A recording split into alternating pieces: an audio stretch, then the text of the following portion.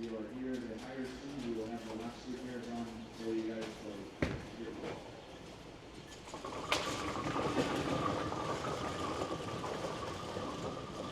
It's his first tournament.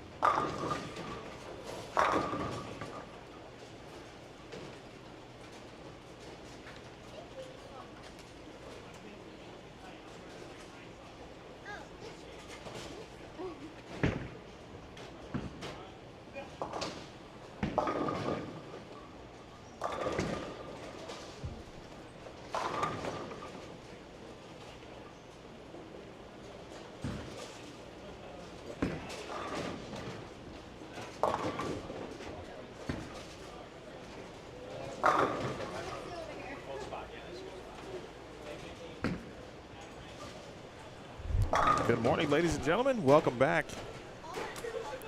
to the CBE 10K Cactus Classic. It is time for match play. Emil Williams Jr. here with you. And it is round number 1, technically, of match play. We're using 1 through 16. We'll be able to access and check in on 1, 2, 3, 4, 5, 6 of those matches. The lone matches we won't be able to take a view at will be our Alec Johnson, Chris Clerk match, as well as the Tim Smith and who am I missing here? I'm missing somebody. I'll tell you about that in a minute. But in front of us, we've got John Mayer, Brianna Cote. This will be a very interesting match. David Leverich, talking about youth and versus experience. David Leverich and Ardani Rodas on 7 and 8. On 3 and 4, Mark Mazzulla taking on Aaron Yamamoto. On 1 and 2, Matthew Holmes versus Michael Sagadin. On 9 and 10, Brandon Knapp, Mr. Desperado, advanced to the Desperado again last night. That's twice in 3 years for Brandon. He is taking on Matt Zweig. Mike Hardesty is facing, I believe, Sean Wojciechowski. Tim Smith versus Robbie Patterson. That's going down on 13 and 14. And then on 15 and 16, Alec Johnson taking on Chris Clerk.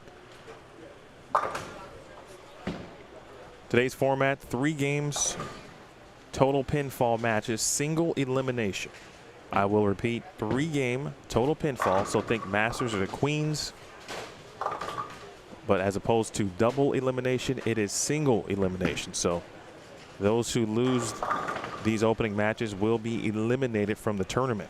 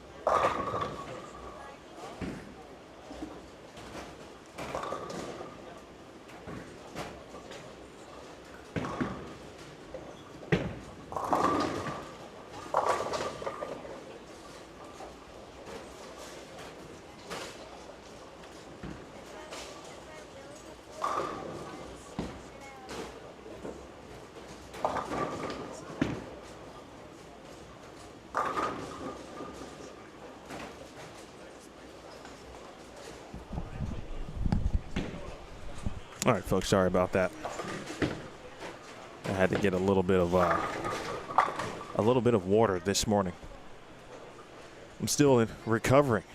We had a long day yesterday. Not as long as maybe John Mayer. His day was about as long as mine. But he earned it, and he is here this morning. You know who else is here this morning? I don't even know his official title anymore because I don't think it's director of bowling. It used to be that. Now he's like the director of everything in the Sun City area, it feels like. Mike Dermeyer has joined us here. Mike handles a lot of things here at Lakeview.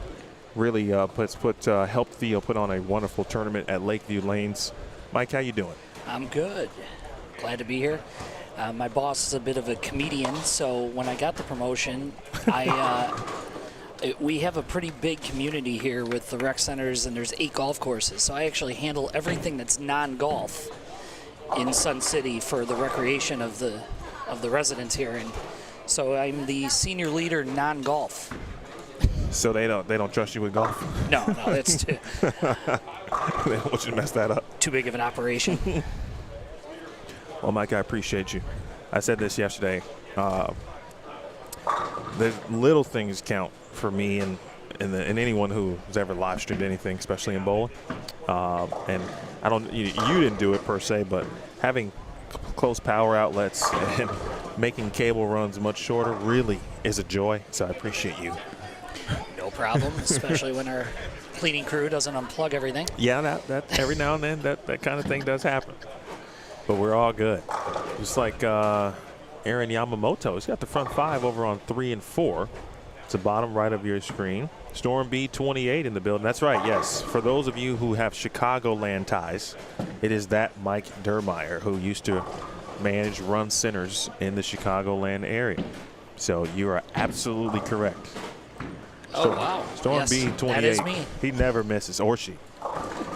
But they never miss on remembering things. That's going way back. That was 2007 to 2011. Those are a few years ago.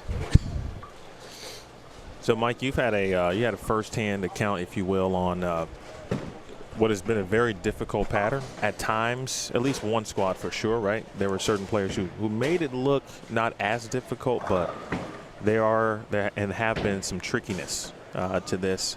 Did you help create or having a hand in helping Theo kind of put that together? Well, so we've had kind of a vision. I've been working with Theo, and this is the 3rd year of this tournament, and we had somebody develop the pattern the first 2 years, and we really, really have made them difficult. And so this year I said to him, I'm pretty good at this stuff, so I'm like, hey, I'll take a whack at this thing. I know what I want to do from an operation standpoint, and I think I can make them pretty hard and playable. So if you're throwing it good, you can get rewarded, and I think we accomplished that. Last year was funny. It took about 3 weeks to get the pattern off the lanes with the house shot, laying the house shot out. So I didn't want to do that much volume again. So we kind of lowered the volume, and I think we did okay on this year. I think it was difficult and playable and fair on all accounts. I would agree. It was definitely fair. There was challenges on both sides of the lane. You had to be very good in regards to execution, and then obviously, goes without saying, you had to make spares. And if you left something makeable first and foremost, you simply had to make it. They didn't see a lot of opportunity to break down splits, and I always kind of look at that. So if you're not breaking down splits and you're not catching doubles, it's going to be a long day. Yeah. And because so many of my friends are the ones that end up bowling this tournament, I don't get a lot of help with testing the pattern. So we weren't able to kind of test the transition. I used this pattern as kind of my nationals warm-up because I'm not bowling the tournament.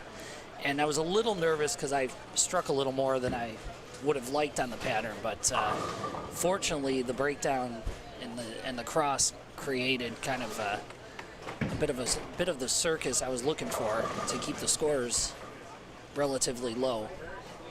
So it worked out well.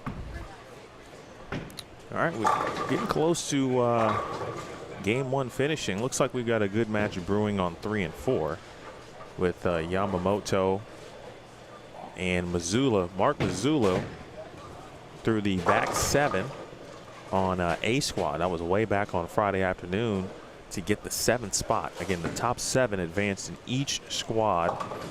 And then last night, of course, we had a Desperado where the final 4 participants were added to the top 32 bracket. And it's John Mayer. That's one thing that's been in play. Missing rights will also get you in trouble. A couple of 3 off the rights we've seen. Yamamoto over there. We'll take a look at 1 through 4 in a little bit. He shot 123 game 1 during his squad and managed to work his way into the top 7 on C squad yesterday afternoon.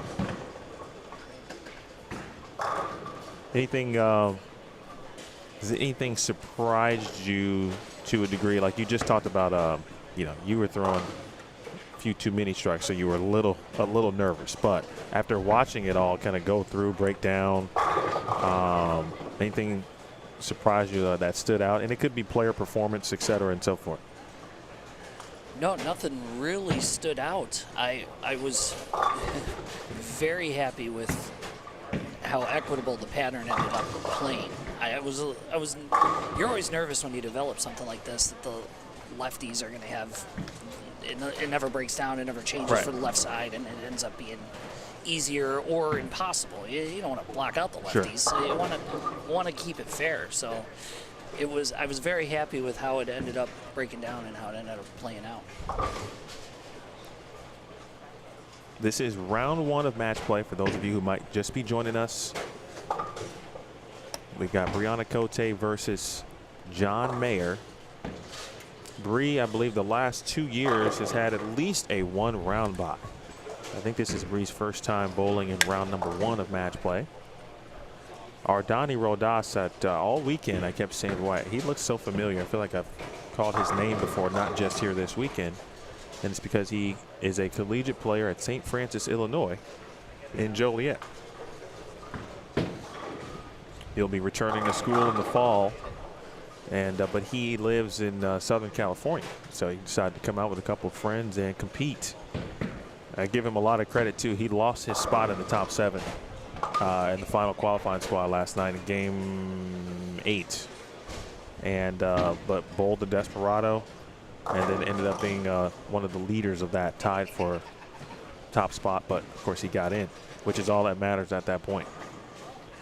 Scores were close in the Desperado. We avoided the tiebreaker. Yes, we did. There was still a tie, but just not for the final spot this time around. So I guess technically still 3 of 3, but 2 for 3 where it counts, and not a tie for the final spot. Hook a little. Wow, good shot. Yeah, that was a good shot. Urethane has been a common theme for a good amount of players. Yeah, that was the development of the pattern. The first couple of years was to try to kind of take urethane out of play, because it's just we didn't want to see it go down the lane, but we've given up on that. It's just not possible anymore.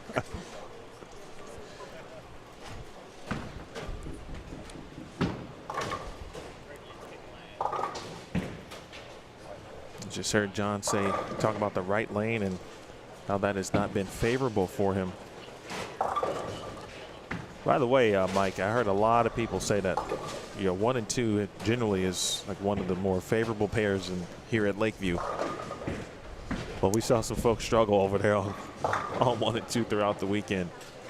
Yeah, and the house shot 1 and 2 hooks more, which is odd because there's a billiard room on usually the end pairs, especially in Arizona with it being so hot, hook more because they're on the wall and the wall is hot. But this wall has an extra 50 feet on the other side of it with another wall leading outside, but it still plays that way. 1 and 2 hooks more in this building. And on the house shot, that's a good thing. On this, hooky more did not play favorable to this pattern.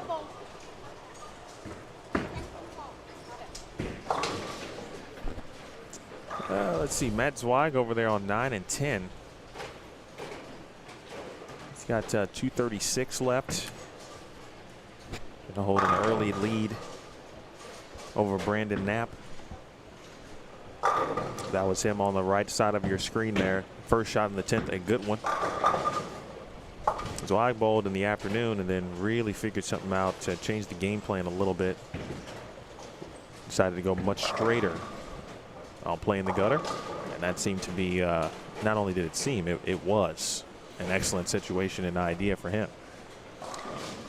That was the other thought with the lane pattern setup, is that lowering the volume usually creates the heads to blow up. So I tried to set the pattern up to keep people right longer. So that way when they did move in, there was still oil there. We didn't see people lofting the gutter cap. Here's a quick look at Aaron Yamamoto's fill shot. He shot 263. He's got a nice advantage, 51 pins over Mark Mazzulla after game one. Bowled a good game. That was 11 good shots and one completely out the window. Well, since that 123, I mean, he's been fantastic. And again, that was game one of his qualifying squad. David Leverage, he shot 257, if I remember correctly, to ensure a spot. He just edged Mike Barkas, who shot 247, I believe. By 8 pins, David got in. He was the number on B squad yesterday at plus 90. And Barkas finished at plus 82, wrapped a 10 pin on his second shot in the 10th. Great shot there.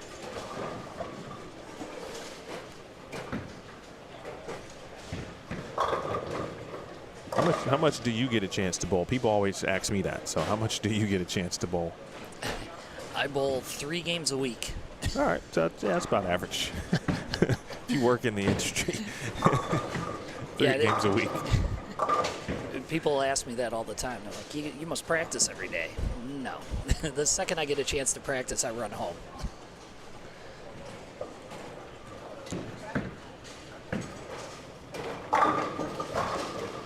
Great finish.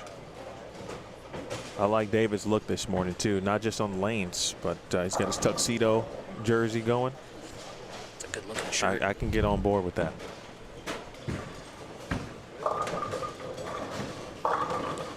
Mayer shoots 163, but Bree not able to string him just yet.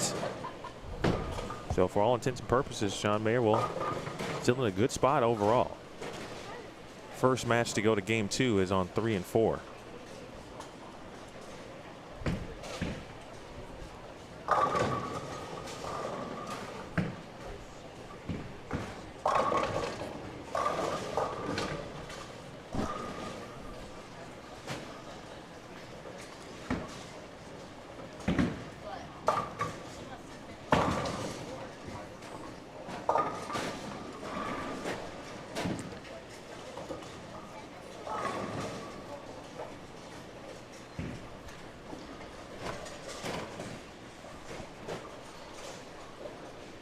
Bree can get to 194, 216 to 140 over on 1 and 2. And just like that, left of your screen there, another 3 off the right. I mean, that's so easy to do. Didn't see a lot of lefties do it, but there were a ton of righties, obviously, who were in that zone, unfortunately. Yeah, if you get it right early, and then it hits that speed bump down the lane, it's not coming back. Huh? Madeline's doing it. She asked nicely. 31 pin lead for Rihanna Cote after 1 game.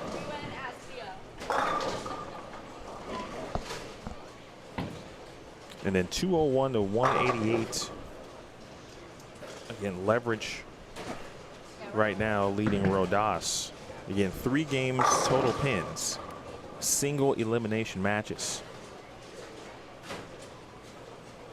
Take a look at 9 through 12 while we have a moment.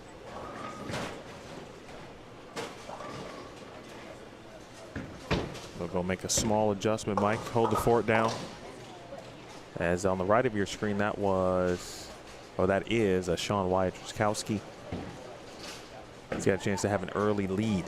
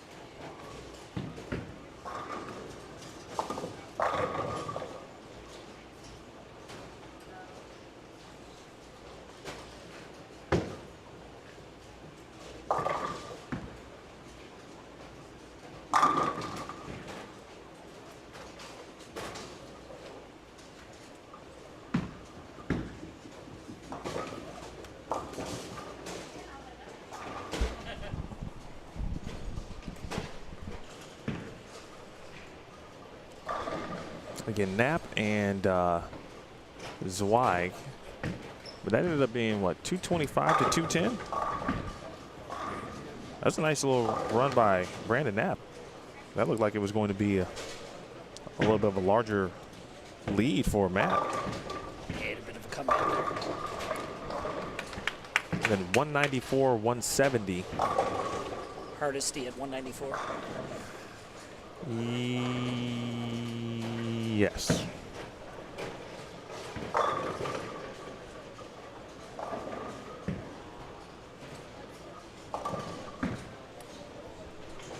Hello to Mike in the chat. Morning from Atlanta.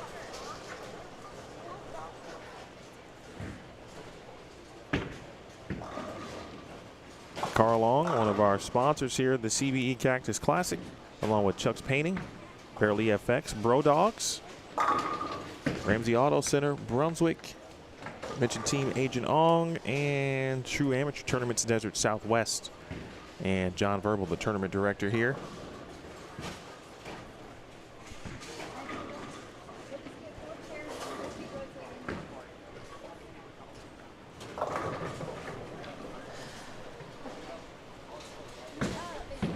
Sean Wyatt-Truskowski bowled extremely well last night. He and Aaron Yamamoto down the stretch were great during their squad. Both of them tied at plus 24, but they tied for 6th on their squad. And it was just enough to get in front of Andrew Kane, who finished at plus 20. It was Kane, Yamamoto, and Truskowski down the stretch battling for the final couple of spots. And that was the 12:30 yesterday. C squad, I believe. Yeah, that came down to the end. Andrew needed the first one in the 10th. He didn't get it. So, you know, match play obviously is just a completely different tournament. It always feels. And players with the opportunities to try to set the pair up for themselves if they can, or at least give themselves something favorable. So you start to see maybe some different transitions throughout a 3-game match. From a lane play spot, like if you were out here now, Mike, how would you have tried to either handle practice to maybe set something up for yourself to be a bit more comfortable, maybe have a little bit more room? You know, a board or two on the left or right is always a plus. How would you have done that this morning? Anyone who knows me, I would have stayed right. I would have burned something up in the 3-4 board area, and stayed up the first arrow, and tried to stay clean. That would have been my plan.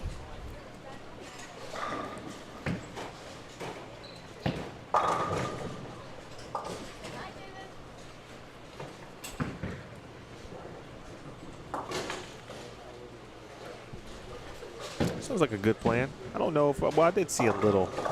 I mean, but surface this week was not uncommon, and especially surface outside of 5. And so that was very common, especially for righties, and certainly saw some lefties in that regard as well. Great shot. Cote, I was off camera. Take you back to 5 through 8 in a moment. Mike Hardesty. I just learned that Mike Hardesty's dad was a general manager down the street. Yeah, he ran the Sun City West Centers. He worked with me at Brunswick also. He's a long-time industry pro. One of the best. I learned a lot from his dad. It's crazy. Like, he just broke it down. Someone told me about he just retired. It came up yesterday as Gary Zarek, I believe, was bowling the tournament yesterday, and someone mentioned that Gary was going to become the new GM at R.H. Johnson Center, and he begins tomorrow, if I understood it correctly. And they said, yeah, Mike's dad was the GM. How about that? And then I talked to Mike this morning, and he kind of broke down his dad's portion in the industry. Good 3-bagger there for Sean Wyatt there. His dad actually ran the Avondale location for Brunswick, and then took the Sun City West job, and that's how I moved from Chicago back out to Phoenix. I took over the Avondale location after him. That's pretty cool. Back at it, Cote now double 9 spare strike early. Got a small advantage at the moment. If John Mayer can figure out something consistent, and that really was key too. Having any kind of consistent look to the 1-3. Just kept yourself in play. You don't miss the pocket. You typically had a good opportunity for success. Great shot there. Yeah, that was good. That's why I just left the 4-9 to the right there.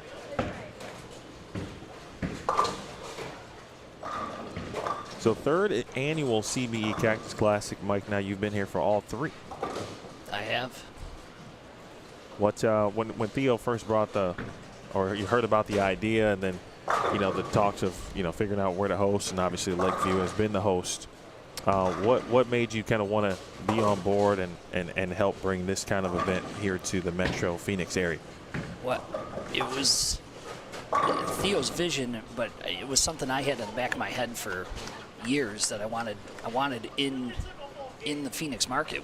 There's just so much bowling talent here. We should have a big event.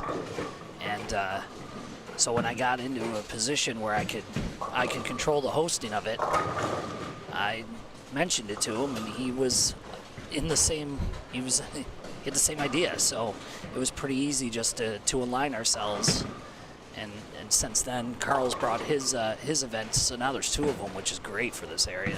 It really, there's just, like I said, there's so much bowling talent in this market that it can support multiple events like this. And they have been from the bowling perspective. I mean, I felt like if you were on the West Coast, you certainly understood how grand the talent was here, not only certainly in the state, but of course Metro Phoenix and the surrounding areas. But if you were, let's say you lived on the East Coast, maybe you didn't hear about all the cool players that were rocking and rolling on this side of the country. Very happy to be able to help showcase these wonderful talents. Yeah, being from the East Coast, I know because I moved here, but you're absolutely right. It's hard to know how much good talent really is in this area, and then the amount of guys that keep moving here and just keep elevating that talent. That's why I'm watching and not bowling. Is that the real reason?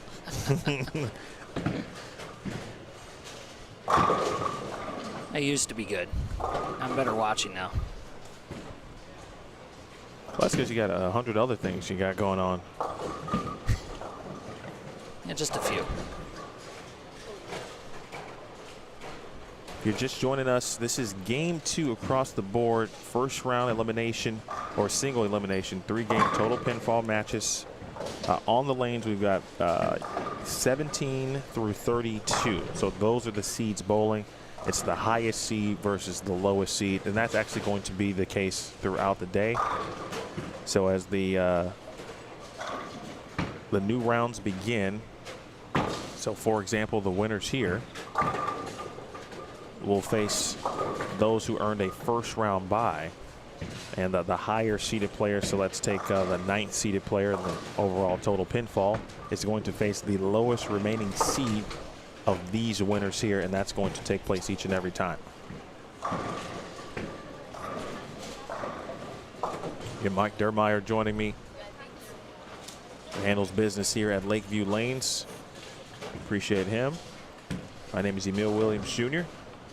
David, great question. I'll throw that pattern up for you here in a moment. And Mike was talking about it.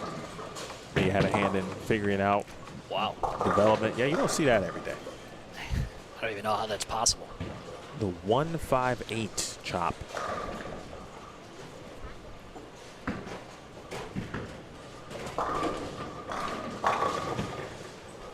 So far, with the exception, I would say, of the Hardesty-Truskowski match, and I don't have an update on the matches that are just really outside of our range, but there aren't a ton of high-scoring matches so far.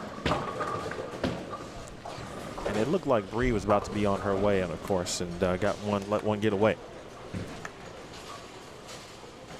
We haven't laid the house shot down since Friday morning, so it appears that the memory of the house shot going away is starting to make this a little more difficult through match play here today. Would that put more importance, in your opinion, on, well, that maybe not because of the practice. I think it's a few shots. I think it's a few shots per.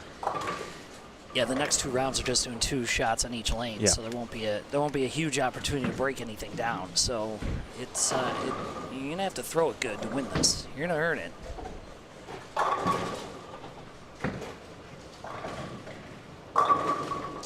Quick look at the pattern, left side of your screen.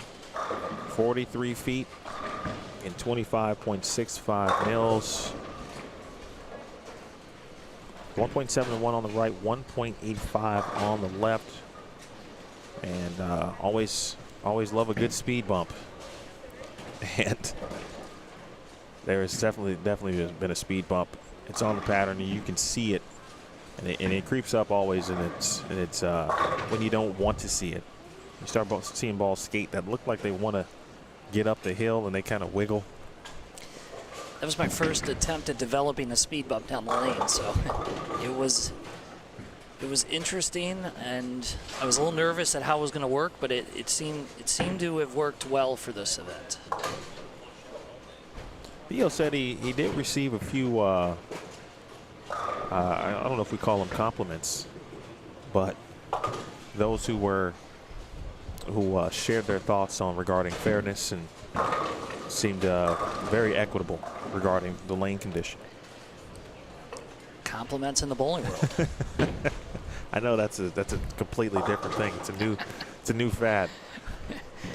I usually live my life by nobody's complaining, so things are going well.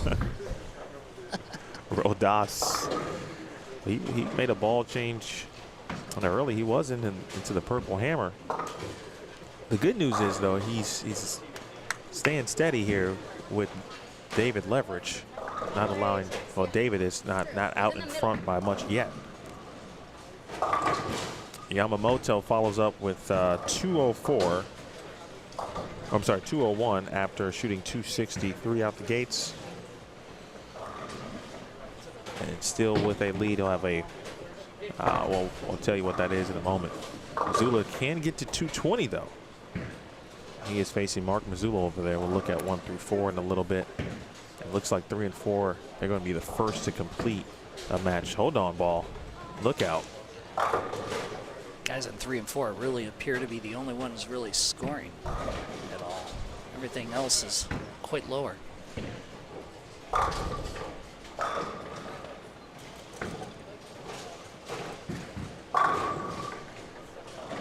Mark Mazzulla does have something brewing. That was a big strike.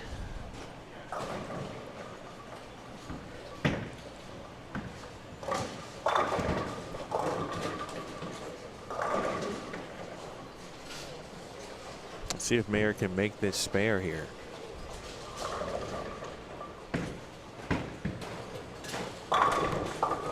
It's a great shot. He didn't lose count, which was even better. That's a great spare because you throw it in the gutter and you just want to pull the next shot to make sure it doesn't do that again. You see Mazzulla off to your left. Asks for it to hold and hit. It does. And Mark Mazzulla is going to be at 220. Huge double.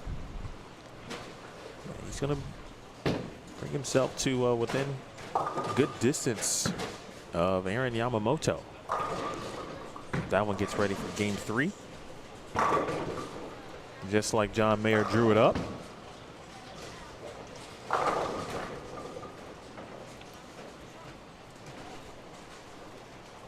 What's your favorite part about match play, Mike? Oh, I love match play. One of my favorite events ever was when I first got out, when I first started bowling Mega Buck tournaments out in Vegas and bowled a high roller. You pay that entry fee to bowl a 1-game match. That was fun. I just love the competitiveness of just worrying about the person you're bowling against and not having to worry about the rest of the field or what's going on in another pair of lanes. And did you, how often did you get a chance to bowl mega bucks and various events like that? I bowled a few years in a row in the early 2000s. And once I got a job, that kind of went away. You always bringing this life element into things. I know. The life element pays a lot better than the bowling element did. In some cases. Mike Hardesty, by the way, has rattled off 5 in a row.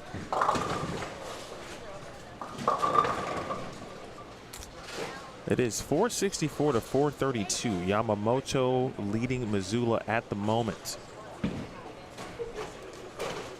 Mark Missoula, to me, after watching him play a little bit, oh, wow. And Aaron, you talking about just barely clipping the pin. He got it down, but there might have been a breeze that helped knock down the 3-pin. Deadeye over there.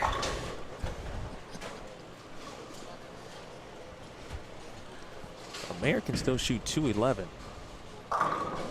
Cote get into the 230s here, and that would be exactly what she would need. If anything, I was going to say, if disaster did strike, it'd be an opportunity for John Mayer. Yeah, he's hanging around. That pair that Zweig and Knapp are on looks like it got ugly in game 2. And everyone's going to, I believe, shift one pair to the right, theoretically. So the winners will basically move one to the right, joined by those 9 through 16 players with the first round bye. And some of those players are down on the high end getting warmed up.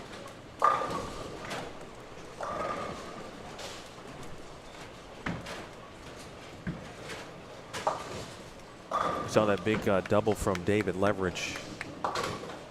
Ardani Rodas is going to be now in the 160s. And Leverage got a chance to really open things up in this match. Let's go next door to 1 through 4 here on the right of your screen. That is Mark Missoula.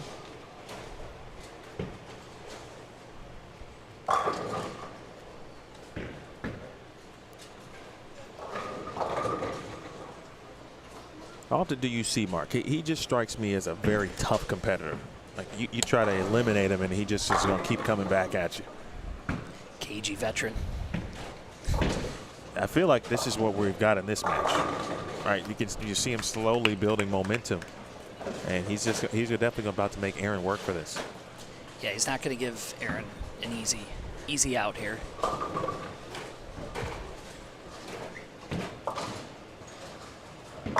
Great shot. Good shot.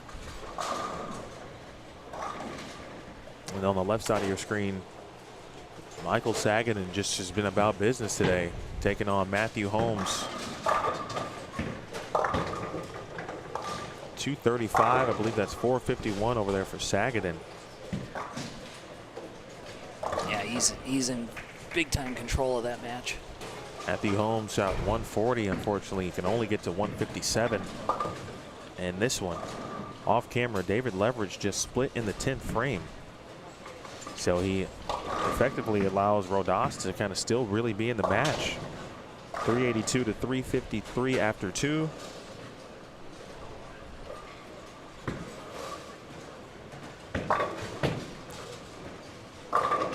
If you are just joining us, this is match play round 1 here, CBE Cactus Classic. We have made it. Top 32 have advanced. First round of matches on the lanes. And the first match to get into game 3 is on your screen on the right. Another great spare. Big spare. Yamamoto pulling out all the stops here. Again, it is single elimination. Not used to seeing some of our events these days from a tournament perspective. You don't see a lot of single elimination, especially with 3 games. So this one is, I had to remind myself of the format, like, oh, the stakes are very high right out the gates. Yeah, they are. You need to be ready to go.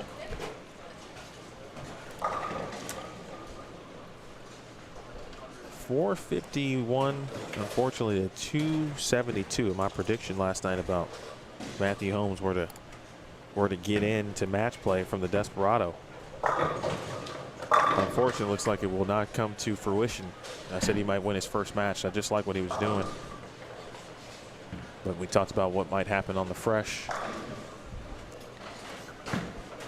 These are not easy, and 1 and 2 can be a little goofy with them hooking a little more down there.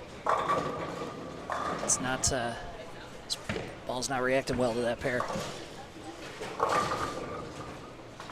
Mark Mazzulla.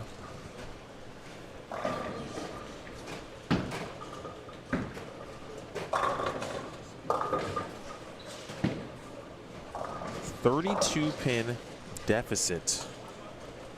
He's going to appear in the left of your screen. I'll keep it here for a moment, but he's on the front 3.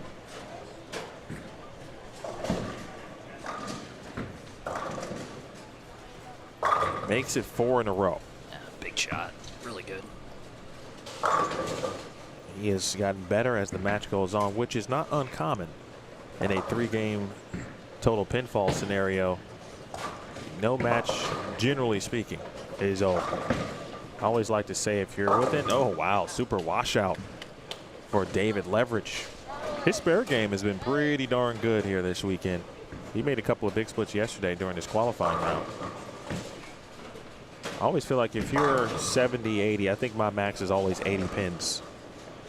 If you're 80 pins down after 2, I feel like you still have a chance. Obviously, a lot has to go right, but I've seen players make up that type of deficit before. Yeah, it could definitely happen.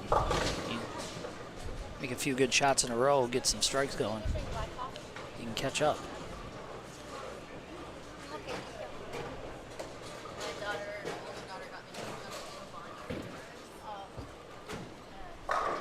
415 to 341. Matt Zwei is leading Brandon Knapp after 2. Yamamoto now in this Dutch 200 situation, while his opponent has started with 4 in a row. We'll take you back there in a moment. He's going to need to double.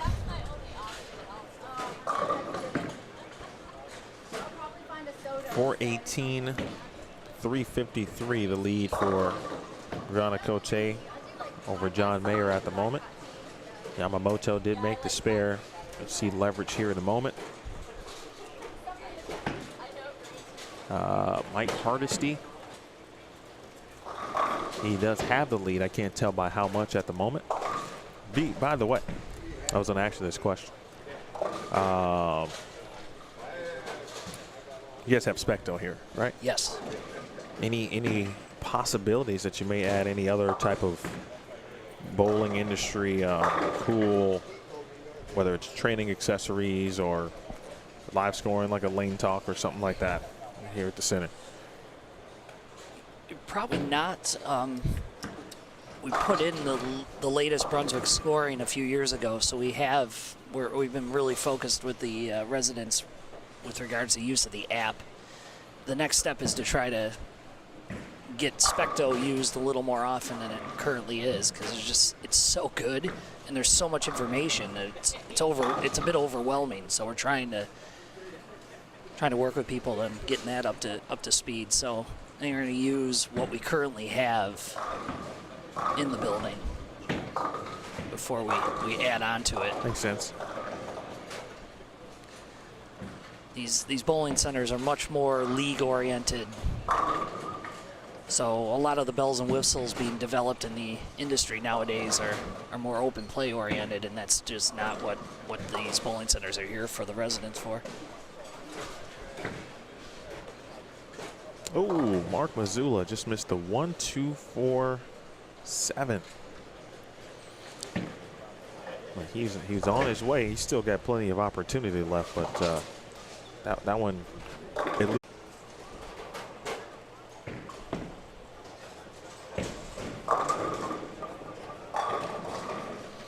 I feel I should tell you this too. So I think we had this issue last year.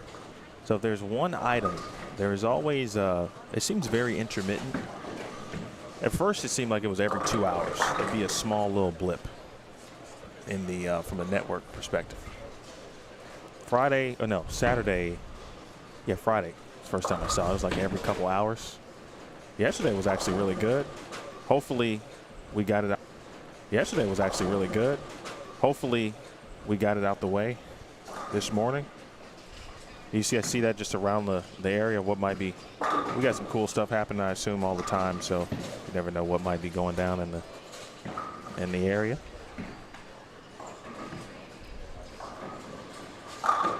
But we're good. Mr. Fix-It, Mike Dermeyer.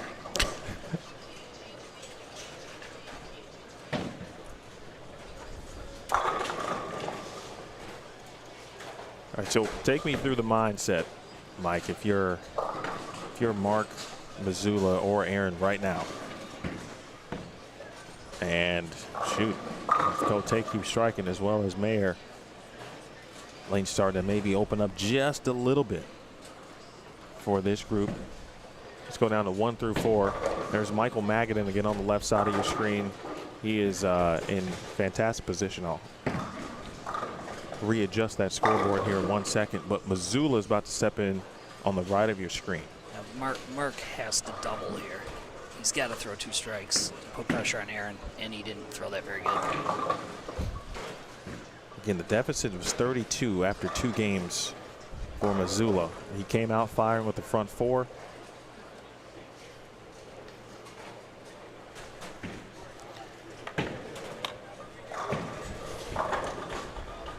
Then you saw the 1-2-4-7 open, unfortunately. Aaron Yamamoto does a great thing in doubles.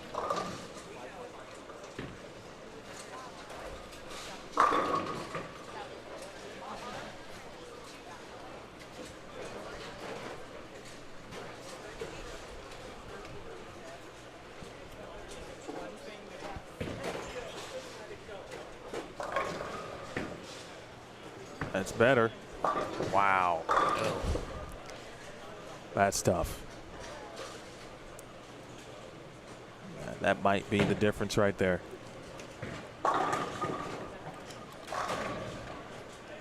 He missed a 1-2-4-7 and now a 1-2-4. 2 different ways. Obviously trying to make sure he hit the right side of the head pin, which he did. And you probably can't miss again. Now the max is 232 for Mazzulla. I would put him at 664. That is no longer the case. And he's got to certainly, of course, make this. He's looking at a possible 22. Yeah, Aaron just has to stay clean now. Which will put Aaron's number at 191 and in a strong spot to get there.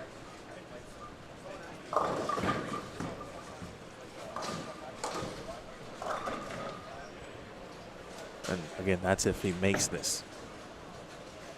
So now Aaron is in really good shape.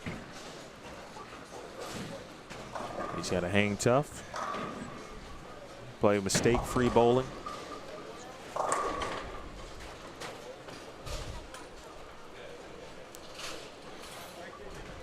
Getting to that point, starting to look at some of the faces, the eyes of what's taking place here. Some of these players, the moment now has arrived for several to punch their ticket to round 2. Oh, mercy. But it's okay. Just got to make it. Task at hand, fill frames. Yeah, spares are good for Aaron right now, so that's okay. What's your least favorable lead? I'm an 8-pin kind of guy, just for context. Like, I hate 8-pins. Hate them. And I don't hate people, but I hate the 8-pin. I mean, you don't want to leave anything. No, but you're going to.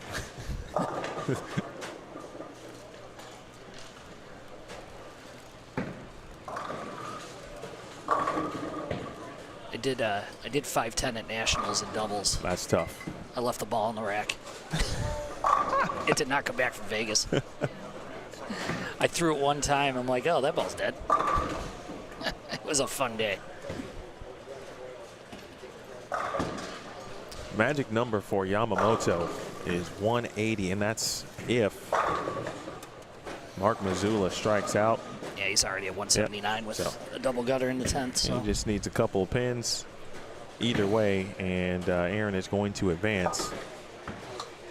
Back over to 5 through 8. Those matches on 1 through 4 are officially complete. yeah. Michael Sagatin is going to advance. That may just cook John. Aaron Yamamoto is going to advance, and with that missed 9 pin, not quite over, but inching closer and closer. Those of you who may be watching, thank you for tuning in early on the West Coast. Please share if you don't mind, hit the thumbs up. And if you have not subscribed to Bullstream TV, please do so. Certainly appreciate that. Mike, I'm going to ask you a content question about bowling. Right, 'cause we live in a pretty bowling content-dominated world now in the industry, which is great. What type of content do you typically consume in regards to bowling? It could be podcasts. It could be, certain creators are, you love the videos that they make, like a Darren Tang as an example. Like, what do you enjoy? Ooh, I'm probably the wrong person to ask this question to, because I'm getting old. Don't tell me you're old and you don't know how to work the internet. No, I know how it all works. I don't consume any of it. I pretty much, my bowling content is I'll watch live streams of tournaments. I enjoy watching what you do. I will throw that on quite often. And then especially if I'm at work, it'll be on in the background. But as for watching any of the social media or any of the bowlers, I don't do much of that. So yeah, I'm getting old. You went there. You did it anyway. Sorry, couldn't help it. I'll open that up to the chat too. If for everyone who doesn't mind answering, I'm always curious. What is preferred by those who watch. I'm trying to get always looking for ideas, and things to add in the future. So understanding what the preferences are by those who actually do watch and consume bowling on a regular basis, for me, is very important. Just don't tell me that, what Mike Dermeyer just told me. A very nice 642, by the way, from Mark Missoula, which might have won him several matches here in this first round, the way it worked out. But that's what happens in 3-game total pins. Yamamoto just needs to hit pins, and he's good. Yeah, that was a tough draw with Aaron throwing 11 strikes at him the first game.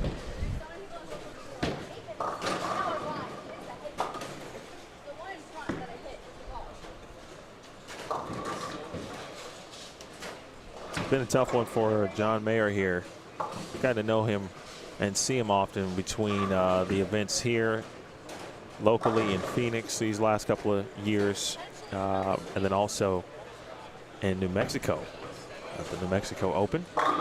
David Leverage, his ball motion has been really good and doesn't look to be using urethane. That looked like maybe a black venom. Yeah, he's a motive guy, so I think you're right.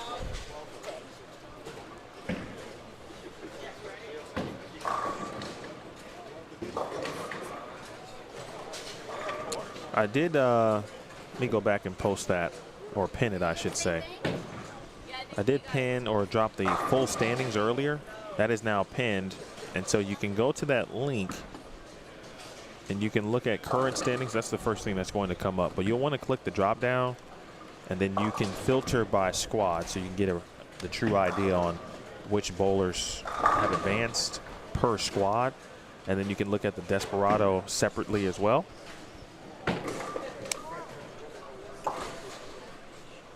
Darren Tang here early. He's going to watch, which is important. Watch the match. Oh, Ardani. Yeah, let's make the 2-8-10. So again, our first squad was on Friday afternoon. Looks like Mike Hardesty That one not over yet, but Mike bowled on Friday afternoon. He might be advancing.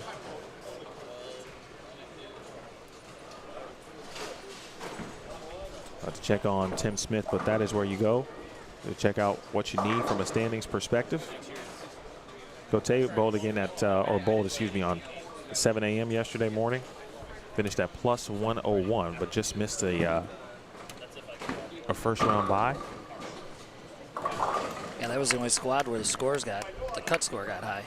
Highest scoring squad by far was B squad.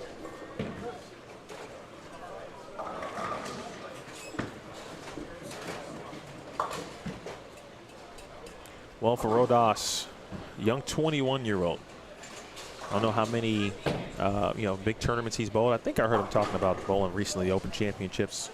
So it sounds like he is starting to really get into some high-level tournament competition. He's got a bright future. Facing someone with good ball roll. If Leverage can get this look now, I can tell you, if we are moving one pair to the right, I don't know if he's going to have the same look on 9 and 10 with Matt and Brandon over there.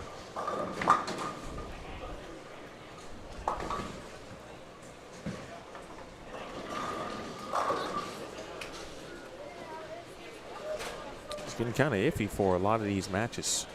Like I see Robbie Patterson down there. And his opponent.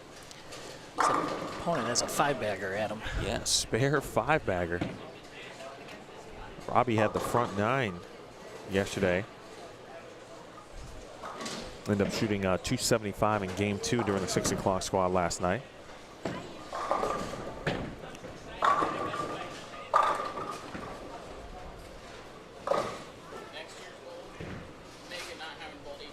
Matt Zweig is going to advance. He'll defeat Brandon Knapp. And David Leverage puts a little icing on the cake.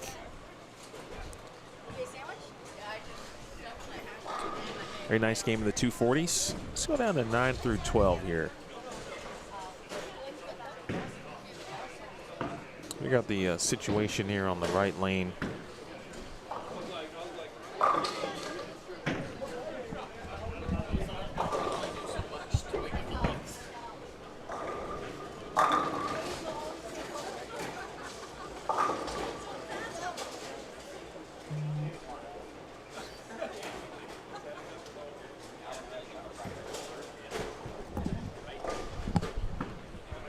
.440 to 383 was the numbers after 2 in the Hardesty-Trzaskowski match.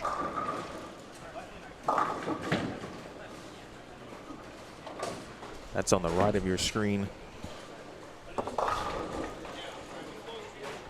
Mike can get to 198, but Mr. Sean Wyatt unable to put anything together in game 3, so like Hardesty, get close to advancement.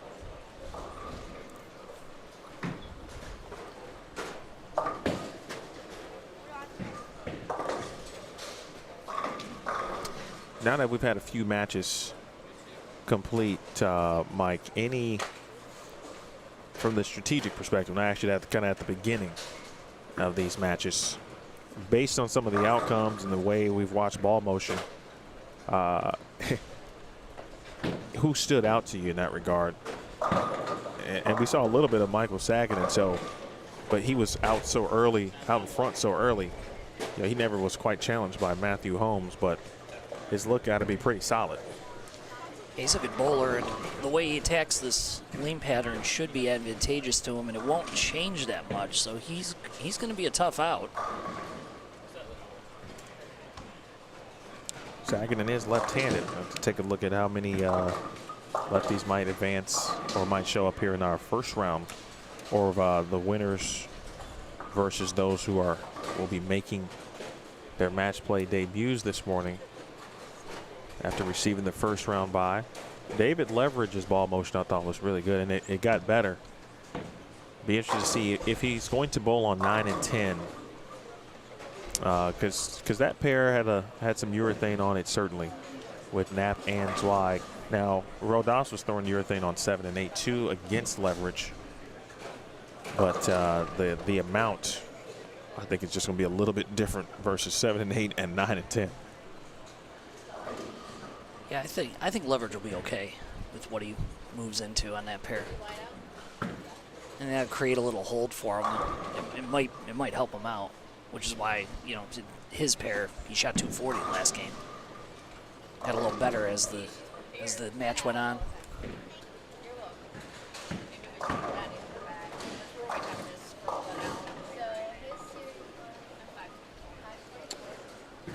Robbie Patterson only getting the 2 O's, but Tim Smith still striking down there. Slowly working his way to potentially 290. Take a quick peek at what the match score is there.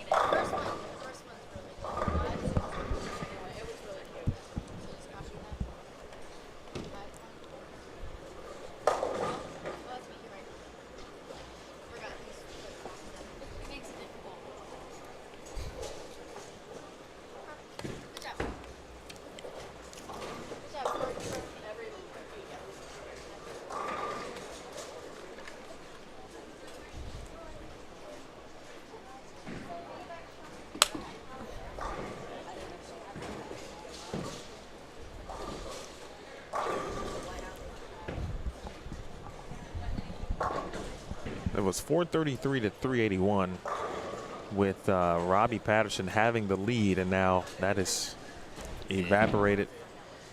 And Tim Smith. That is quite the comeback. Tim Smith going to be advancing here.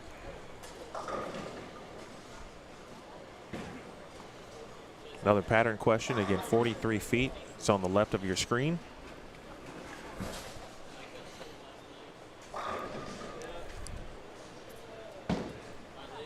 Appreciate everybody for giving me a few notes on what you guys enjoy watching. Again, plenty of great content these days, which is great, again, for the sport.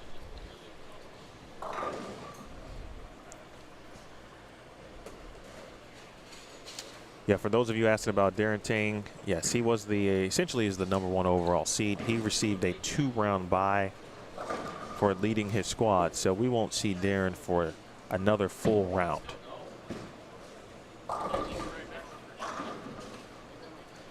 That was Tim Smith on the right of your screen. Yeah, 4-pin.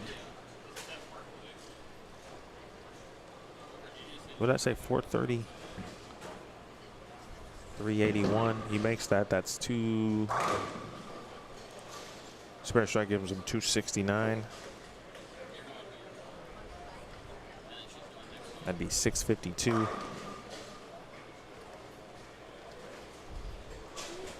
I think he'd have to miss this to for Robbie to still have a chance, and that did not happen.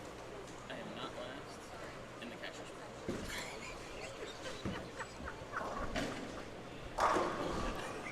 Hey KJ, yes, Chris Clerk is bowling.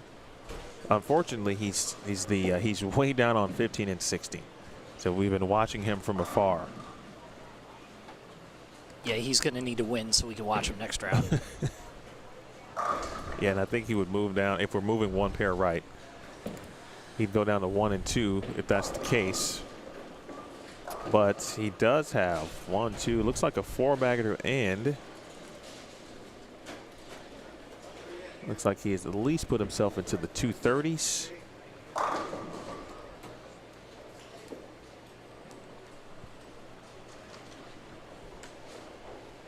KJ doesn't look red from down here, so he's probably in a good spot.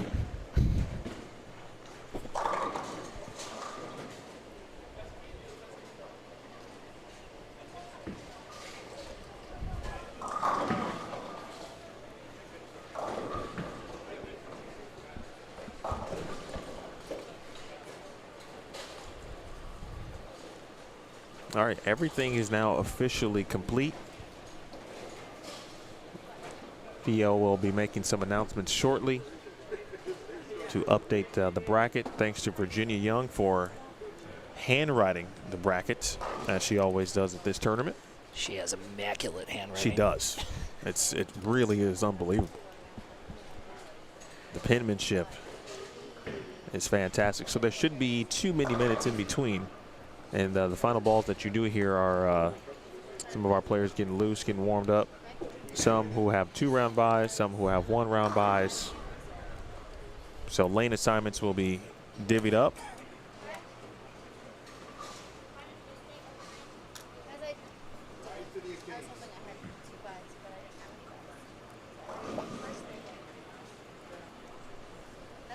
All right, so folks, hang tight. We'll get you all of the updated info that we need here in just a moment. And there's Theo. Your winner, Michael Simon, took down Matthew Holmes. Yama Something took down Mark Missoula. Brianna Cote takes down John Mayer. Leverage takes down Rhoda Sui over Knapp. Hardesty over Krasowski, Smith over Patterson, and Clark over Johnson. Your round 2 matches. The number 9 seed Brett Wolfe against your 27 seed Mike Hardesty. They are on 13. I think we're over there. Your 10 seed Matt Jones against your 26 seed Tim Smith. They are on 15 and 16. Your 11 seed So winners included, again, Matt Zweig, Brianna Cote, David Leverage, Michael Sagadin, Aaron Yamamoto, Mike Hardesty, Tim Smith, and Chris Clark. Those are your first round winners. All of the other players from this round who lost have been eliminated from the tournament. Your 14 seed is Earl Cardenas against your 19 seed David Leverage. They are 9 and 10. 15 seed Cortez Shank against your 18 seed Brianna Cote. Cortez Shank's got to face Brianna Cote. That's like a title match setting right there. It's a tough field. A lot of good bowlers out here. And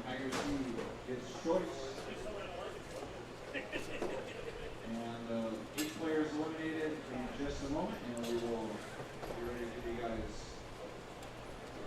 the cash. All right, so we'll run down all of the matches here in just a little bit. We'll take a very small break. We return, we'll have a match play round number 2. If you're looking for a particular player, I'll let you know if they're bowling this round. Again, there are 8 more players with 2-round buys, and those were your top 8 seeds, essentially. All right, getting those practice shots in. How about that? We're not wasting any time. Actually, I like that. I'm okay with that. Keep it moving.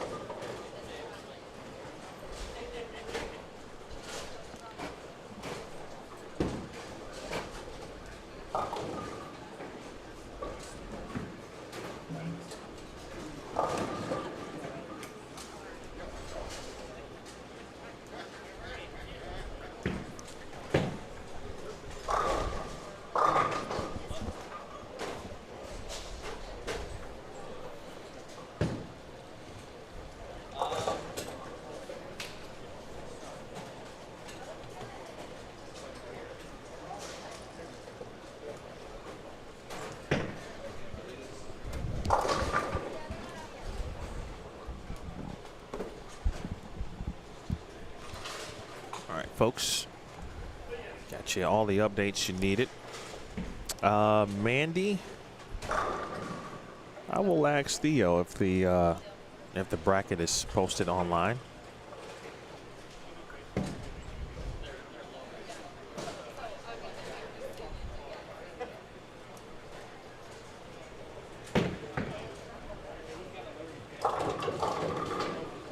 Either way, though, looks like we are now officially on the way with match play round 2. Again, not wasting any time. Emil Williams Jr. got Mike Dermeyer in the booth. Mike kind of still the director of bowling here at Lakeview, but now also in charge of everything around the recreational centers here, the community, except golf, he says. They just don't trust him to run golf. It's too complicated. How many courses or holes out there? Is it like 1 course or 2 courses back there? 8. I was going to say, it looks like a very vast piece of land behind the bowling center. Oh, there's a man-made lake over there. Really? Wow. This is impressive. There's a lot here. There's a lot going on. That's crazy. Oh, Michelle, I saw your question, but you have to tell me who that is. I honestly don't know. That's Brett Wolfe. Oh, gotcha. Okay. He's down on 13 and 14, so he's a little far away from us. Yeah, the 2 matches we don't have access to are, from a camera perspective, are Brett Wolfe versus Mike Hardesty, it looks like. And then Matt Jones versus Tim Smith. Yeah, that's right. So from 1 and 2, Chris Clerk versus Ed Smaglin. It's a good match. Cesar Padilla Jr. taking on Michael Sagaden on 3 and 4. Wesley Lowe, Aaron Yamamoto on 5 and 6. Cortez Shank, Brianna Cote, Team B3 over there on 7 and 8. David Leverage versus Cyril Cardenas on 9 and 10. On 11 and 12, John Richards versus Matt Zweig. Yeah, that's Zweig's on there. Okay. And of course, again, Hardesty, Wolfe, Jones, Smith. And now those with 2-round buys who are in the building now getting an opportunity to go down and warm up as well on the high end of the building.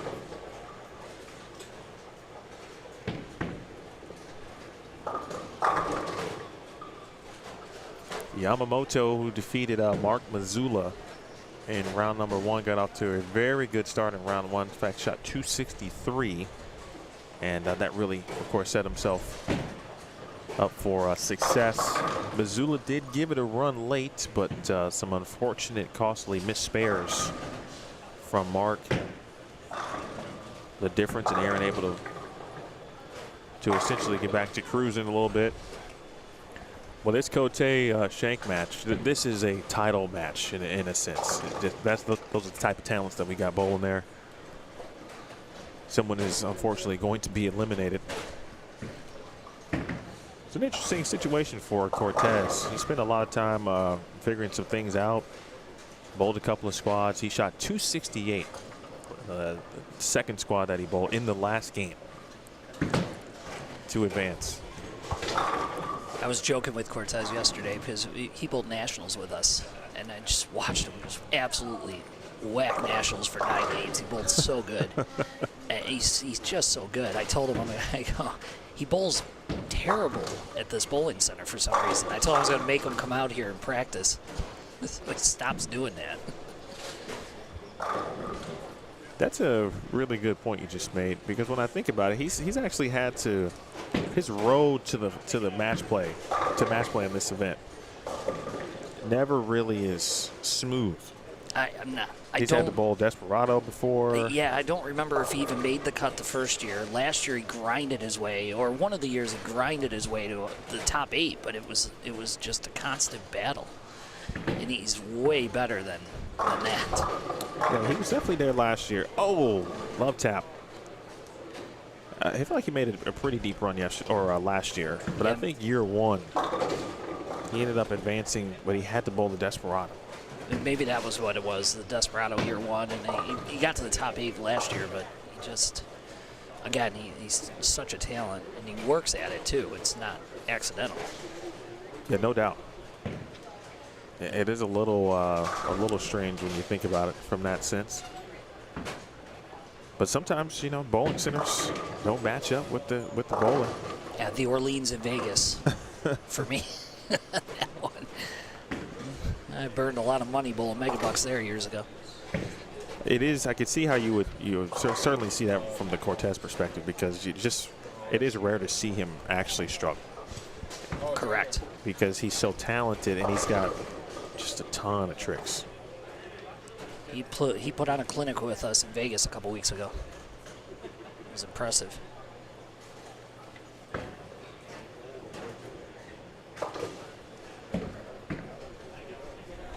Cesar Padilla over on 3 and 4 had to stop at about what looked to be his 3rd or 4th step. Came back and the brush off, used the wire brush on his sliding shoe. More B3 here on 5 and 6 at Wesley Lowe.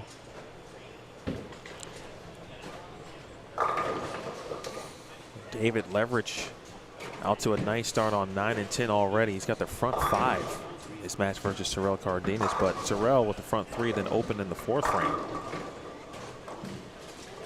I don't know.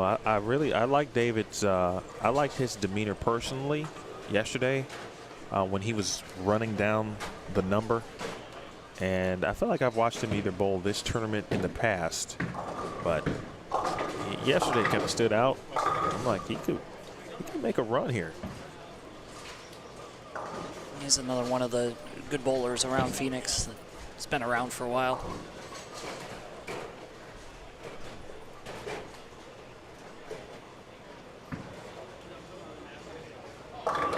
Ooh, no love on the 4.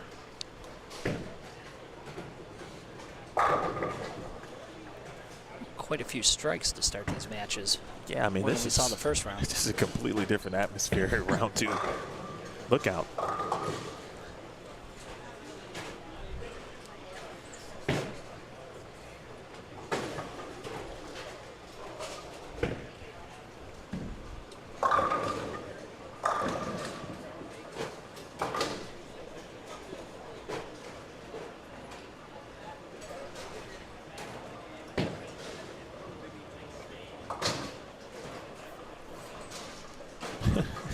KJ. Oh. Wow. Someone described that yesterday. Now, for righties, it's the upper deck 7, of course, but for lefties, it's the upper deck 10. Someone described that as the Sun City 7 or Lakeview 7. I can't remember which one. Carry's usually pretty good in this building. That's generally why the scores are so high. The upper deck 7, upper deck 10 was not looked upon in a nice light. Meanwhile, Cortez Shank, yeah, you got to get a break every now and then. KJ, you've been around for a while too. It's a quick look at Leverage here. Oof, great shot. Wraps a 10-pin. But again, very nice match in the early going between those two players. Thank you, John. Yeah, Randy Norton calling it the Sun City 7. Well, that was the Sun City 10. When I told you I was talking about which leave don't you prefer, least desirable. Great shot there from Wesley Lowe.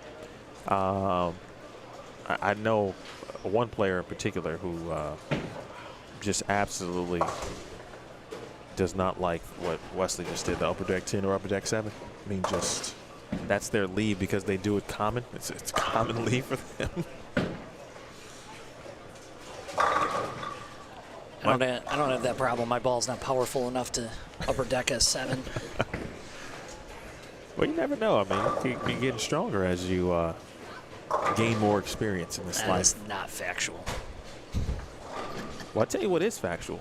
Listen, any kind of thoughts on why we're seeing this amount of strikes here in round 2 out the gates. I mean, obviously there's been bowling on these lanes at this point, so it's not fresh.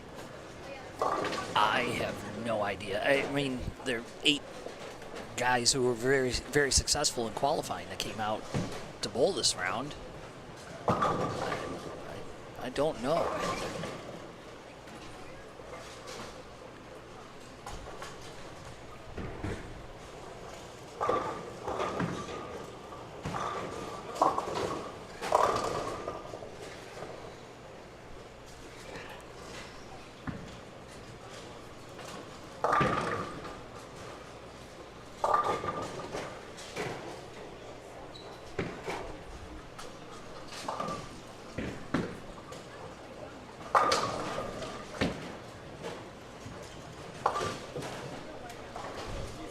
Talk about strikes again.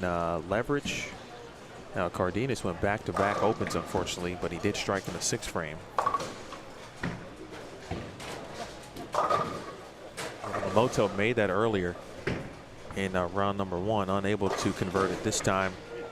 Shank made that one a little closer than he would have preferred. I can't call Wesley Lowe like young Wesley anymore.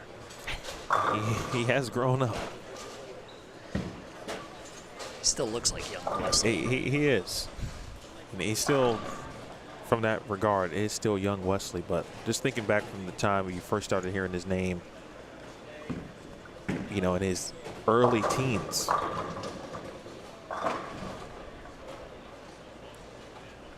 Speaking of bowling content, now that's somebody who can put together some funny stuff.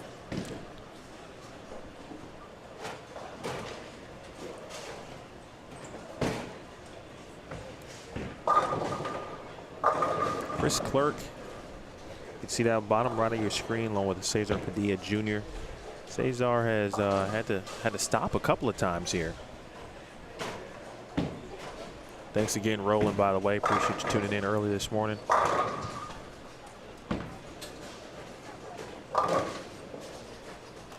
The Cote Shank match looks like, and it feels like whoever wins that match, you know, could obviously go on to win the title, right? That's not breaking news. But you know, when you the later in the tournament you get, the draw it matters, but it doesn't really, right? Because they're about to, these winners are going to then go bowl the top 8 players in the tournament score-wise, and so at that point it's like, all right, we know that the matches are only going to get better, but it just feels like, hey, whoever wins between Cortez and Bree could be the champion. You're not breaking any news there. That is definitely true. When you look at this round and you go, okay, you've got Brett Wolfe, I mean, Matt Jones is out here, and these are the 9 through 16 we're talking about. Ed Smagley bowled really well yesterday. Obviously Wesley Lowe, Tez, Sorrell. I feel like John Richards is kind of sneaky. I like what he was doing when he bowled his qualifying squad.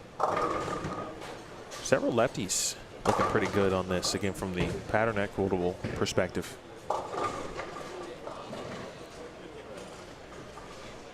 Yeah, I don't think anyone had an advantage. No type of game had an advantage, no type of hand. It seemed pretty fair. I might be a little biased. I want it to be fair. Well, I mean, uh-oh. Almost gave it the old double bounce there for Aaron.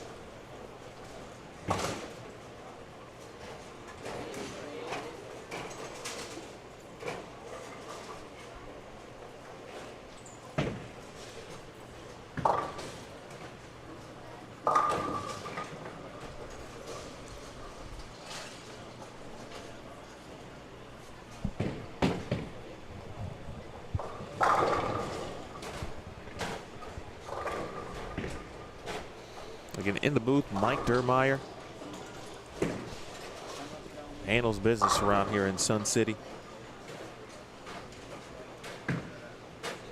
Do you have to be a resident in the community to go play golf? No, the golf courses are open to the public. Okay. Not that I'm going to play. Been trying for 10 years to just get into the game, still haven't been able to do it. David Leverage, by the way, went open in the 8th and 9th, and Cardenas has now dropped 3 in a row. So Cardenas has now reclaimed the lead early.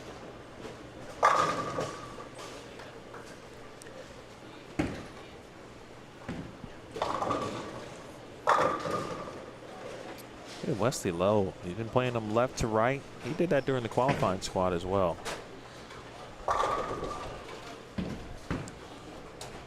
Not doing what you might see a quote-unquote typical lefty might be doing.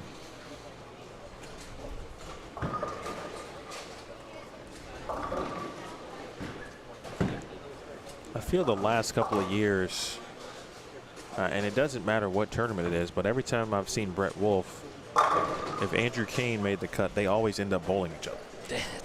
It has happened a lot. Fortunately, that's not the case here. Andrew just missed the number.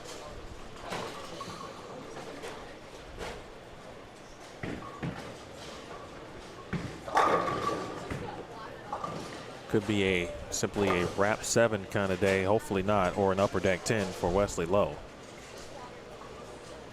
But if that's going to be his typical leave, I think he might be okay with that, be able to make minimal adjustments, hopefully, to carry well.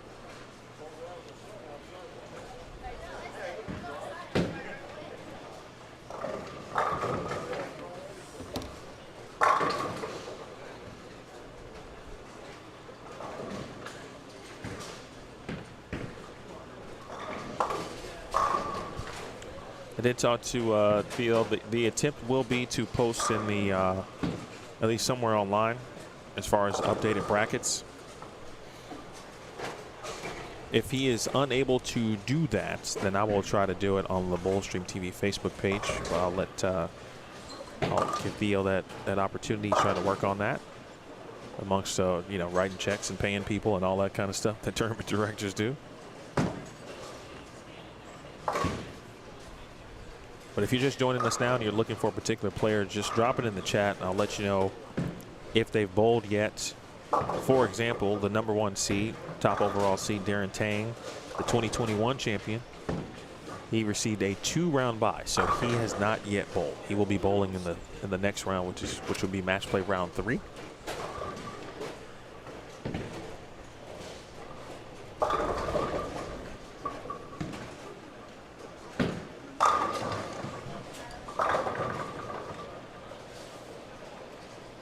.238 for Cortez.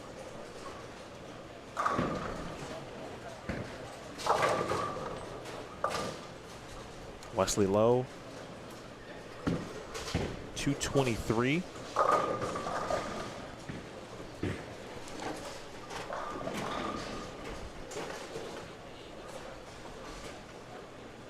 Mike, do you see anything in regards to lane play that might, in your opinion, might favor one player over another at this point? It could be any match that, you know, it's kind of in our general viewing area. There's nothing I see at this point.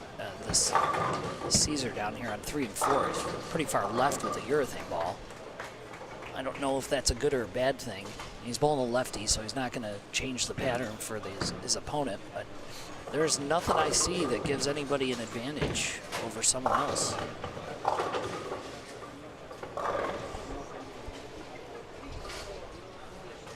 Big shot here for Cote. Would give her an early lead after 1. What a shot.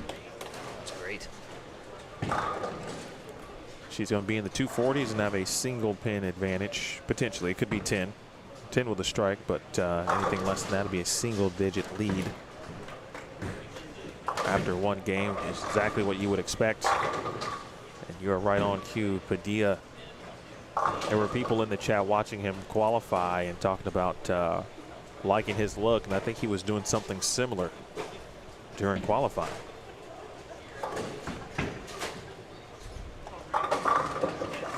Aaron 192, where he's got some fans in the back. It is a 10-pin advantage for Brianna Cote after 1 versus Cortez Shank.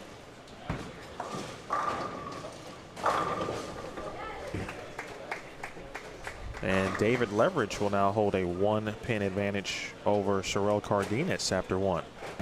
223-222. There's Ed Smaglik.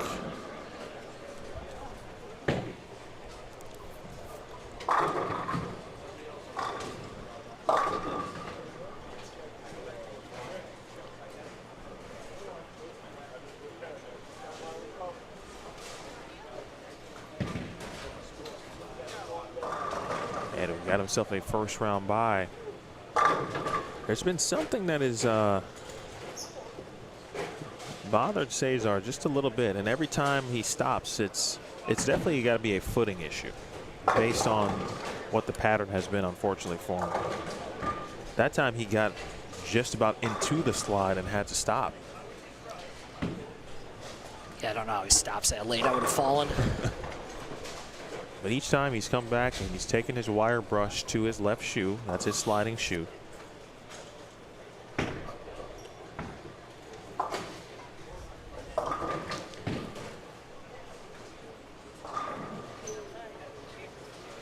Run some potential updates for you here in a moment on what's happening on the high end. I think Zweig lost by 20 the first game. I can't see the other two pairs down there. Boy, Padilla is something else. Is he local? I don't know him. It sounds like That we could should. put him anywhere. Sounds like we should. Yeah, but he's going to shoot 250 games on this. He looks very familiar. I think, I can't remember, but I think we were talking about perhaps he bowled collegiately or is still bowling collegiately. Thought someone mentioned maybe Arizona Christian.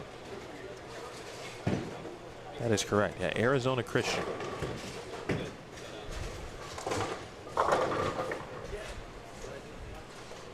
It's a great game he bowled. Well, he just completed his freshman year at Arizona Christian, so he's no more than 19 years old at this point. That young man can bowl. Yep.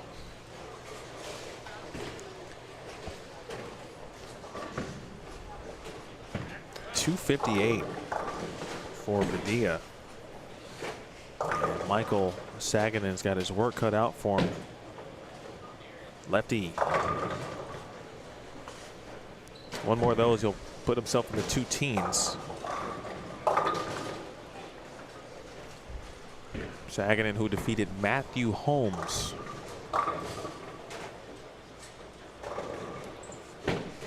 In round number 1, lefty versus righty there.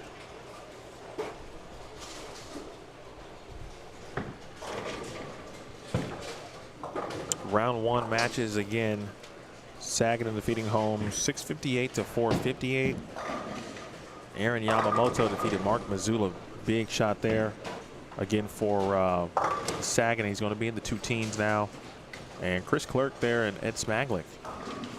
Ed can get to 204. Chris Clerk can get to 191. So pretty close game 1 between those 2 wonderful players. Brianna Cote defeated John Mayer 622 to 524.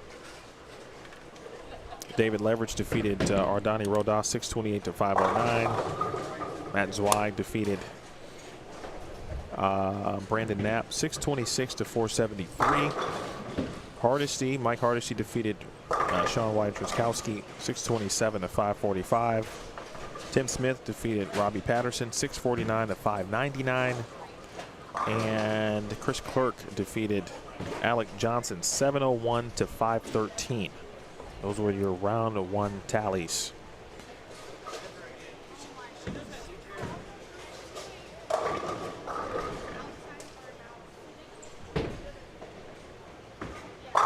Great shot, Chris Clerk. Talk about that Eagle winning experience. Got 300 at the Open Championships.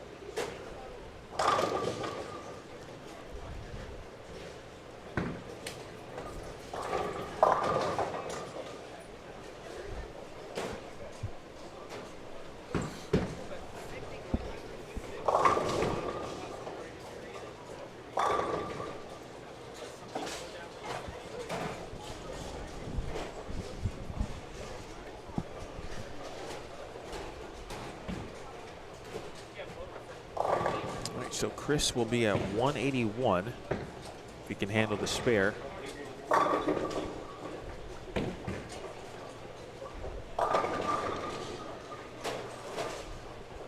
Mike, I'm going to go get some updates on the high end. Need you to hold down the fort.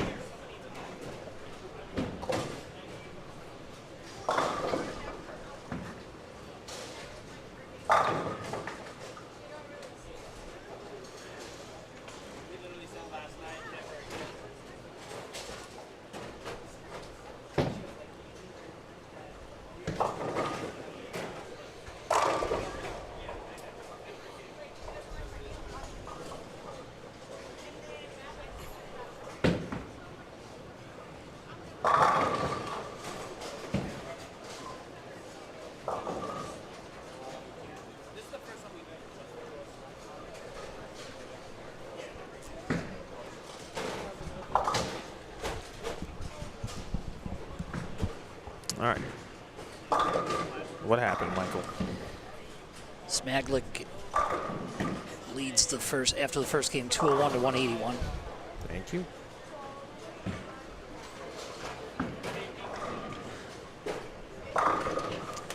All right. Good morning to Marlon. All right. So down on the high end, Tim Smith shot 256 out the gates. Matt Jones 205, so early advantage to Tim Smith. 4-pin differential between Brett Wolfe and Mike Hardesty. And John Richards early lead, 191-173 over Matt Zweig. And Zweig now has gone spare 4-bagger. To start, get you back over to 5 through 8 for a moment, because Cote and Shank now. Nice little battle here, of course, with Cortez. Now starting with the front 5 here in game 2 of their match. Again, this is match play round 2. We have had 8 players now eliminated. Again, single elimination. 3 game total pins. We will have a re-oil after round 3. Is that correct? Yes. So essentially the start of the round of 8. Start of the round of 8. Will be on fresh. Yeah, I thought it was, with the less volume, it was too mean to let them bowl the entire match play on it. Figured the re-oil would be better. Well, just looking ahead, we got one more round to go, obviously, and we'll be able to really can decide on if a player. We talked about advantages and what we've seen so far. I don't know if there's an advantage on the fresh of the players we've seen on the fresh, right? And there was only a handful. Everything else we'll see was going to be on the burn until that time. So it could be good for some, depending on who advances, and it may not be. Oof. David Leverage just left a mean 9-pin.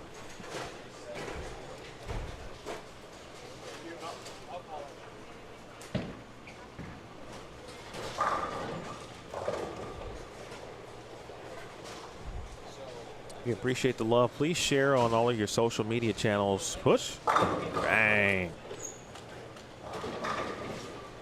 All right, so I'm going to ask you. You talked about Cortez. You said he bowled with Union Nationals group. Okay, so for you, what stood out? What stands out when you watch Cortez for you?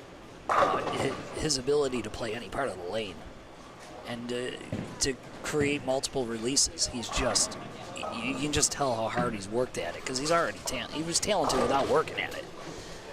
But to get to the next level, he's taken the strides to work hard to get to the different manipulating of hand positions. I mean, we were joking. Our group was laughing because my buddy Chris, who was bowling on our team, comes back and he looks at me like midway through the second game. He goes, "What's going to be funny?" Because Cortez was using urethane, kind of around up the track, kind of right. He goes, "What's going to be funny is when he grabs a resin ball and moves like 30 boards left and sends 10 back," and he did it on his count ball at the end of that game. And he didn't make the switch, but he did it. We started laughing. It was pretty funny.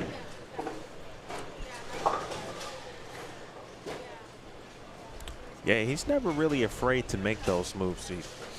I think that's what, for me, is the fearlessness. Great shot, Bree. Big double there. The fearlessness of it. He always looks confident. Now, 5 and 6 gave him some trouble yesterday. He left 4 splits. In fact, if he doesn't leave 4 splits on lane 5, he probably advances in the early squad and doesn't re-bowl or re-enter in the afternoon. He shot 3 pins higher in the afternoon and was able to advance. At plus 71, he shot plus 68 and was 22 pins short. Yeah, that morning squad yesterday was weird. I did not expect that many people to shoot 240 or 250 the last game.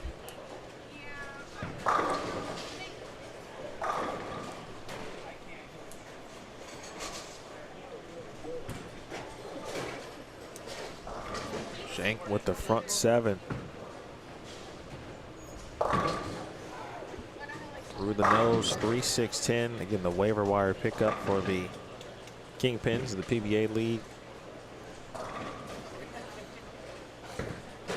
Rookie of the year on tour.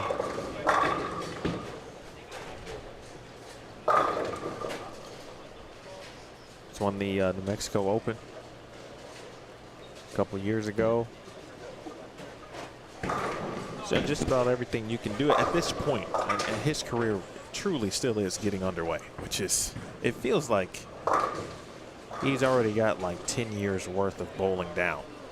And to some degree that's kind of true, but like his true professional career is just getting started. Yeah, he's just starting out there. He's going to do some winning out there, I think.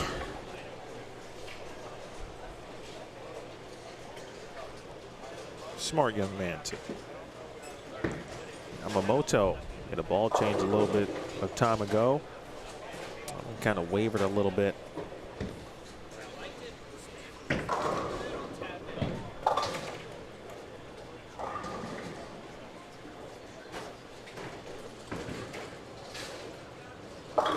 Oh, wow. Big 4 for Tez, and all of a sudden, Bree, who had a 10-pin advantage coming into game number 2.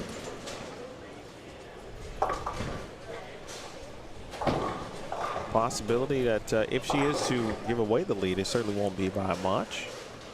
But she's got a chance to close out game 2. She's still got 238 out there. Ooh, we almost bounced that back on the lane. We did see that made by Hunter Mays earlier in the tournament.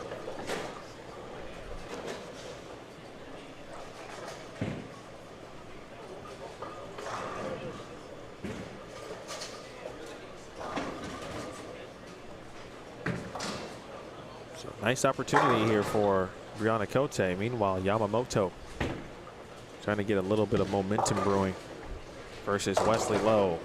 Cote. Yeah. Comes back shaking her head. Did not like that one.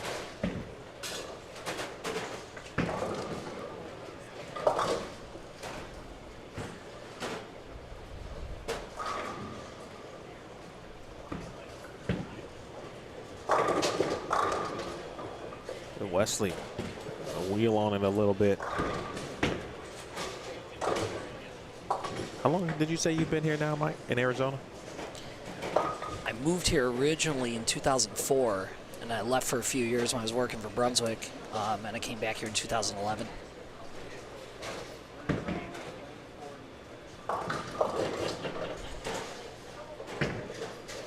Since that time, oh wow. No, you've seen you talk about the talent level in the area, which seems to me it continues to get stronger, right? And that's either maybe from, you talked about some players relocating into the area, but even some youth players, I'd have to imagine. I mean, but just look at this field. It's pretty stout.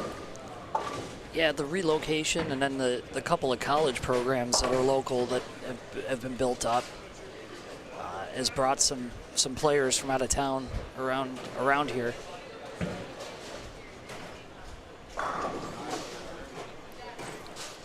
Yeah, Arizona State always has been traditionally one of the top programs. Cesar Padilla Jr. is from Phoenix, again at Arizona Christian, which is located. I think that's on the west side of town here. Yeah, it's in Glendale. And then, of course, Grand Canyon, also local and led by Ben Canfield, won the Coach of the Year award in the men's division. And I might be missing a program or two that I don't know that's in the air. I think those are the three currently.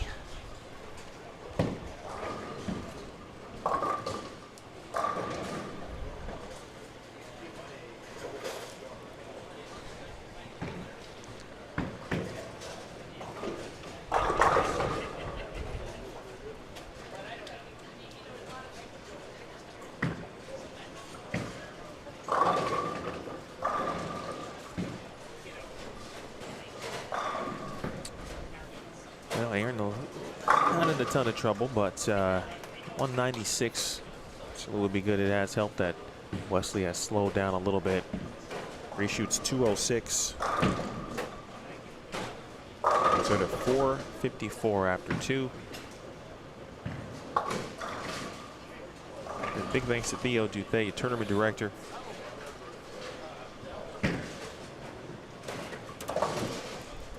All the sponsors: Bro Dogs, Chuck's Painting, Harold EFX, Brunswick Ramsey Auto Center, True Amateur Tournaments, Desert Southwest, Ramsey, or I said Ramsey, and Team Agent Ong. Of course, Carl Ong. Oh. Ooh. Ooh. That ball didn't deflect much. That's on the heels of a big four. I mean, that's tough.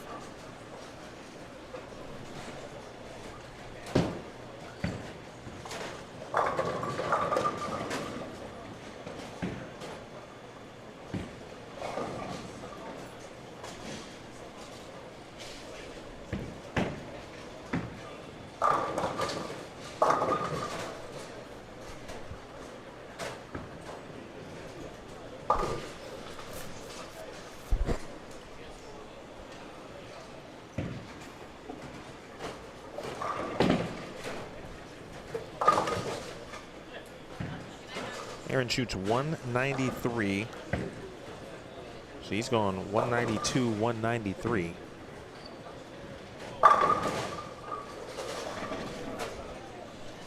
As Wesley Loeb, with the sound of Wesley's ball connecting with the pins, is starting to really hit home, if you will. You heard that? That was loud. I was writing the score down, and I mean, it caught my ear. It was like a ping from a bat.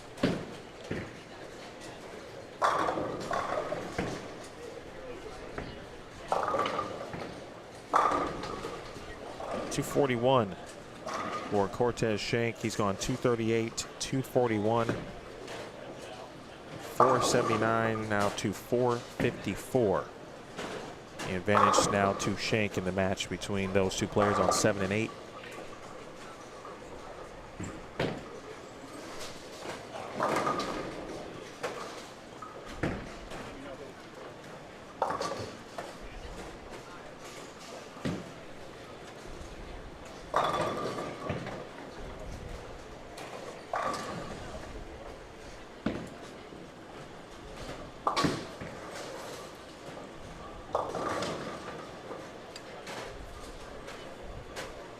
And Wesley Lowe shoots 204.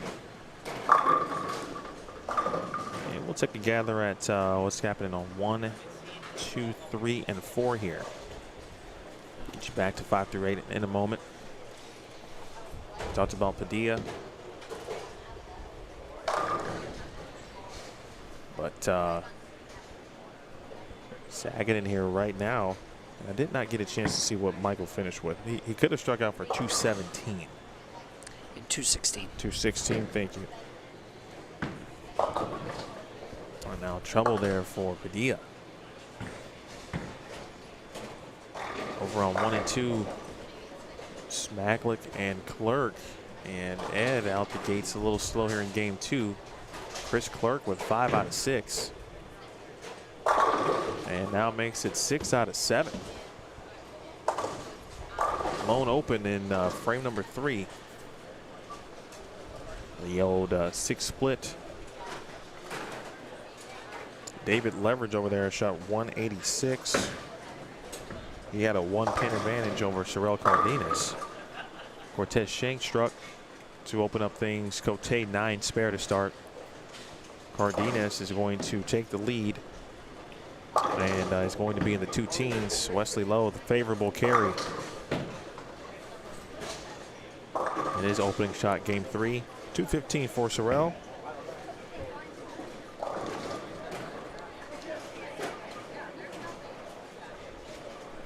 .437, 409.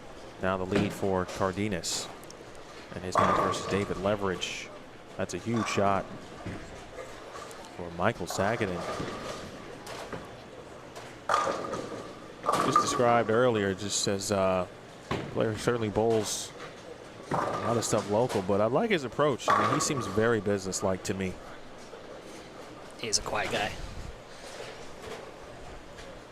Seems very unfazed about what is going down, but obviously focused on what's in front of him.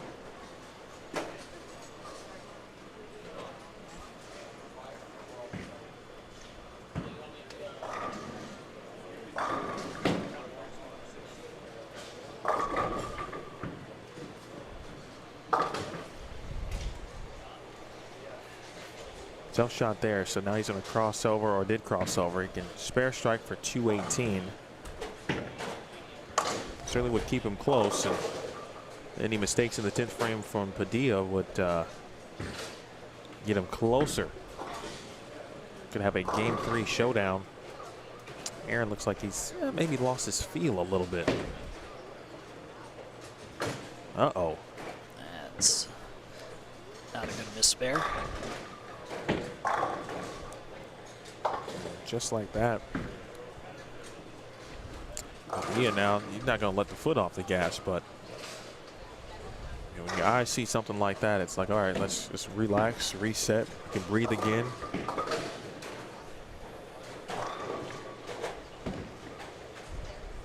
Chris Clerk, meanwhile, again, double split 4-bagger.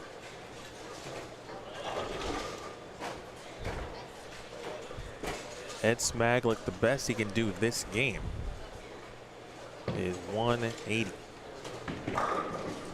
And Ed shot 201. He had a 20-pin advantage after 1 game over Chris Clerk.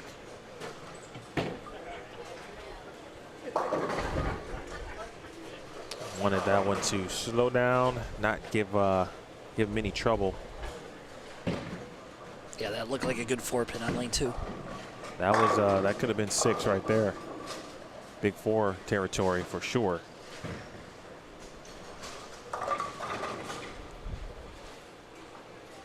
Everybody else looks like they are into game 3. And Padilla, wisely, he's performing too. He's assuming to be 18 or 19, but performing very much like a veteran the way he's handled himself here. Not only through qualifying, but even certainly this match. The format, by the way, does not change So when we get to the finals, it's going to be a 3-game total pinfall match. Wesley Lowe just burying the 1-2, destroying it. Gets back over there momentarily.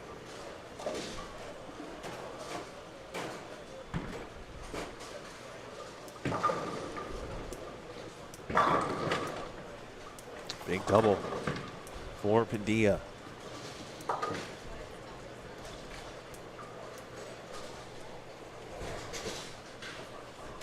There's Wesley. Looking for 4 in a row. Yesterday, Wesley did some kind of dance after a shot at, I mean, wasn't quite breaking the internet, but he definitely threw us off.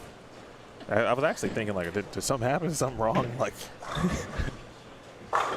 I missed that one. I did not catch that. Chris Clerk caught that one at the bottom, able to get the 10 out. And Clerk's going to potentially be in the 240s. 2 more in the 10th.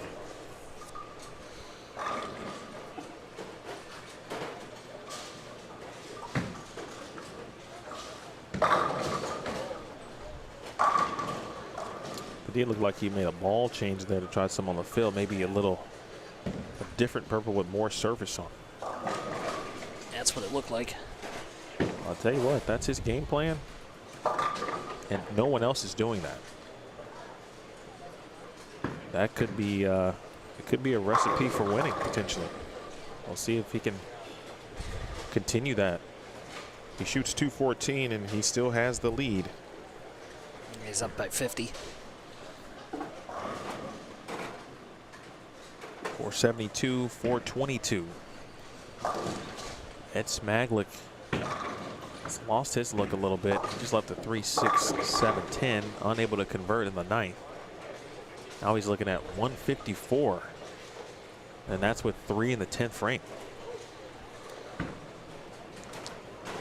If you're just joining us, to update you, this is round 2 of match play. My name is Emil Williams Jr.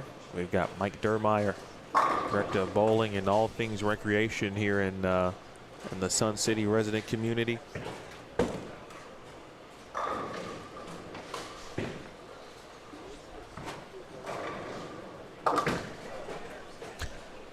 Well, Matt Zweig, unfortunately, just put one in the channel, but in a weird way. It looked like it came right off his hand, maybe hit his foot, something along those lines. I mean, it was slightly strange. Well, Aaron Yamamoto trying to make Wesley work for it here, but so far West looking to be up to the challenge.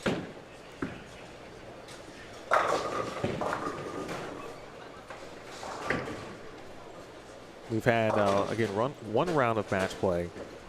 The winners from round 1 included Matt Zweig, Brianna Cote, David Leverich, Michael Sagadin, Aaron Yamamoto, Mike Hardesty, Tim Smith, and Chris Clerk.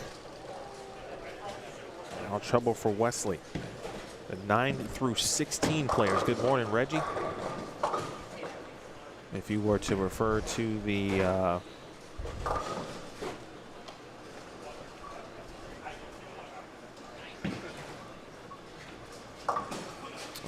let's see, Matt Jones had a bye. Of course, he's bowling Ed Smag with Wesley Lowe.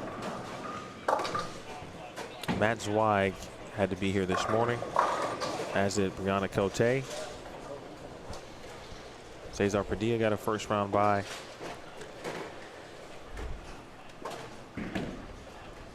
Walwood Cardenas and Cortez Shank.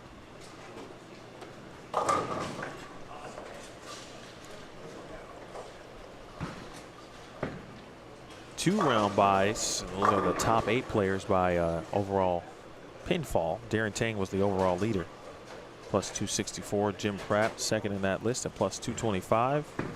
Ben Perry was third at plus 198. Jakob Butturff was fourth at plus 180. Michael Haugen was fifth at plus 162.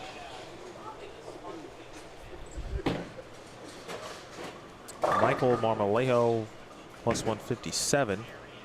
Michael Fitzgerald earned a 2-round bye, and Greg Thompson Jr. also received a 2-round bye. Now, if you're looking at the full standings, the overall standings, it's got every score, including re-entries. But byes were given and divvied up by squad. So if you're the top 2 in your squad, you earned a 2-round bye. If you were 3rd and 4th in your squad, you earned a 1-round bye. So if you were to just look at the overall standings, you'd be like, well, how is, you know, Brett Wolfe, for example, end up at plus 156, not getting a 2-round bye? It's because he just finished 1 pin behind Michael Marmoleo and his squad to just miss that 2-round bye.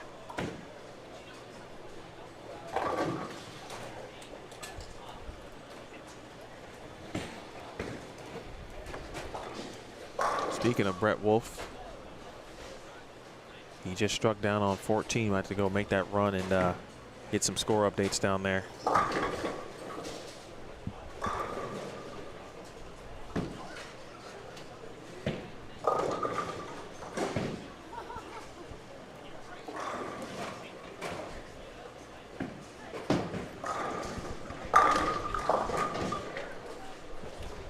Chris Clerk can shoot 221 with a strike on the fill. And that match on 1 and 2 with Ed Spaglet will move into game 3. He'll take it on the Brooklyn side. Okay, Mike, I'm off to make some quick updates.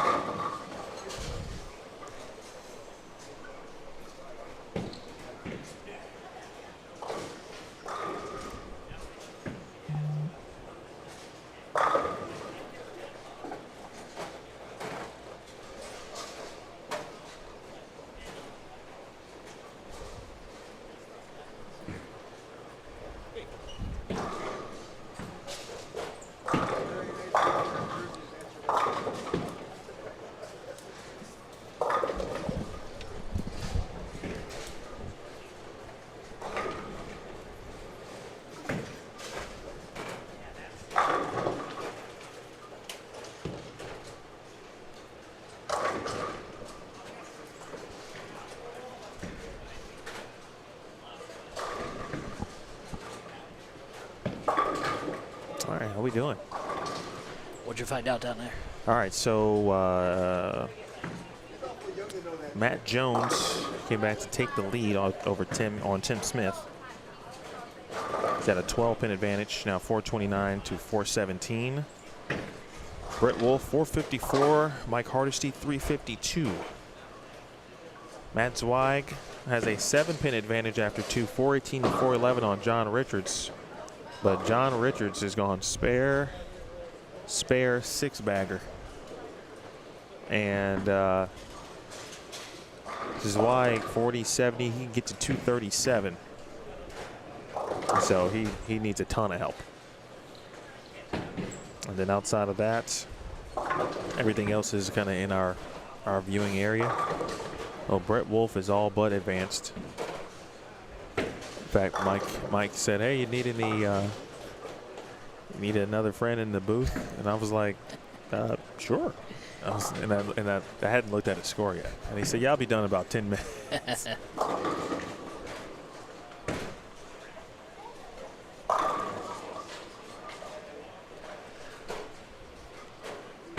Yeah, I will probably check out at the end of these matches.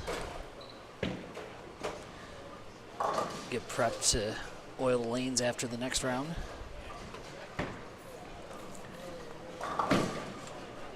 Any other questions for me before I do check out? Well, I would say just with the incoming group, and obviously they bowled really well to earn that 2-round bye. So we saw a ton of strikes to start this round. I think we'll see more of the same when the next group of 8 hit the lanes in these respective winners in these matches. Or could you foresee a little bit of struggle? I mean, I'm still seeing players strike at the end of these matches. Yeah, I think we're going to see about the same. I think 650 will be a good number.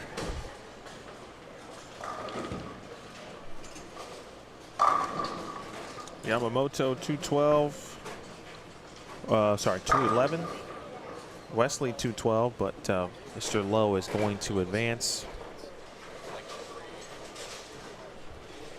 As is Cortez Shank. Good one still with Leverage and Sorrell.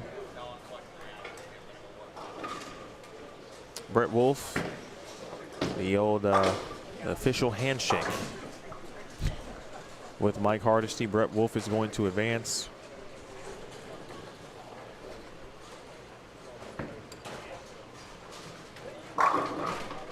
If they will move right again, this means we may not see Brett until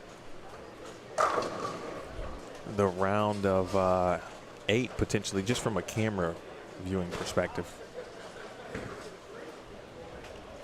Well, this is some big shots here for Matt Zweig. So let's do some quick math here.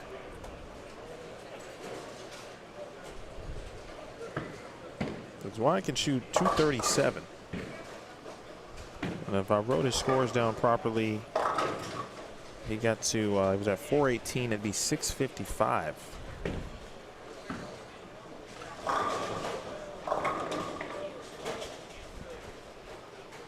So if he can throw another one in the 10th here, he would force John Richards to mark in the 10th frame and get good count. So this is an important shot here for Zweig.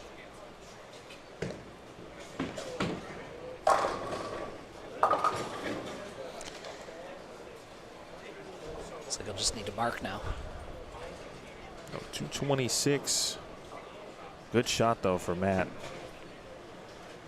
It's going to put him at 644.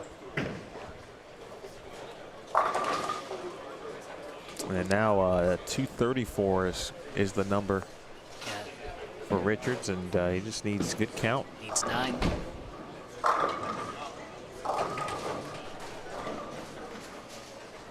No gimmies, obviously, on the No.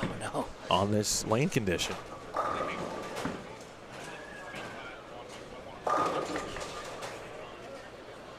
Another good tournament for Brianna Cote.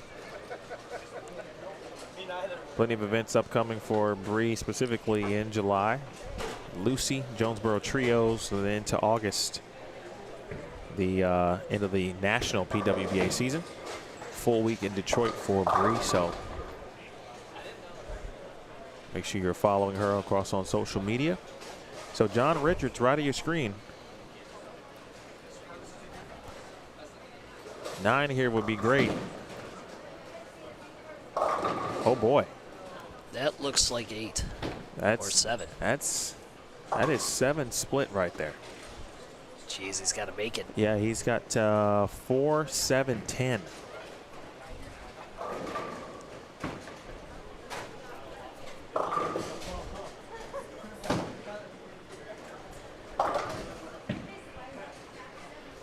Wow.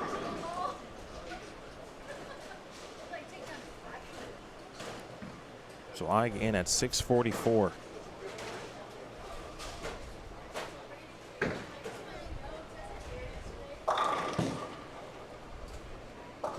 Oof. He went for it and nearly got it.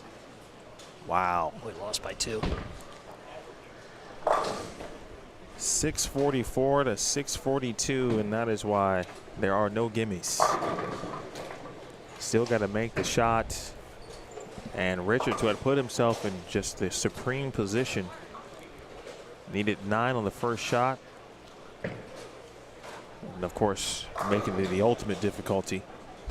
Not only did he get 7 splits, no less. So Zweig is going to continue. Matt has won his first 2 matches.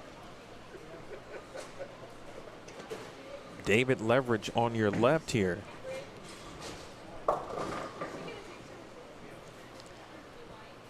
Situation here with Leverage and Sorel Cardenas. It's 437 to 409. Dave's going to need a little bit of help now.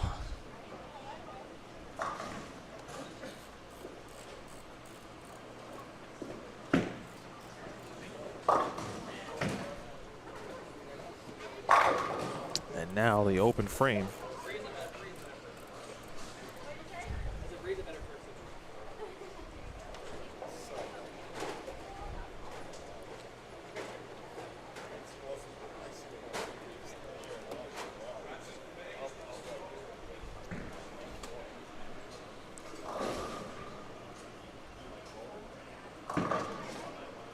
.608 is the max for David Leverage.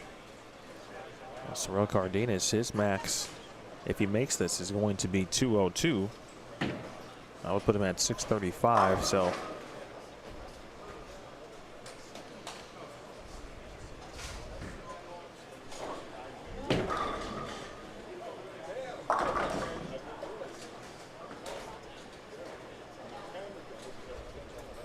It would have to be the utter disaster.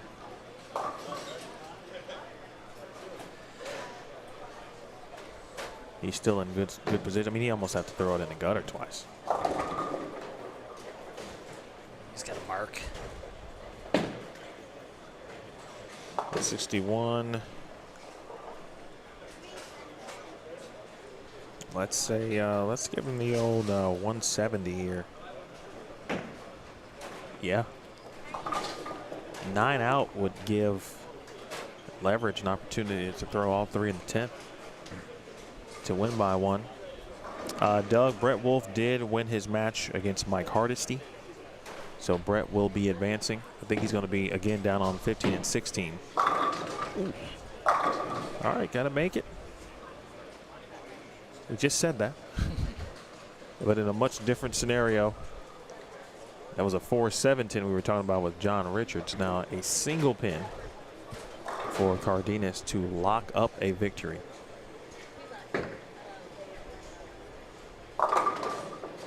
If Leverage makes the spare in the 9th frame, no matter what happened there, he's going to have a chance to win. Yep. That'll do it. That's pretty impressive too. Now obviously this is someone who, you know, goes back up at spares all the time. To go back up at that right there, you need it. I don't know him. He goes back up at his spares. Well, in my experience with him, yes, because I don't think he would just do that randomly at this point in the match. But I've watched the both team trials a couple times. Okay. 181, Cardenas will advance. Well, everything's pretty well wrapped up. I think I'm going to check out. Thanks for having me in here. Appreciate you, Mike. Thanks for all you do here for the community and, of course, the players and the bowlers here in the Metro Phoenix area. All right. It was a pleasure. That is Mike Dermeyer. He's going to get prepared to handle some lane maintenance in another round or so. On 2 matches now that are still ongoing, 1 through 4. Chris Clerk had a 402 to 345 lead. That lead specifically was 57 pins. And right now he and, of course, Ed on par. In fact, the best Ed can do at this point is 225. And only get him to 570. So essentially 1 frame away from Chris Clerk from locking this one up. Both players on 3 and 4 struggling this game, as Padilla could only get to 179, but he did have a 50 pin advantage. And his opponent can also get to 179, so Padilla is going to advance as well.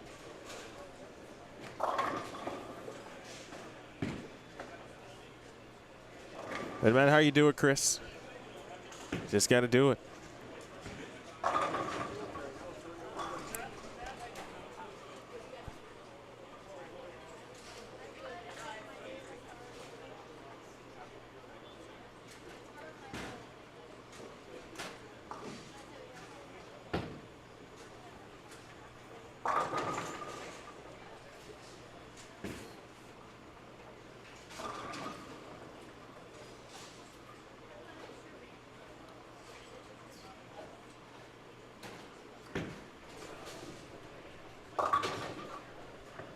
Being the top 8 bowlers who received 2 round buys will hit the lanes next for match play round 3. After those matches conclude, we'll move to the round of 8. The lanes will be re-oiled prior to that.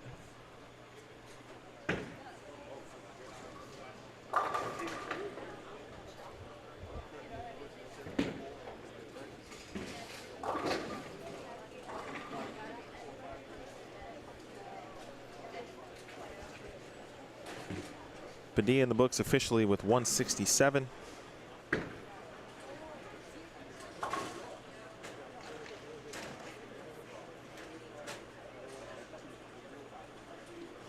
He finishes at 639.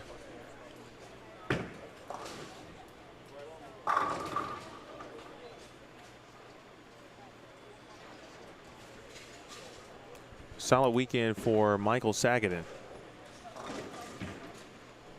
You check complete bowling events, the group Facebook page, to see if that anything has posted. It has. So if you're curious,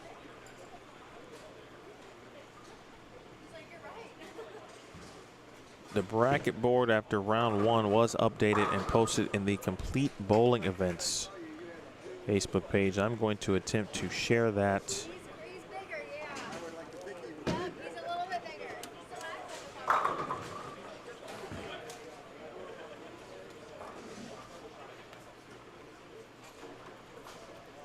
I'm going to share that on the Bowlstream TV Facebook page as well.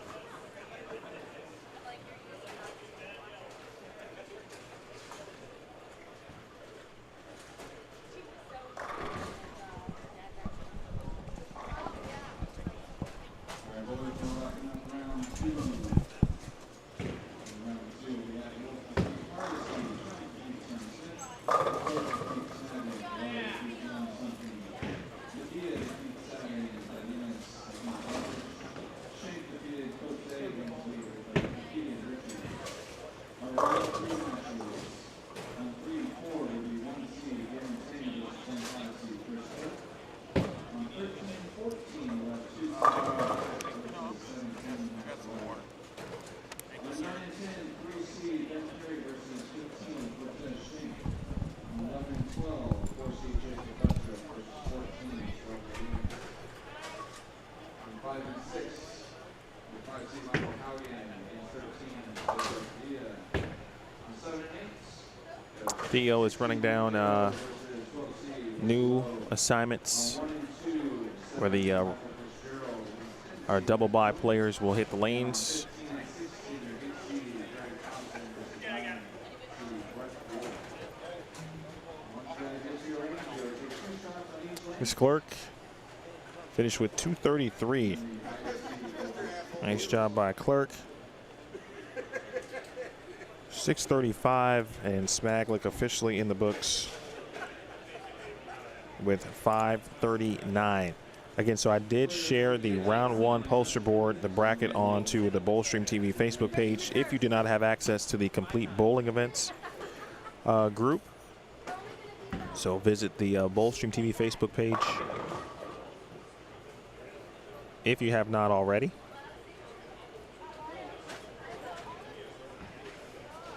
Round 3 of match play. Well, they don't waste time. So you and I. Yeah, that's fun.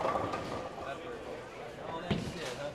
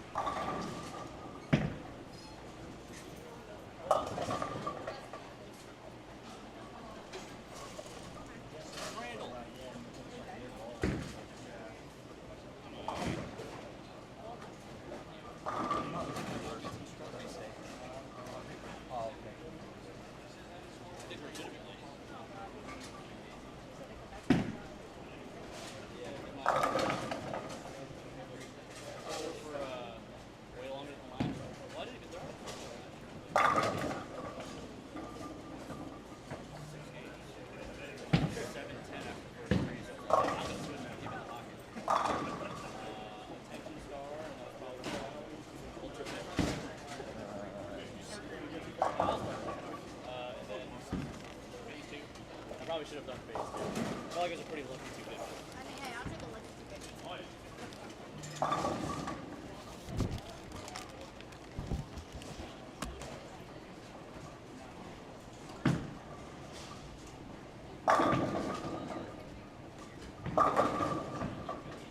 Is it booth time? Huh? Is it booth time? Yeah. I'm gonna eat my gummy bear, my gummy Target dog. Go ahead and sit and cool down before I drive back home. Venmo you, is that okay? Yeah.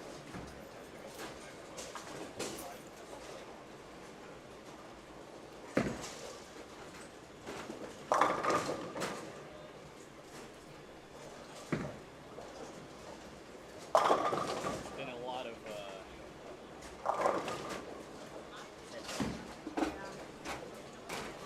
working until last weekend and nothing was good. I literally, finished 20 in the West. I felt like I went terrible on Saturday, qualified 12. Then I was like 30 over for five. The scores were higher. I was 40 out with one to go. I bowled two-handed the last half of the last week after I was out of the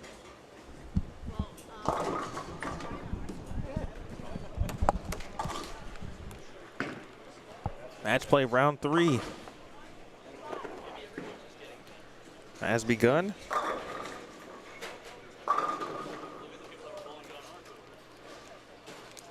Michael Marmolejo has joined us as one of the players who received a 2-round bye. He is facing Wesley Lowe on 7 and 8. Michael Haugen Jr. is taking on Cesar Padilla Jr. And I am Emil Williams Jr. So we're all in this together here for match play round number 3. We got Chris Clerk taking on who's Chris Clerk bowling? Darren Tang? And Matt Jones. Of course they will bowl each other. Matt Jones is going to bowl Michael Fitzgerald. Then Sorrel Cardenas taking on Jakob Butturff. That's on 11 and 12. Ben Perry and Cortez Shank. That's a good match. Jim Pratt, number 2 overall seed. I believe he is facing Matt Zweig and Brett Wolfe taking on Greg Thompson Jr.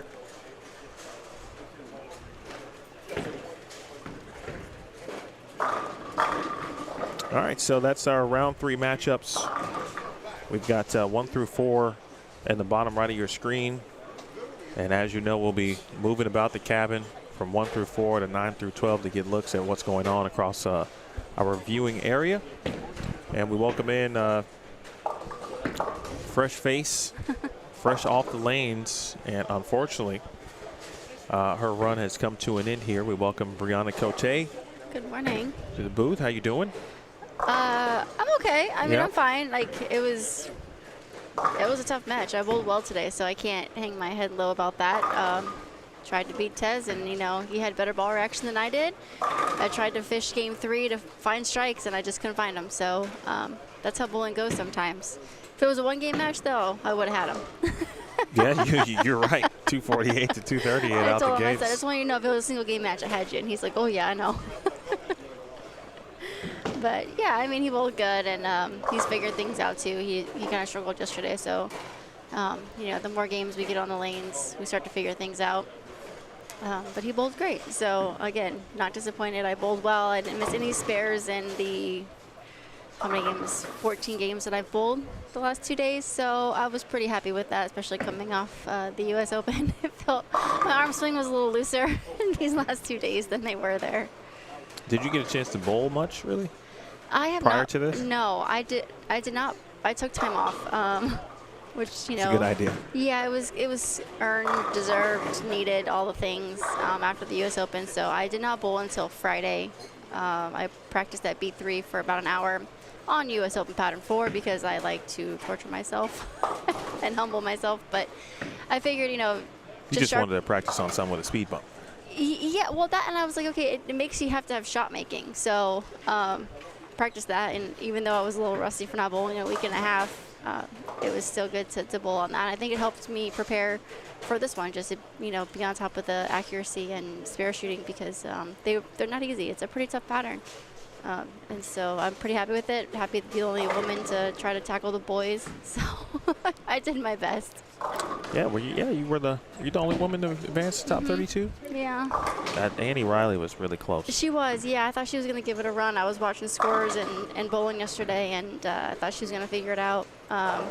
But, you know, sometimes the lanes don't favor you, but she bowled really good. So I do know that they did cash. I believe they do cash the top woman outside of the cut. So that may have been Annie still, so she may have still gotten a check for her bowling.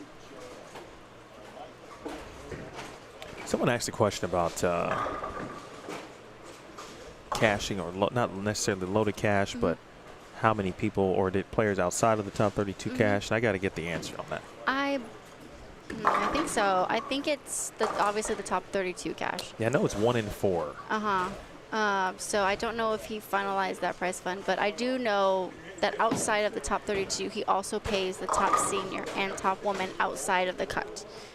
That's just kind of something that he does with all his events, which is kind of cool, just to kind of entice the females to come out and the seniors to take on the young guns. But the seniors tend to beat up on us pretty well out here.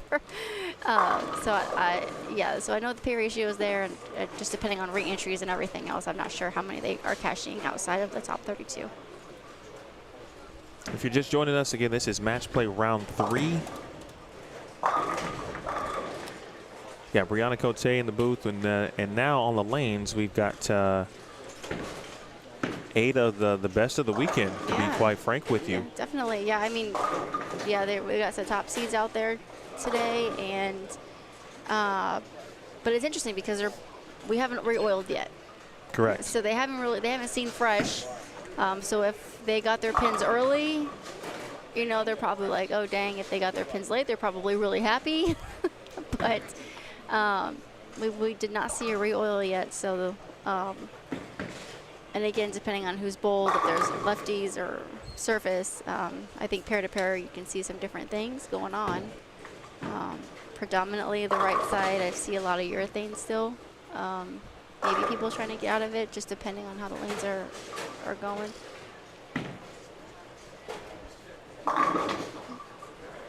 A lot of players kind of base their strategies on watching Michael Haugen. Yeah, I mean, light him up on the noon squad. Yeah, I mean, that's not a on Friday. No, I mean, that's not really a bad person to watch. I mean, whether he had led or not, say he just bowled well and still made the cut, like he's an accurate bowler. He makes his spares. He is very smart in what he's doing. I didn't even watch him bowl. the qualifying, but just by kind of looking at the pattern and just the few shots in practice of the 10 minutes, I was like, I think straighter is going to be greater, and simple angles on this pattern. And I think my morning squad quickly learned that, which is hence why our score was so high. But yeah, it was, people watch that squad, they definitely got a lot of information.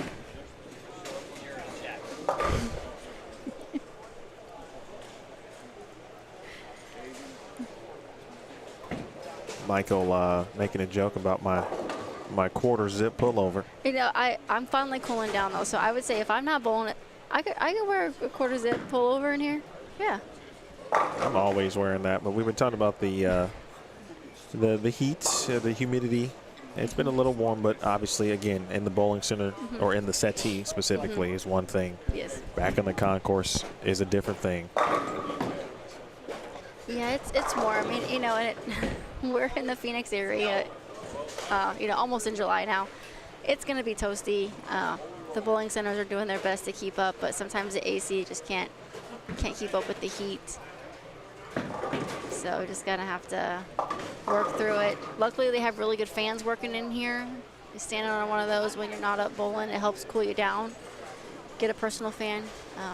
I always have a personal fan when I'm bowling, whether it's on tour or events like this. Did it work well? Yes, like the fans, yeah. Keep your hand cool and. I mean, I guess specifically this week, like, did it work? Did it work well for you? It did, yeah. Okay. I was glad. I was even extra glad that I had it because it was more warm in here than I had anticipated bowling in here. So it definitely helped keep me cool. And then again, standing under the turbo fan over here between lanes 5 through 8. Yeah, that's been a popular. Yeah, we should just have like a circle of chairs. Popular fan to be around. Yes. It's been the one that I've been talking about all weekend. Yeah. I mean, I think you can see it in the live stream. It go on pretty quickly sometimes. So, or if you just see the people hanging out, that's why they're hanging out there. Let's see if I can get this replay in real quick, folks. Oh, what did we miss? Chris Clerk, left side of your screen. Watch this break that he gets here, and then some tap, and then a tap, and then a twirl, and then finally. That's magical. That was Chris Clerk. You just gotta say thanks and move on. No explanation needed. Michael Marmolejo is in danger of being down early. Yes, he is. At the hands of Wesley Lowe. You know, I was talking to Mike Dermeyer, and you know, this is like Wesley's not like it's not like a kid anymore, right? But Yeah. you get to see him. We're so used to seeing him very early, Yes. like in his early Like, teens. I mean, he was really young. right, and so it's like almost grown up. Yeah, but Wesley, I mean, not to us. I think he's still a baby to us. right? But See him to on a the regular world, basis. he's a grown up now. Yeah, but coming from the days when he was, you know, youth and doing amazing things on the lanes, yeah, he's definitely grown up over the years. We say the same thing about Tez. You know, Tez is still very young, but even him, he's been around bowling really good ever since he was really, really young. Over on 3 and 4, the 2021 Cactus Classic champion, Darren Tang, he won the inaugural event. He did. Unable to compete last year, back at it this year. He's technically top overall seed. Demolished him last night during the 6 p.m. squad. Not slow out the gates per se. No doubles yet, but fortunately Chris Clerk, He's got his foot on the gas. his opponent, has the front 6. Take a look at that in a moment. Haugen. Oh. Haugen tried to keep that angle really close to Yeah, the head pin. I feel like that's a little too close right now. I mean, if he kind of parallel a little bit to the right, you know, still keep the angle straight, but I think he's a little too close to the head pin. I think he's throwing an Ion Pro, so it's asymmetrical hybrid, so it can still kind of read off this pattern. It's not really going to slow down as much. But I think if he were able to maybe parallel right a little bit, he would see something. I mean, I started on this pair, so I can tell you I wasn't playing that far left. I know Yamamoto bowled there after me, and then Wesley, so Yamamoto was a little bit left, so maybe if he travels a little bit to the right a little bit, he might have better ball reaction, because, I mean, both of them looks like they're kind of fishing right now.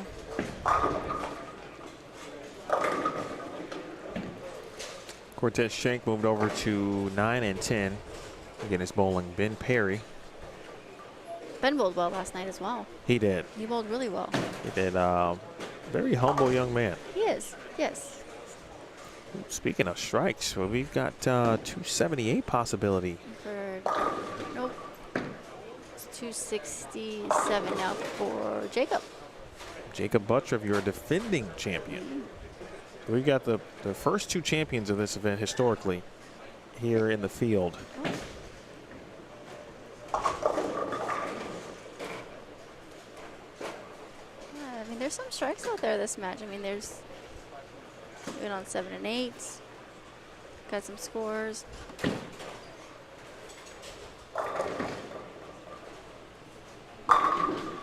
Had some questions about bracket updates, and I did mention Theo posted those in the Complete Bowling Events Facebook group. If you don't have access to that group, I did share it on the Bowlstream TV Facebook page, so you can head over to the Bowlstream TV Facebook page to find that out. I'll check to see if round 2 has been updated here. I do not see round 2 up there yet. I just checked.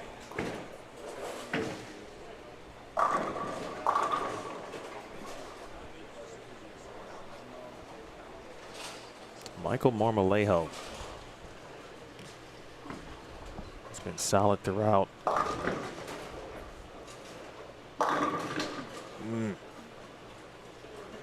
230. I mean, still great finish to this game. Not bad at all. No. And even if Wesley does get into the 260s, being down 30 early is exactly. I mean, pretty good. Yeah, still shooting. I mean, nobody wants to shoot 230 and be down 30, but it's better than the alternative. So, yeah, definitely still get some pins here, still within striking distance. Because if Wesley doesn't even get the double here in the 10th, the match is still pretty close. And in 3 games, I feel like in 3 games you never have enough pins going into like game 3. That's a great point. Like you're pretty experienced in this format. You bowled the queens obviously a ton and had success. How do you handle that, the mental aspect of a 3-game?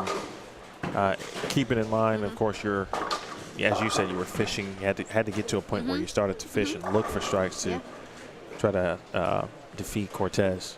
Definitely. I mean, it's, you're starting, game 1, it's, make good shots, make your spares, just get a feel for what the lanes are doing, understanding if one lane is different than the other, what kind of ball reaction you're going to have. And then you just kind of use that information as you kind of go forward into the match. So, if it's a closed match, like a 10 pins, like Cortez and I were like, okay, we're really close. We're both close. We're both there. And then game 2, does that same ball reaction continue? Does it get worse? Does my carry go down? It's hard not to pay attention to your opponent at times, because they're right in front of you. But you're really just trying to figure out the lanes for yourself and your game, and keeping it close. If your opponent is struggling too, it definitely helps the match a little bit. But essentially, it's you in the lanes trying to figure it out, trying to get the best ball reaction, and just staying patient with everything. Make your spares. Don't try to give them any opportunity to, put the gas pedal down. Try to fill all those frames. And then game 3, if you're down and out, or maybe just trying to find something, you got to be risky, and that's kind of what I did. I was like, I gotta find something that's gonna get me a 230. Sometimes it's there and sometimes it's not, but you also have to be willing to take that risk and not just play it safe. But if it's a really close match, let's say your ball reactions aren't the greatest, but you're getting 9, just wait it out. Get the 9 spares and just hope for maybe a double, and just try to out-bowl your opponent at that point. Some fast-paced matches going down on the high end. They are cruising down there. They are done with game 2. Wow. Did Shanplowski walk in the building? Yeah, you're right. Originally from Phoenix. I mean, we got some fast bowlers down there too, so maybe were they striking too much? I don't know. It might be, and maybe you can speak to this, obviously, because you bowled both rounds. The you know, on the fresh, it was slow moving, right? People trying to figure things out. If you attempted to break it down or at least set yourself up with a little bit of spots, something to throw to down lane, etc. And then round 2 just came out. Everyone was striking just kind of right off the top. Yeah. Was that not by design per se, but what was the difference? No, I don't think it. You know, I think again, you have the top 32 players who bowled. They're smart. They know how to break down the lanes. Whether they bowled the Friday afternoon squad or they bowled, wow, okay. Sun City 7 was what they said yesterday. Shout out to Randy Norton. Or whether you bowled the 6 o'clock squad, you know, you saw the people who started to the right. If you're a right-hander, break the lanes down, then you have something to throw to as you have to migrate in. And I think that's what we did this morning in the 8 a.m. first round. And then you get to the second round, and it's kind of already been through a transition, and you kind of have something to throw to if you match up and you're on top of it pretty good. And then to see how it develops going into round 3. It could be the same when we look at the scores on 7 and 8, still pretty high. 5 and 6 looks a little less. There was a lefty over here. So I think you take into consideration who's also bowled. Like, has it all been righties? So maybe that's why scores are getting really high on 7 and 8, because there was a round of a lefty on 5 and 6. So I don't think it was done on purpose. It just kind of happened because bowlers are just being smarter about how they're playing the lanes. And you have, you know, the best bowlers of the tournament out here. Halligan breaking down the 2-8, just the 8-pin. That's a huge break. That's fair. On this. That's a good break. Matt Jones shot 2-10. He's taking on again Michael Fitzgerald. Who can strike to get to 202, right? Yes, that is correct. Or double, excuse me. Yeah, he's at the first one right now. 10-pin. Still close. Good game there by Clerk, 257. Well, Jakob Butturff, good spare. That's awesome. Seen that made a couple times from a few players. Yeah. Shot by Michael, but Butturff looks like he's not slowing down. He's already starting to look like he did last year. Where he just zones in and he's unstoppable. Yeah. Yeah. When Jakob has that, he's tough to beat. He is facing Sorel Cardenas. If anyone has any questions about a particular player, where we are in the tournament, of course, just updated you on round 3. But please drop that in the chat. Be happy to assist you. Big thanks again to Theo Duthay, the tournament director here. He runs the complete bowling events here in Metro Phoenix. Puts on what feels like tournaments almost every weekend. Yeah. Very frequent. Very frequent. And it's not just like open scratch. He has seniors. He has super seniors. He's ran some women's events. We've had team events. We've had doubles events.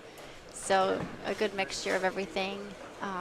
So yeah, he does a great job. Grateful to him. So players like myself can stay sharp in the off season and prepare for things. So it's very fortunate to have Theo and the CBE out here, and we have really good bowlers out here, from the open to the women to the seniors. Very impressive, the caliber of bowlers we have out here in Arizona, honestly. Tough 5 there on the fill for Halligan. He will shoot 181. Kevin, great question. I guess we're trending in, let's see. We started at 8. We are now into round 3. So we basically got done with 2 rounds in about 3 hours. Is that fair to say? I would say 2.5. I mean, because it's 11:10 and they're in, yeah, 2.5, 2:45. Yeah. So, and they've been, and the players have not wasted really any time from the the end of one round to their practice shots for the next round. Yeah, I mean, Theo keeps it moving pretty quickly. I think because there hasn't been a re-oil, it's just been, there's been like a practice range, as you will, Right. as you know, may see on the U.S. Open. So there's a practice range for the players who were incoming that had buys, and then they come in, and then the ones who did bowl the round previous, and those coming in from the range basically get 2 shots in each lane. So there's not like a 5-minute practice or anything. I believe they will get 10 minutes of practice when they re-oil on the fresh. Yeah, I think I'm gonna say about 1-ish. And it won't be the finals. It'll just be essentially once we re-oil, then the round of 8 starts, then the round of 4, and then the finals. So if you're looking for just the finals, I would say probably closer to 3-ish. Yeah. 3 p.m. local, that is. 3 p.m. local. And that's 6 p.m. Eastern. correct, To yes. give you kind of a decent time frame, but it could be earlier than that. So there's no scheduled time for the finals to begin. It's just we start at 8. We're rolling. Yes. Until the faster the players bowl, great. Yeah. Whatever the pace is the pace. There's Definitely. a re-oil following this round, which will probably be about 15, or really, I would say 20 minutes. Yeah, not many lanes to oil for that round. Yep, and then they'll be right back at it, and then we'll keep going. So it'll come pretty quickly. So I would say somewhere between, I'll just say the round of 8 probably will begin around 4 Eastern to give you an estimated time. But I will not be going offline. So this stream will be live the entire time. And once we get to the re-oil message, or re-oil portion, I should say, I'll throw a message on the screen, and then we'll give you the approximate time. It'll say it on the screen, and then that's when you'll know Yeah, I'll know when to come back and watch. when to return. Yes, definitely. Yeah, we don't have a structure where like it's, a lunch break or 20 minutes after this or 20 minutes after that. It's just, let's get it flowing. It's a long day, especially if you start at round 1 and you're trying to make it all the way through. That's 18 games of bowling today. So if you start from the first round and basically work your way through the entire bracket, it can be a long day. So try to get it moving as quickly as possible, which I think is moving pretty good. 190 to 181 there for the Padilla-Haugen match. Let's take a look at Darren Tang. First we'll look at Haugen and see if Wesley can make this spare. And then there's a split from Chris Clerk. Darren Tang off to a slow start. Yes, 175 for Darren.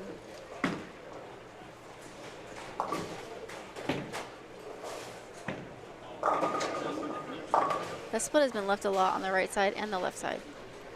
That version of the split, I should say. A lot of high on the head pin. Yeah, I think because you're trying to play those straighter angles and keep it in front of you, and the minute it gets offline, it's already in that pin. Not very many Brooklyns, I would say. Is that right? Ben Perry with the front 3 against Cortez. Yeah, and Ben's got a small advantage early. 29 pins. Okay. Over Cortez. +9 for Cesar, commanding lead early for Chris Clerk. And Wesley Lowe again shot 265. It only leads by 33 He's by 30. against Michael Marmolejo. Yes. Yeah. And then Fitz did shoot 192. That is correct. And both of them, well, Jones is working on a double. Fitzgerald is strike, spare, strike. Should be spare here through 4. I will get up and make the run down to the high end to get some updates here in a moment. Dia making the ball change there. He had been You kind of throwing a purple hammer with some surface, not a lot. He did try a different one with a ton of surface on the fill in his match against Michael Sagan on 3 and 4, but he's been playing in the middle part of the lane with urethane, which no other righty has been doing. So he literally is kind of doing something that no one else is doing. I mean, he's you know, just kind of doing what's working for him, what he sees. And some of his opponents may not appreciate that, but he's trying to win this thing for him, not them. So gotta keep that as a reminder. Is that? I mean, I know people aren't really. When you're in the game, right, and you were just in the game, so you're trying to do what you got to do to win $10,000, right? I mean, you're not thinking about what your strategy. And not necessarily it's defense on purpose. No, definitely not. I mean, and if you think about like bowling, we don't have a ton of defense in bowling. You know, the best ones are the. Oh, how can I just do that left-handed at the 2-8-10? But the best defense we have in this game is actually the pins. So.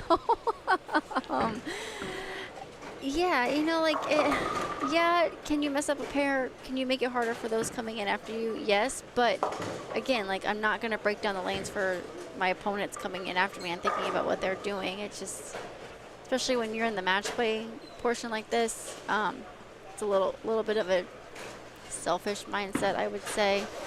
You know, if you're in a team aspect, like you're at Open Championships, definitely different. You know, you want to do what's best for the team, break them down for your team. Maybe even a doubles event or something that you're bowling with somebody else. A little bit better strategy on how to break down the lanes. But when you're bowling such individual sport all the time, you gotta be selfish at times and just do what you need to do. I don't know if Darren is hurt or what's going on, but he keeps looking at his hand, and every shot has been left side of the head pin. I don't know what's going on with him. I don't know if it's timing issue or what.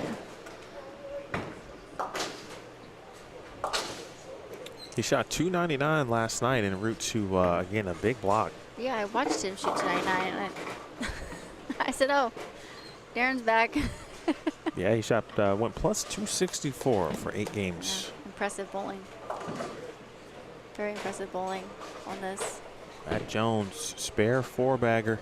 Yeah, and Matt had a really good look on this pattern too, bowling with him yesterday. He bowled so well. He saw the lanes really good. He made the right moves. So I would not be surprised if he makes moves in this bracket. Could have helped that we bowled together. We saw things really well. Simple. But again, I think he's just going to apply that to today from what he saw and what he did on the lanes. Oh, it's a fortunate shot there. That's a good break.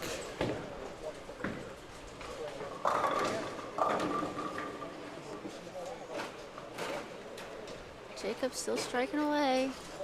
Yeah, let's take a look down there real quick. He can shoot 260, I believe. So, Pratt is bowling. Who's Pratt bowling? I believe GT, Greg Thompson Jr. No, GT's down. Oh, you're right. Excuse me. Further. I think he's bowling Brett. Oh, he's bowling Zweig. He's bowling Matt Zweig. Okay. Brett Wolfe is bowling GT too. Okay. Jakob Butturff already has 1-267. Maybe he's trying for a triplicate. You know, I'm trying to remember, but I feel like he shot a big 800 in match play last year at this tournament. Maybe. On his way to the victory. En route. It's definitely possible. Matt, I just saw your question. Theo just told me that rounds 2, well, every round now, has been updated on the bracket board. There are photos posted in the Complete Bowling Events CBE Facebook group. I have also shared those on the Bowl Stream TV Facebook page. So if you don't have access or not part of the group, you can just simply search Bowl Stream TV. Feel free to follow there as well, and I will be sharing the bracket updates that Theo posts onto my page as well.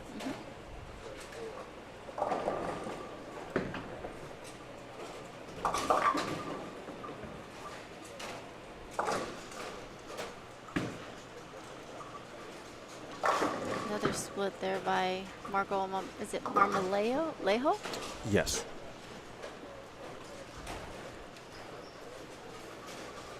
He has the same split he left in the first frame.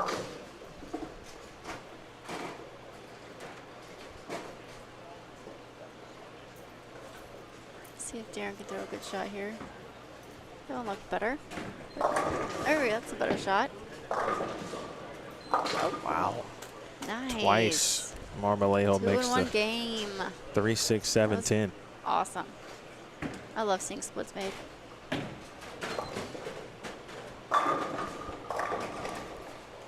Again, following the conclusion of this round of matches, there will be a re-oil. Ooh, good break there. And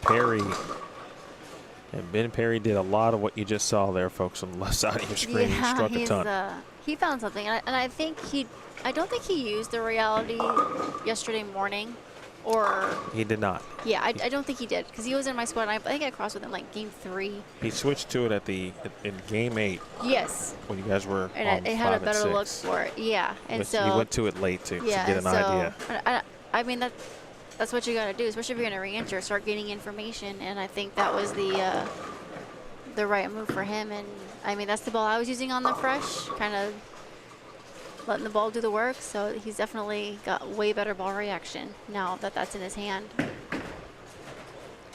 Smooth reaction, very controllable.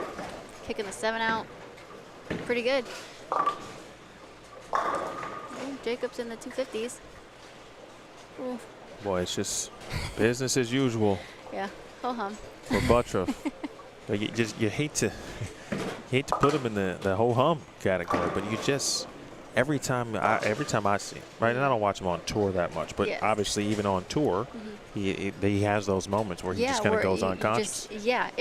And that's pretty much what it is. Like, he just goes. He's just going through the motions. Like, just bowling. I think that's yeah, we're on the 260s. And that's his first match, folks. Yes, exactly. He had a 2-round bye. He had 2-round bye. He has Yes. not seen the competition pairs at all. No, and he he has comes not. out the gates 260, 260. Yeah. It's impressive for anybody. For anybody to do that 2-round bye and then just come out and 260, 260. Okay, sure. On something that's not super easy. Oh no. 266? 5. You got to look at a reactive piece. Yeah, we have to see something else. You brought them. You have to throw them. 267, 265. Cortez Schenk trying to double. Tez is in trouble here. He definitely doesn't. I don't think he has the same reaction he did with the urethane on the previous match. Let's see. He looks like he went back to it. It's a good shot there. Trip it out. If anybody doesn't know Tez, like, he's the funniest person to bowl with. Not the language appropriate, but just the things that he says and the comments he makes. It's hilarious. He makes me laugh. So, and it's not like mean or anything. It's just like funny comments that just pop out of his mouth. So, but yeah. I can only imagine what he said when he just messengered that time. The, let's see, 11, 12, 13, 14, 15, and 16 are into game 3 of those respective matches. Ooh. 6 pin there for Ben Perry. Ben Perry had a chance to shoot 279. What was his first game? He opened with 212. All right. So looking like Fitzgerald trying to make a little comeback down there on 1 and 2. Little mishap there by Matt Jones in the 8th frame. Oh. Perry strikes again. Fitzgerald just struck down on lane 1. Yes, he can get to, I think, 235, if my math is correct. spare machine over here by Marmaleo. Wow. Spare machine. Well, I'll tell you what, you never know how it might That's right. I mean, come back and be favorable for him. exactly. Sometimes you just got to fill your frames. It may not be you don't want to shoot the 6 and 5 counts all the time, but filling your frames can add up at the end. That's for sure. Oh. Nice 60s. It's going to be in the 260s. Quick look at Fitz. He's got the second one in the 10th, so he can shoot 235 with this fill shot. Great shot from Darren Tang. One double this game, coming off a 175 game 1. Yeah, it's in the hole pretty deep here after game 1, but he can definitely come back. I've seen in 3-game matches, I've seen some crazy comebacks. Fitzgerald finishes with 235. All right. Fitz. Nice job. It's a good finish there after, I mean, ran the back 7 after that mishap in the 5th. But DT is not pleased. He's something's going on. I don't know what it is. I think that was Brooklyn again. Something's going on. I don't know. Good shot there by Matt Jones. All right, Matt is 1 away from getting into the 240s. I asked Theo what was Matt's biggest win, and someone mentioned in the chat at the time they believe he had won a Rodman. Oh. I'm not sure which regional it was. But he talked about, of course, winning just about everything you win from the local and state level. Definitely. Yes, definitely has won a lot of things locally as well as statewide. This could be his. This could be it. This could be his weekend right here. Definitely. Like I said, he's been seeing the lanes really well. He's got a good game plan. He's really stuck to it. I could definitely see him going pretty deep here, especially if we have a couple of our higher seeds in trouble. This clerk looks like he's lost some ball reaction. Darren doesn't seem to be throwing it too well right now, so there's a lot of things going on. Yeah, unsure how this match is ultimately going to unfold. I don't either. It's a mystery. And oof, almost. Matt Jones is going to be in the 2. Oh, no, he did get the second one. I missed it. 246 for Matt Jones.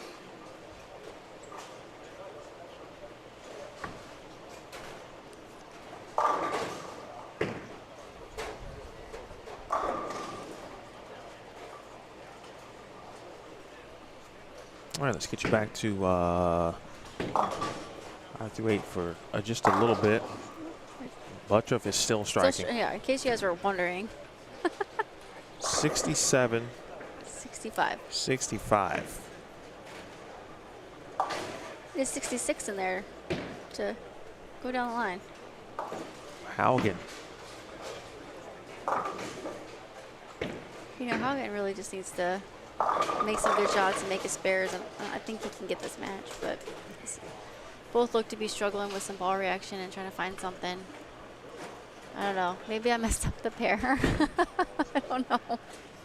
Well, where did you start on that pair? I started to the right a little bit more. I would say like 7-8.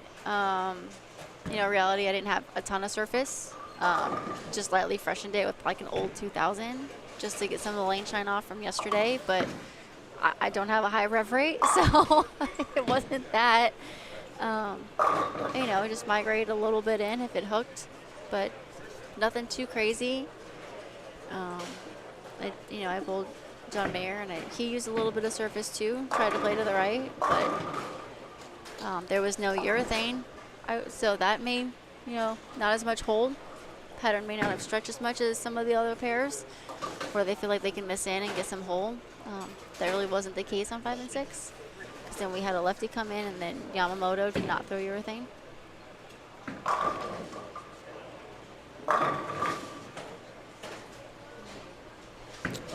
I'm sure Darren right now he's thrown some really good shots, and he is, you know, left. Yes, he is. He figured out a way to win that match based on what we saw him do on the fresh last night.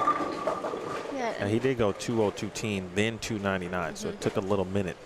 It did, and he played, you know, pretty straight.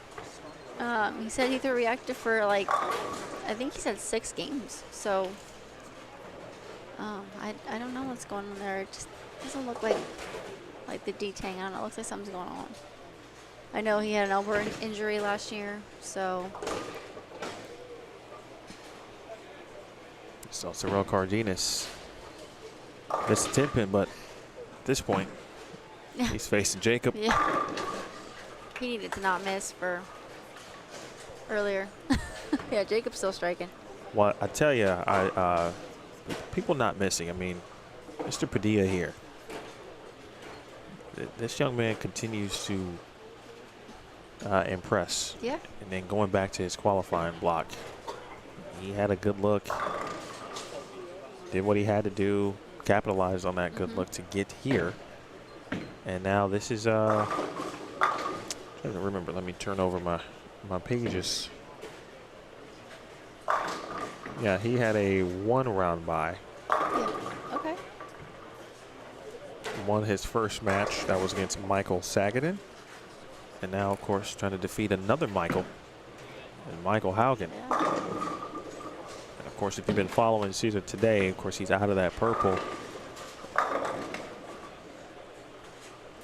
But I mean, he's keeping it pretty simple. I mean, looks, I think the 5 count was a washout, a couple splits, but other than that, he's been doing his thing, trying to fill frames. I mean, again, your opponent isn't really doing much either, so his back half of this game is actually really good. So keep up with that game plan. Marmolejo is still in the match. Where's Marmolejo from? That's a Do you great know? question.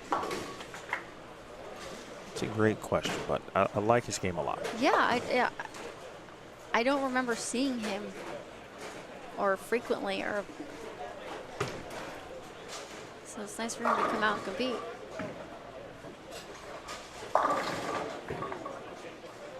California, maybe?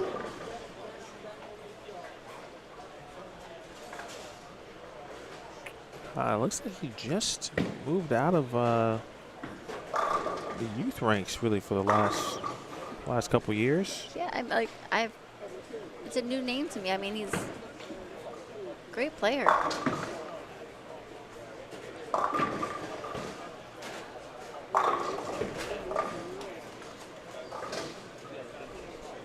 Yeah, he was a Junior Team USA member in 2022. Oh, good for him. Snagged a spot, I believe, at the 2021 U20. Junior goal, yep, Yeah. from Fullerton. All right, so he's, yeah. West Coast, yeah. Doing good, making a name for himself in the bigger ranks here. I mean, he's another player. Like, he and Brett Wolfe were going back and forth last night to get a 2-round bye. Yeah, you're like, you don't know, mine, it's mine, no, it's mine. and they were within, I think it was 2 pins of one another. Oh my gosh. Whew, Wow. that's crazy. And then they shot 219, 220 respectively to flip. So then Marmolejo went to second, Brett Wolfe dropped to third. It was reversed prior to game 8. Oh my gosh. Back and forth, back and forth. Yeah. He has really good ball roll, nice and simple. Yeah. He needs some help, of course, from He is. Wesley. Yeah, he does need some help from Wesley, but he's, yeah. Now that I actually get to see some of these players, I didn't get to see some of them since I like bowled yesterday morning. So 456 to 427, by the way. Matt Jones over Michael Fitzgerald. Darren Tang got 216. So cutting the deficit there. It's now up to 391. Clerk can strike for 183. And Jakob has 107. Haugen 178. And Cesar 186. And this one, of course, far from over. Nope. Oh, Great shot. I hate wrap tens. Thank you, Jeff, by the way, for that additional information. And for those of you who have joined us, you got in the booth Brianna Cote, former PWBA Player of the Year, 2023 U.S. Women's Open champion. Nearly got back to that show. I tried. I gave it a run. It's a tough tournament. And Jakob Butturff, ladies and Is that gentlemen, 9? 8. has the front 8. If you're just joining us, Butturff, again, who earned a 2-round bye, has shot 267, 265 first 2 games. Front 8. He now has the front 8. His opponent is not bowling on a similar pace. Needless to say, Probably not. Probably thinking they're not balling on the same pattern at this point. that match is has concluded Yes. mathematically at this point. Yeah, it's so rough. Wesley not letting up. Good shot by him. You get a chance to see Wesley a lot, right? Yeah. From your vantage point, like where is Wes? Because when I watch him bowl, you can see the growth. Yes. A lot of things he continues to work on. Yes. And it feels like, he's had that roller coaster. Right, he was very good early, so a lot of expectations. Yes. Yes. And then as an individual, you got to maneuver your way through all of that stuff. And it feels like I feel like he's now ready to kind of break out as a true professional. Correct. Yeah. Again, kind of being like a hype kid. There was all this hype. So I think there was some pressure on him when he finally was able to get like his pro card and expecting him to do all these things on tour. But, I think he kind of lost maybe the love of just competing and just being Wesley. So the last couple of years, I think, skill-wise, it's there. He's worked on things. He's trying to make his game better. It's just handling the pressures, handling yourself, getting out of your own way, the expectations. So I think if he can become mentally stronger, which it appears that he's getting there. Maybe that's what he's been working on. It will allow him to really show all of us, kind of what we've been waiting for. But he's got it all there. He just has to, like I said, get out of your own way. And I think we've all been there and done that in some way, shape, or form as a professional bowler. So that nice love tap on the 7 for Wesley. It's number 9 for Jakob. Butturff front 9. Just move on over to watch Mr. Butturff close this thing out. Again, this is your defending champion, folks. And now we'll move into the round of 8. So he will have essentially 3 additional matches to win if he is to repeat. Yes. Speaking of Jakob Butturff. Oh. And it has just been get on up, pick the ball up, and go. step on the approach, and strike and watch for them Butturff. fly. Oh. It's okay. It's okay. I think it's all right. It's okay. I think he's going to be okay. You're okay, Jakob. You can miss once. How many players, honestly, that you've seen? I feel like you've seen a lot of bowling, especially really good players on the West Coast, in Arizona, who can just, it's like the switch. Yes. And we always hear that term in sports, like the flipping of the switch. Flipping of the switch. It happens in any sport. And it can happen, but it feels like it happens a lot for Jakob Butturff. Yeah, I think his release and everything is so unique that he can do things to the bowling ball that not a lot of people can. But he's also one of those things that the minute he sees it and his ball does the right thing, it's very hard to stop it. That switch stays on. It has his 278. Amazing. Wow. So, it has its advantages and sometimes a disadvantage. But, yeah, I would say the same thing happens with, Jesper. Yeah, it's good. That's good. Jesper's, it's, very powerful. Both on the left side, but still 2 very different styles on how they throw the ball. Jesper is definitely a little bit more speed dominant than Jakob. But, again, it happens with anyone, even on the right side, it can happen. That switch turns on and you're just on autopilot. You don't even think about it. We've all done it and we all try to get back there. We all just want to be on autopilot all the time. But it's really hard to do. Shot there by Darren. The Detang Chris Clerk match, a lot of implications for that too. Again, our last two champions, well, first two, Darren Tang, 21, Jakob Butturff. Oh wait, no, Darren Tang, 22. Excuse me. Butturff, 23. This is the third annual Cactus Classic, so potential repeat champion, potential new champion. Yeah, everything's still up for grabs. Do you like, as a viewer, like a broadcaster, do you like repeats? Do you like new? Does it depend on the situation? I think in a tournament like this, especially, it's still early. Okay. And so if you get a repeat champion, to me, it's more impressive. Yeah. Now, I'd love a new champion no matter what. Yeah. No matter if it's on tour, if it's here. For sure. To see that right. unfold is just, it's magical. Yeah, good. It's a cool story no matter what. Yes. But I think like here, you know, if Jakob Butturff goes on to win, considering his start, like that's a good story no matter what. Exactly. Yeah, I understand. If Darren Tang wins after not bowling last year And then, and comes back and wins, yeah. that's still a cool story. Or comes, like, and thinking of the match, too. Like this match. Correct. The first game. I think even going back to that first year, he Chris Clerk. The Rap 10 messenger. Wow. He's had some nice breaks. He's taking advantage of them. That is amazing. That was impressive. Oh, Wolfe. Brett Wolfe showing some emotion down there. I don't know what he just made. Did he make something? Did he strike? Well, it was a spare. Okay. He's not like a loud guy. Yeah, that was that obviously had something. That meant something to him. And he's bowling GT, correct? Yes. Yes. Right. You know, sometimes, like, Well, I might be looking at the I was looking at the wrong scoreboard. okay. Yeah, it's hard to So tell. it does look like Brett just turned 2 into 3 maybe. Okay.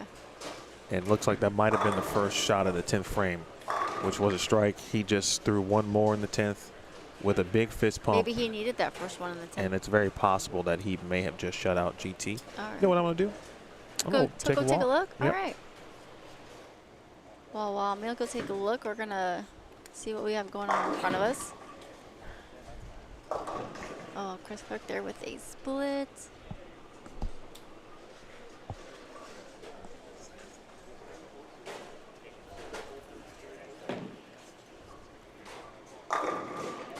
Good shot there by Haugen. Player you can literally never count out. He's so good. So good.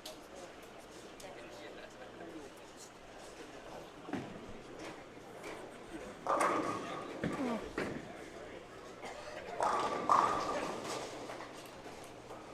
Some action. I don't know if you can see one and yes, we can see 1 and 2 on the screen, but Fitzgerald just turned a 4-bagger over there on Matt Jones, who can also get a 4-bagger if he strikes here. It's hard to see.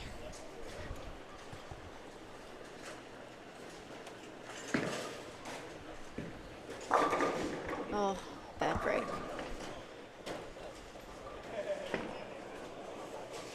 Is Haugen throwing 2 different balls? Maybe? It's hard to see. Oh. Matt and Fitz with the back and forth here. I don't know the totals on that one because Emil took his sheet with him, so.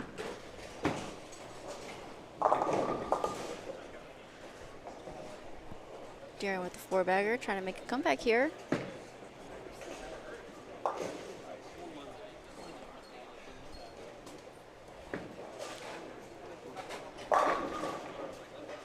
And I think Emil's back. He has a score sheet, so I can figure out what's going on in the Jones-Fitzgerald match. Okay, what we got? Well, it was Jones and Fitzgerald are battling out again. I'm not sure the difference, and then I was. Oh, I'm sorry. Yeah, you're right. I did take the score sheet. Okay. My apologies there. It's okay. It's okay. It's okay. And my eyesight wasn't the greatest, so I didn't want to rely on that. 29 pins was the difference. Okay, for perfect. Matt Jones had the lead, and now, well, he's all but giving that back. Yeah, that looked like a 2-8-10, and the 2 fell late. Uh-oh. Yeah. So that is 186 for Matt Jones. 642. And Fitzgerald has 427 after 2. His 216 was his number. Yes, 216 is his number. So Mark here, and he's 20, 50, Yeah, I don't know. 83. Is he the first one? Yeah, he needs a mark. Mark gets him in the 220s. I know bowling math, so.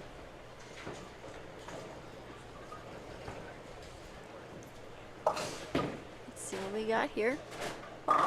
There it is. There it is. Oh, Talked to man. Mike yesterday. Thanks. It's a great shot. He's been putting in the work. Yes. Won a regional recently. He did. Good for him. He said his goals for the rest of the year are to win PBA West and Northwest Region Player of the Year. It's a pretty good goal. Those are his goals. And He he can said definitely do it. the regions kind of run simultaneously. Yes, I believe it's the same manager. Yes, Director? George Abood. For both regions, correct, yes. All right, so here next door, you see Darren Tang now working on the front 5. Yes, and one of them was questionable. Good shot there from Clerk. Did Brett end up winning that match? Yeah, so what happened? Brett Yeah, Wolfe, what happened down there? Brett Wolfe needed the first one in the 10th and good count to shut out Greg Thompson Jr. So Brett Wolfe is a winner. Matt Zweig also defeated Jim Pratt. So Zweig and Wolfe have advanced down there. I feel like I missed one of those pairs. Of course, Jakob Butturff is advanced. And then Ben Perry was making it very interesting. He was. He was giving Cortez a possible Some life. lifeline. Phone a friend. Oh, and here comes D-Tang. Then Marmolejo shot 236. Make sure we don't miss anything there. 662.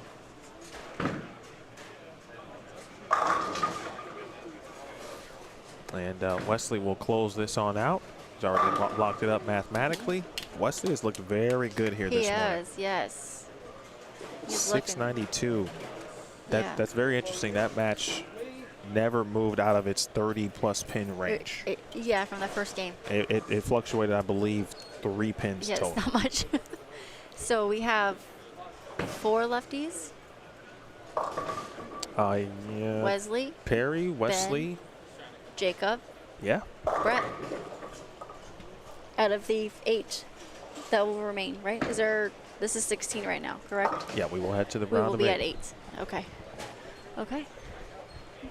Darren did leave a 6 pin in the 7th frame. What is that difference? And what's going to happen, too, is, folks, again, the higher seeds will bowl the lowest remaining seeds. Correct. So that is how the bracket is set up or It's determined. Yeah, it's a little different, Right. unique, I should say. Not the 1 versus 2 and Correct. Yeah, it's that kind of so situation. it. Uh-oh. You don't really know until everyone's all done bowling who your opponent's going to be. Indie Bowl TV. Appreciate you tuning in. You guys should go subscribe also to Indie Bowl TV. They do some of the same cool things that I try to do, which is bring you cool live streams of bowling Yeah, and you do. around the country. So check them out. We are happy to have you coming out in the heat and The heat. the heat with us. Turn up the heat. I mean, I have the pleasure of hanging out with Emil all summer anyways, but an extra week, I'll take it. I always appreciate it. Oh, boy. He did trip one of those. I think did he leave one and then trip it out? I don't know. He's been flirting with the 4-9 this game, that's for sure. Again, winners. Oh. How about that for Padilla? Tripping out the 4-6. Woo.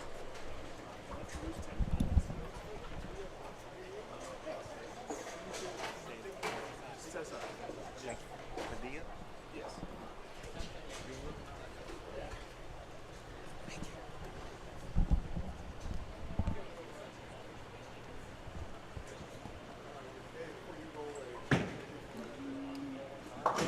Cesar Padilla Jr. Cesar. My man. I'm a fan. Yeah, he's bowling good.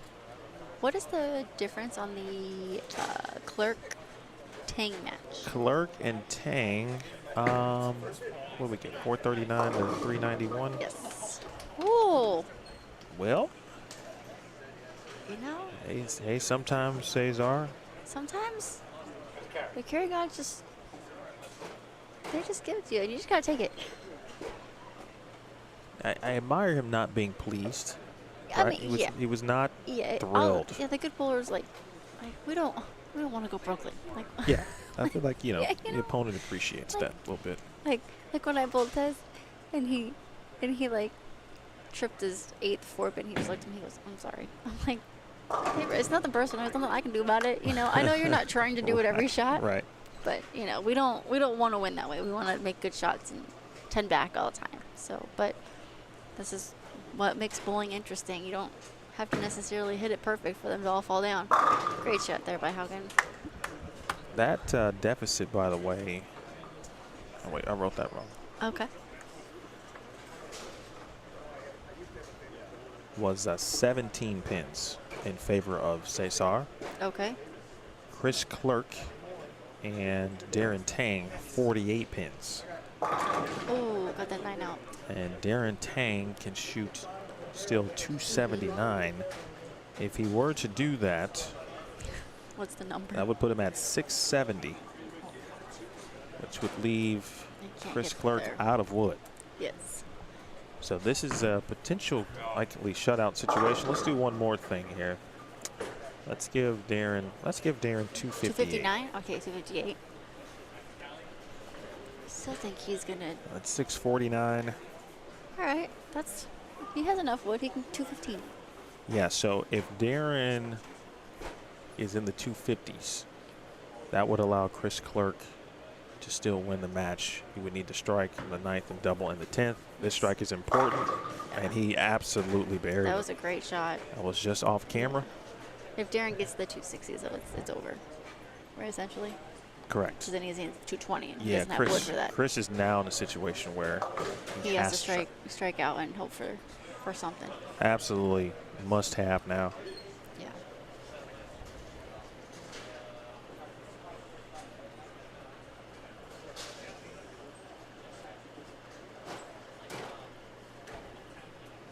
So Clerk again can max at 215. His total would be 654. I'm going to force Darren Tang. So Mark. Yeah, he'd have to throw the, yes, I'm sorry, Mark. Oh. That's tough. And like I said, he's been kind of flirting with the 4-pin, 9-pin on that lane. I wonder if he made a move after the 9. Oh. Now he can only get into the 190s. I talked about Cesar today, and I saw him do this a little bit yesterday too during qualifying, but he gets into his movement via the approach, and then it could be a different step, but he will stop and come back, and it's footing related. It seems to be, at least. It's not touching the ball return or something? I don't think He's so. not that far left. I haven't paid attention to that aspect of Okay. it, but he's come right back, and he goes right to his foot, right to his left slide shoe, Okay. and then hits the wire brush. Now that just could be part of his pre-shot routine. Exactly. Just reset everything. Oh. 4-9 for Padilla off camera. Meanwhile, Clerk made the spare. Clerk can get to 195. Put him at 434. First, we'll see if Padilla can make this.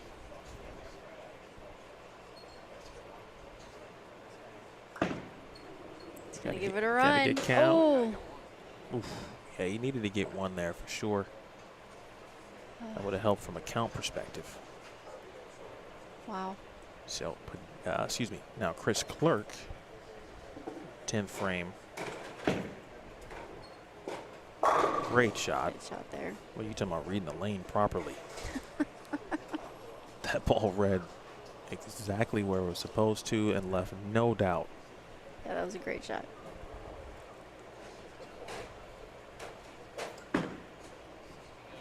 Good shot. Way to fill it. Good shot there by Cesar. We'll do some math here in a moment. Again, 634 is the max for Chris Clerk. Mm-hmm.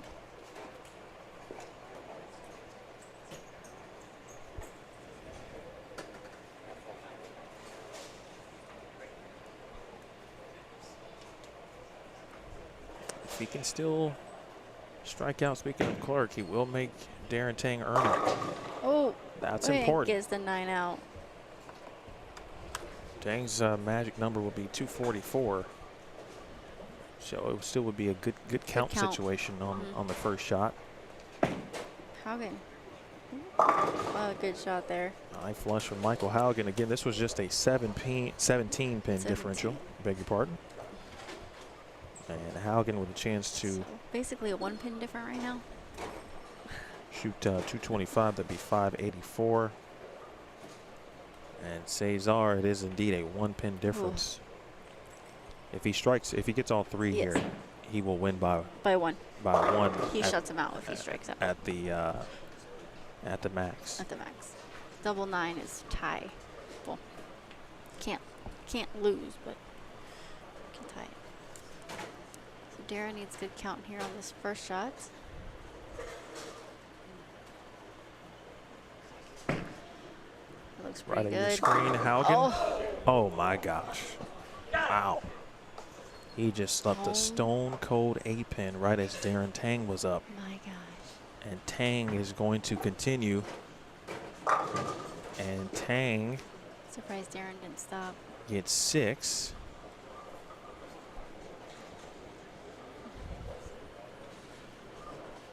Two, four, six. He has to spare it.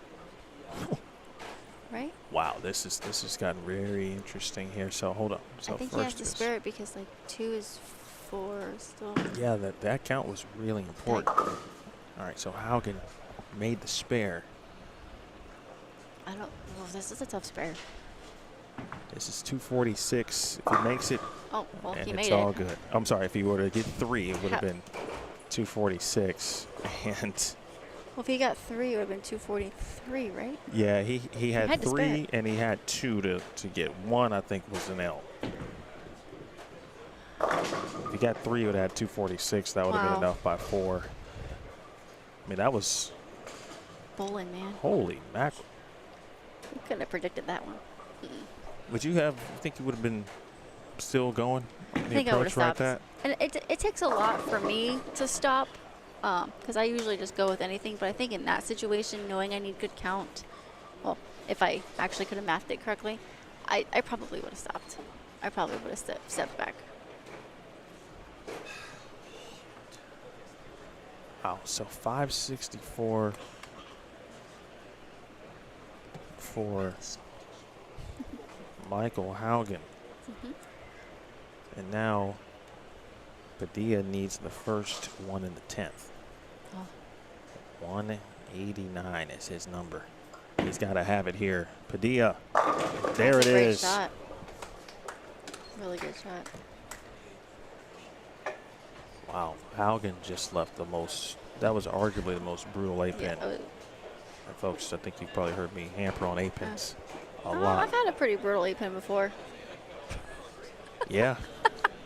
You're right. It's fine. But I will say it's not fun. Like, come on. It's a tough break, it really is. Wow. I mean, that was literally the difference of winning and losing. Mhm. That's insane.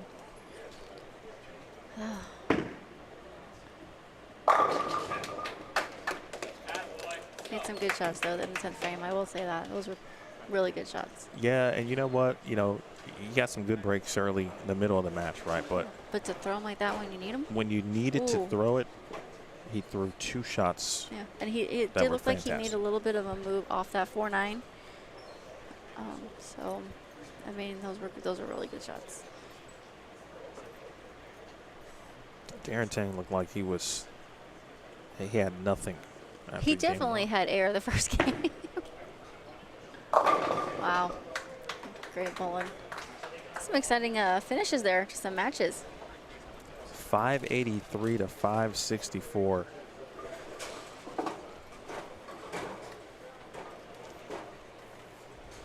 Whew. Yikes. All What's right, the next folks. round going to bring? Yeah, I don't have all of the match totals, but just a quick look or rundown at the winners. Wesley Lowe advanced.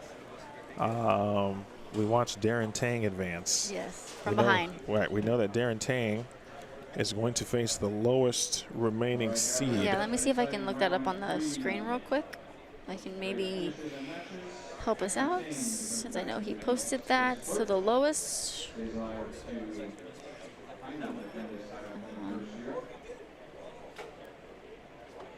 Who won between Wolfe and Zweig? Or Pratt and Zweig. Zweig. So he would face Zweig. He is the lowest remaining seed.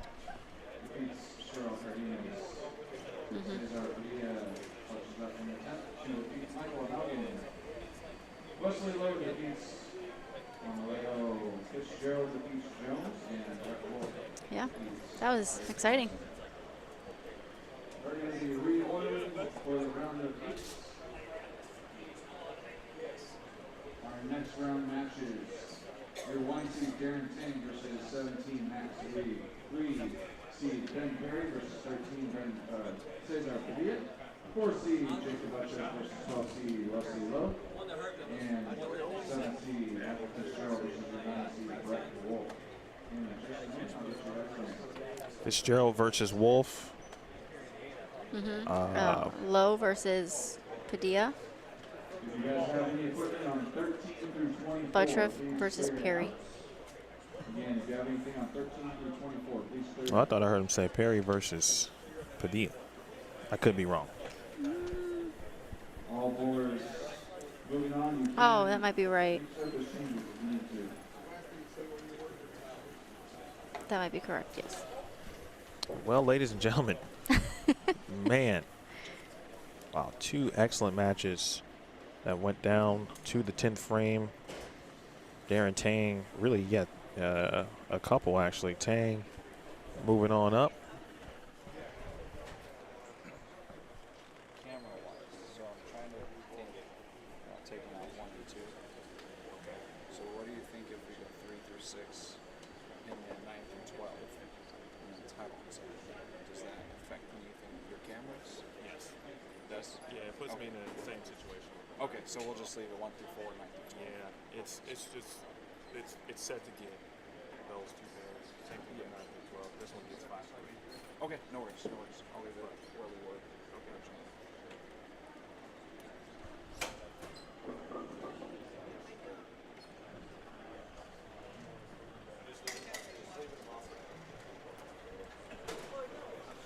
All right. So again, I think it was Ben Perry versus Cesar Padilla, Butturff versus Jacob versus. Wesley Lowe.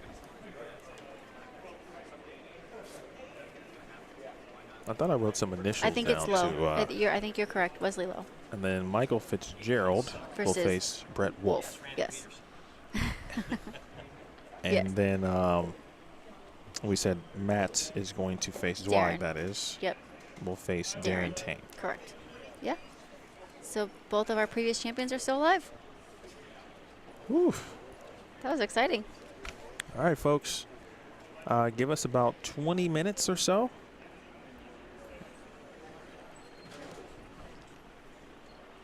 We will have the round of 8, which will begin again approximately 20 minutes or so.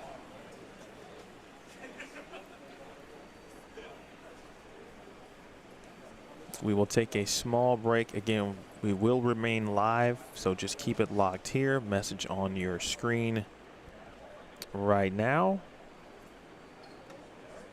Very good matchups ahead. I'm gonna double check and make sure we're ready to go camera wise. And uh-oh, typo. Uh-oh. There we go. It's all good. We fixed it. You staying? Or I am you leaving. Yeah, I'm going to truck home, but I appreciate you having me and hanging out. So I hope it's exciting the next round for everybody. I'm sure it will be. Thank you, Bree. Always a pleasure. My pleasure. And I'll see you At the Lucy. at the Lucy. At the Lucy. All right. All right. Thank you. That's Brianna Cote. Again, one more reminder on matches from Theo Duthay. And we'll be back with you shortly here. Round of 8 coming up next. It's the CBE 10K Cactus Classic, the 3rd annual edition here on Bullstream TV.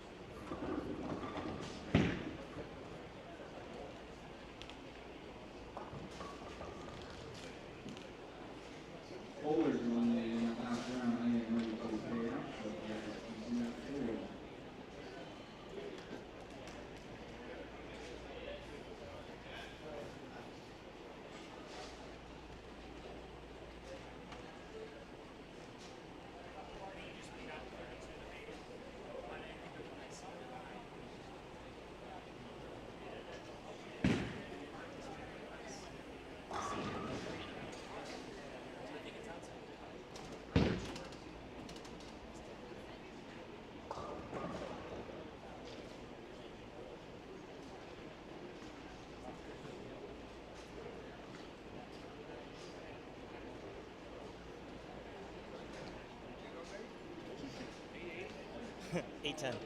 That's it? Yeah, I could have shot it. I'm not gonna. I mean, I saw it, but I'm just saying. I had front nine the last.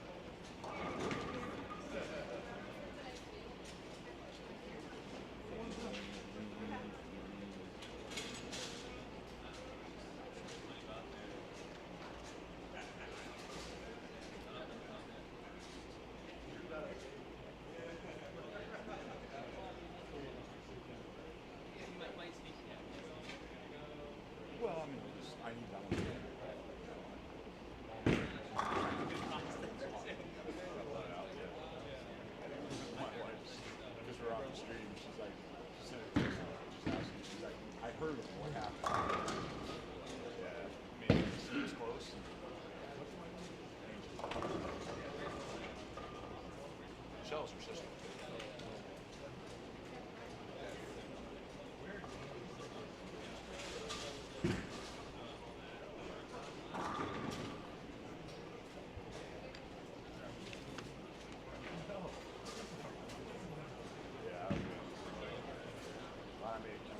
I was throwing your game to one of those, so I changed the resident. The second frame down, it's there, and then last 5 years.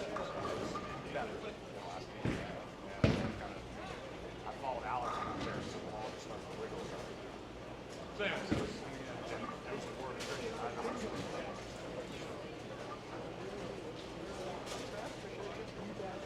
Andrew Kane was in the finals this year. I was guaranteed to make it farther. Keep losing that clown. 2 years in a row, he knocked me out. So.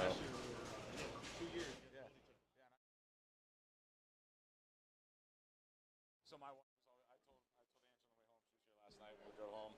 I said, hey, Andrew didn't make it. I got a shot this year. You know. That is the case. Yeah. Well, safe travels going home, man. You'll be packing up and running out fast after this. So you want to make. You don't have to do your. We were listening to Desperado on the way home. You don't have to do your red eye at midnight. Yeah, and not landing at O'Hare at 6:15 in the morning or something. Yeah. We'll see you. Yeah, man. We'll see you in New Mexico.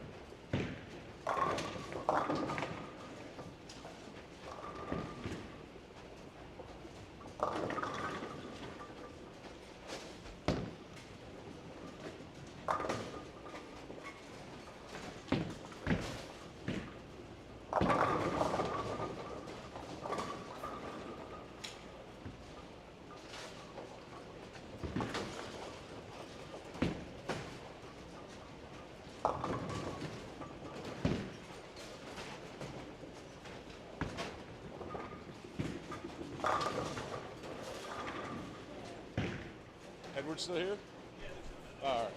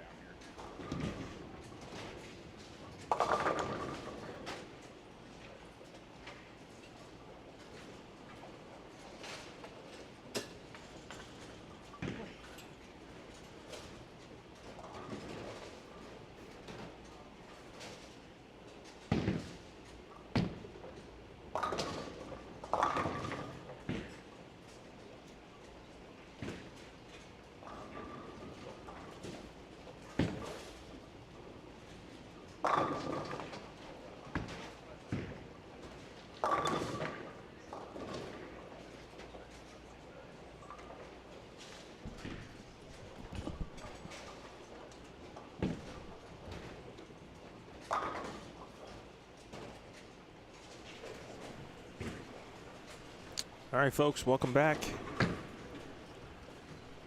We have now reached the round of 8. Again, round of 8. Here at the 2024 CBE 10K Cactus Classic. We've got 9 through 12 and 1 through 4 coming at you. 9 through 12 featuring Matt Zweig taking on Darren Tang. And that's on the left of your screen right now. Those two, or specifically Darren Tang, won the inaugural title of this event in 2022. He is bowling who is the lowest remaining seed at the moment, which is Matt Zweig. And then on the right of your screen, Ben Perry is taking on Cesar Padilla Jr., who is throwing it phenomenal. Boy, I tell you, Michael Haugen had a chance to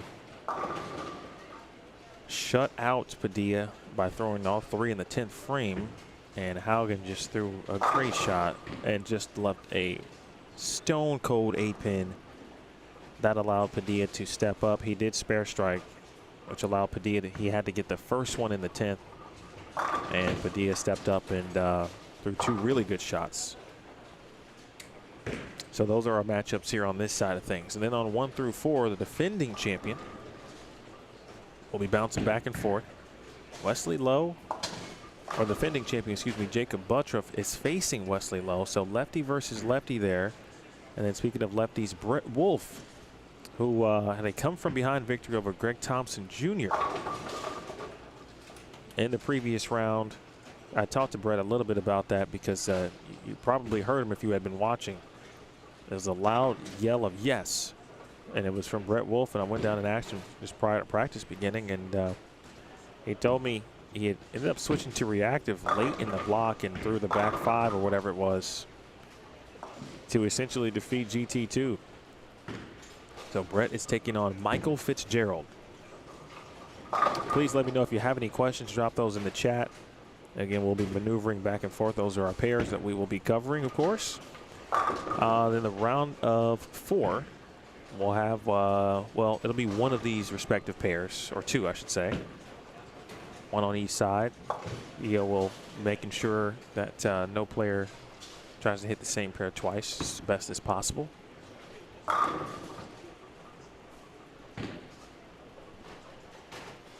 Matt Zweig is the only player still bowling who bowled at 8 a.m. this morning.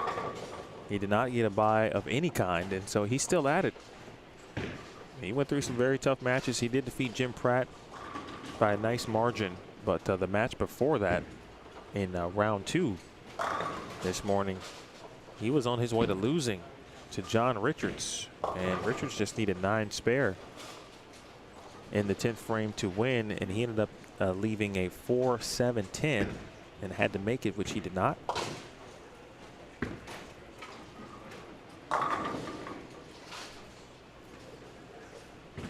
The pace of these matches too have been very good. By the way, Jakob Butturff shot 8-10. He's this is just his 2nd match. Again, he had a 2-round bye. Speaking of Butturff.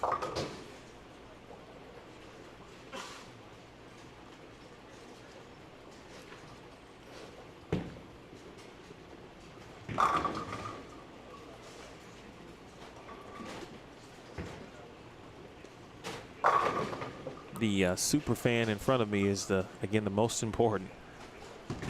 Players on 1 through 4, especially those Fitzgerald and Wolfe respectively, coming over and getting a little air in between shots. Darren Tang looked like Chris Clerk was going to win that match. And Tang, excuse me, ended up getting what, front 6, front 7-ish?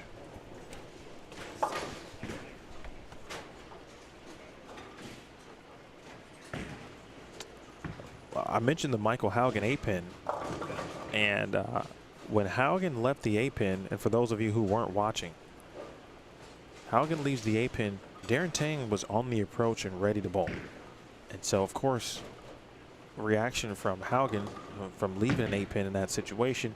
And then DT, good washout conversion off camera from Fitzgerald. Darren Tang said, all right, I'm still good. I'm just going to go. And then he missed the head pin left the 1-3-6-10. And then there were all kinds of possibilities at that point, but 2 would have still been good. Missing all of them would have been bad. But he ends up making the spare. Threw hard and straight at it, made it, and was able to advance. Very good comeback from Darren Tang. So we've got the first 2 champions of this tournament still alive in the round of 8. Ben Perry, again in a familiar position. Ben Perry, really impressed with this young man. I have been the first couple. I've learned a little bit more about him this time around. Got a chance to speak to him on the air yesterday when he led his squad. I believe it was the 1230 C squad. A lot of fans have been in the chat rooting on Ben Perry. So I went through all of your matches. If you got any more questions, don't hesitate.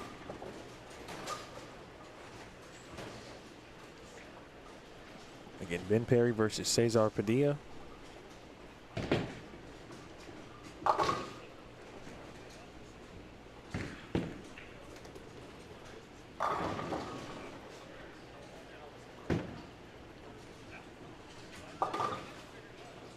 Again, Butturff shot 8-10. Now he's not on that same pace. Again, we did re-oil, of course. That was part of the break. So when Jakob hit the lanes, I don't know how many lefties might have bowled on the pair that he was on. I think it was 11 and 12 at that time. But he went 267, 265. I think he shot 279, but he said 8-10. Front 9 the last game. 9 spare strike for 279. And that voice you hear is the voice of Mike Hardesty. How's it going, buddy? I'm well. I appreciate you checking in on me. Yeah, absolutely. We got to take care of you. You've been taking care of us. Mike, 20 years ago, would you have thought that after competing collegiately, essentially not alongside each other, but as I would say, friendly collegiate bowling teams, right? We weren't rivals. We were always rooting for one another, actually. Absolutely. When we weren't bowling, as far as teams go, that we would be here fast-tracking our lives in this very moment, you bowling the tournament and me live streaming. Would you have thought that? Not at all. I mean, I thought bowling was going to be such a huge part of my life back then. So the fact that I'm even back bowling and to compete along these guys is such a privilege. But no, back to you bowling for Lindenwood. Those were some of the best times of our life. I mean, bowling against you and Brian Valenta and all those guys, tons of fun. And actually, it kind of ruined me, to be honest with you. Team bowling, college bowling, there's no coming down from that. Yeah, it's such a high that you can never replicate. That's a good point. I mean, to bowl singles is so unfulfilling for me. Like, I do it just for the love of the game. But when you have your team by your side and you're traveling the country in a 15-passenger van and you have 1,000 pounds worth of bowling balls, you know, there's no replacing those memories. All right, so Mike, you did bowl this morning. I did. For a little bit. One in. Did you get a bye? Nope. I had to fight from the beginning. I beat Sean Trzowski the first match, and then I bowled Brett Wolfe. And aside from him bowling 680, I didn't bowl very well. The second pair we were on was way tighter out, and my trick, at least this weekend, had been mostly urethane, kind of playing around 6-7, just kind of trapping it, and I could not get it to read at all. So I tried a couple different reactive balls and just really couldn't shape it.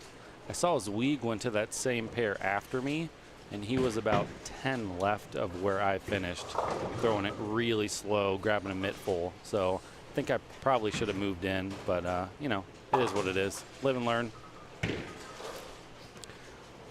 That's kind of the interesting thing about this pattern, though, is honestly, depending on how you break them down, they can be a little bit softer or they can be next to impossible.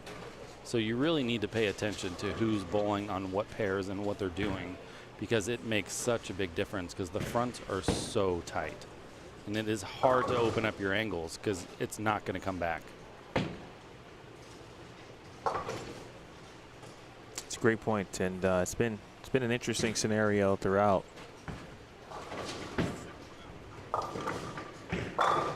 We'll see how it plays out with them doing the re-oil. I think if they didn't re-oil, the lefties were going to maul everyone. But with them having the re-oil, I think it opens up opportunities for someone as savvy as Darren, especially to make a run for sure. Would you put anyone in a favorite-like situation? I had this question earlier, just kind of fast-tracking, right? Well, once we get to the fresh, and obviously it would depend on Great Spare by Darren Tang, who would be in the finals, or in the round of 8, excuse me, or the round of 4. But once we re-oil, I mean, Darren Tang yesterday on the fresh went 2-0, 2-10, then he shot 299. Yeah. It took him a little while, but once he got going, he got going. Of course, that was during qualifying. He was probably 5th arrow against Chris Clerk and making the comeback. But this is his first time today on the fresh. I don't know who my favorite would be since they reran them. I mean, if Darren can find a little niche, I mean, he's might be the only one doing what he's going to do. I don't know. Is it Cesar or Cesar? Cesar. I don't know him at all. This is the first time I've ever seen him throw it. So he is totally a wild card to me. Zweig is obviously another high-level, high IQ bowler. I don't think we need to know much more than Cesar can throw it. Oh, he can throw it for sure. And he got some good breaks against Haugen, but when he needed them in the 10th frame, he did deliver. I saw how he broke down that pair, and I was liking what I was seeing. He was pretty smart about not throwing too much urethane in practice, throwing the reactive up the gutter, trying to give himself a little bit of bump, which is really smart. I think some people tend to throw urethane too much in practice, and they kind of ruin the good thing that they have. You know, Fitz, the other righty, Fitz has that trick, man, where he has that kind of voodoo roll. Everybody describes it as that. And his ball doesn't necessarily read the front part of the lane like mine does, because I grab a mitt full. So he's interesting because he's another smart guy. Like, if you see people bowl, like, he throws it really good, but really it's his mind that makes him different. He sees the lanes and angles a different way, and he's able to repeat that shot after shot. He also bowls here a lot. This is a high friction surface, so I can see Fitz going far, but I guess if I was rooting for anyone, Brett's like my big brother. Sure. So sure. It's hard not to have a favorite. I mean, yeah, and my question was geared around more like ball reaction. Based on what you saw, who might be, who might have the best look, so to speak, on the fresh? I mean, I wouldn't want to bowl Jakob. Yeah, that's difficult. That would probably be the only guy that I wouldn't want to bowl. Everyone else, there's a chance, but I probably wouldn't want to bowl him. Speaking of Jakob, we'll go full screen on 1 through 4 for a little bit.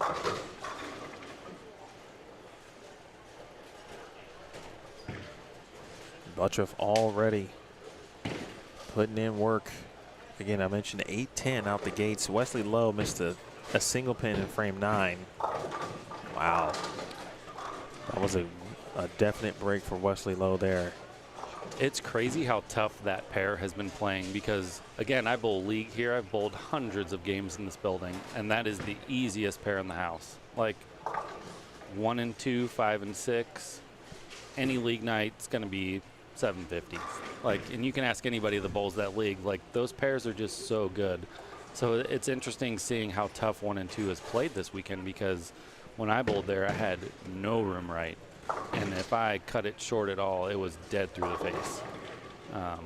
I know Ed bowled his match against Clark there, and he shot like 530, and he said he tried everything. So it has proven to be an interesting match. We'll see how it plays lefty versus lefty, but definitely not an easy pair today. In the booth with Mike Hardesty. Mike took several years off away from the game. He's gotten back into bowling in the last how many years it's been? I started bowling again in 2019. Okay.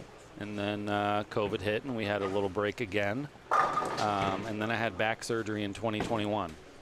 So really didn't start bowling again until October of 2022. So hasn't been too long. You forget so much. Like, I just hear the guys talk. You know, you talk to high IQ guys like Tez and Zweig, and you realize how much you forgot by not doing it. That's why I appreciate what you do, because then I can see a lot more bowling. There's a lot more quality content out there. I was watching last night, trying to see what some of the guys were doing just to see if I had a different mentality going into today. So always appreciate you being at the tournaments. What have you seen today? Who do you think is going to be the guy to beat? Well, Matt is the only player really who has seen the fresh now twice. Matt Zweig. Sure. He bowled at 8 a.m. and is the only player who started that round who's still bowling. His look, and of course he changed things up. He bowled A squad, didn't like what he saw, was trying to circle around the gutter. Then he came back B squad Saturday morning, straightened up his angles around the gutter. He's still in urethane and still around the gutter. But, you know, now, of course, it's match play. Darren Tang's just tough to beat in that sense. I really like Ben Perry. That kid's got grit, man. He does. He is not scared. He's not scared. He does. I don't know, though, if he can, because of what Padilla has done. Yeah. And I watched him during the qualifying, of course, yesterday as well. I think it's a true toss-up. I would have agreed certainly on the Butturff part, though. Like, yeah, you don't want no piece of that. If he gets going, it's difficult. Speaking of that, 206 Wesley Lowe, 203, and that open in the 10th allowed Wesley to maintain the lead. Meanwhile, to the right of your screen, Fitz and Brett Wolfe. Looks like Fitz just went to urethane. We talked about urethane, and I was very specific about asking Fitz. I just wanted to know when he thought, or when it was kind of good for him, and he typically said, you know, when he's trying to tame essentially a little down lane reaction. And I think he is seeing a little bit of the X, as we like to describe in bowling, right? That too strong off the back type situation. And so he might be trying to help stretch the pattern out for himself just enough to keep his ball in play. And obviously he's bowling the lefty on the fresh. And so this might be that move to try to stretch it out for himself a little bit for the next 2 games of this match. That one is coming to an end. I'll take you back over to 9 through 12. 180 on the board for Matt Zweig.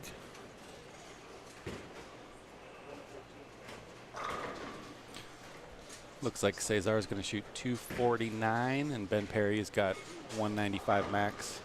He's a freshman, or just completed his freshman season. That is in college.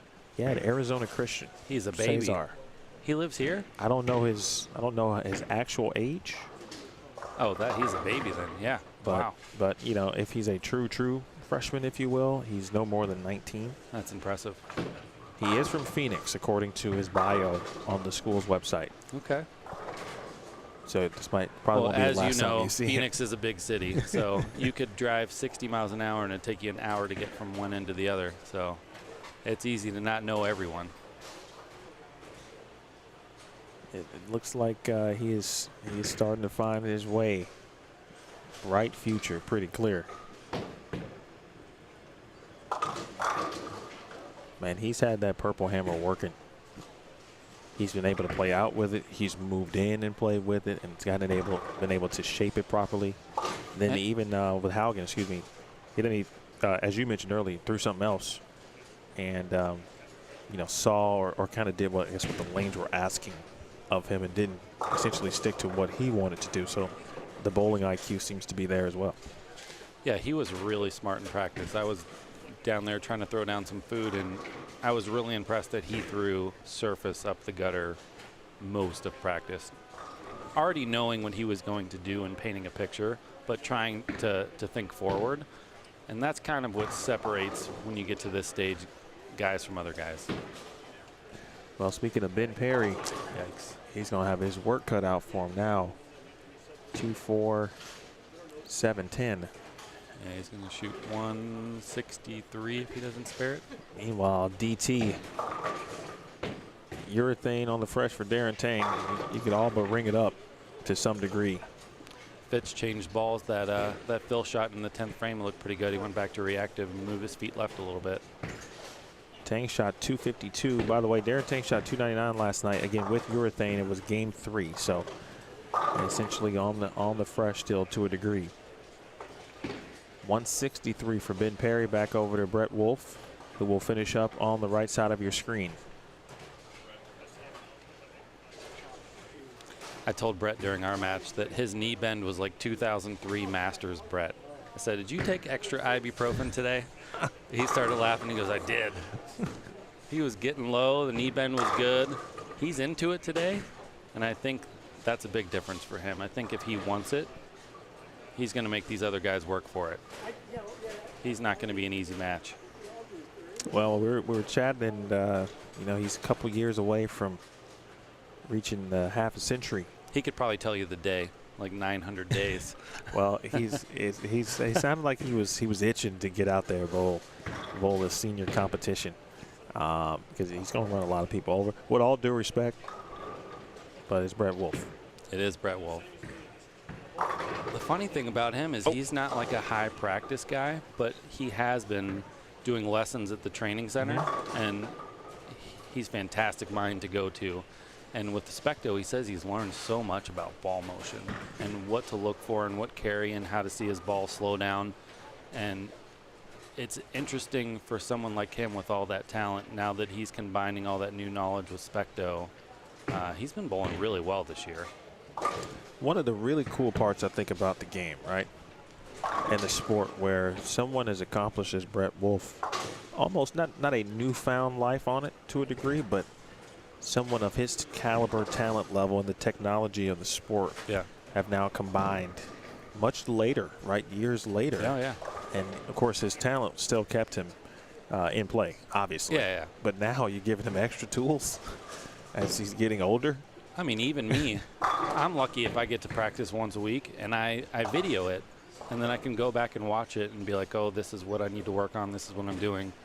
20 years ago when I met you, I had no idea how I threw it. I didn't know it was that bad.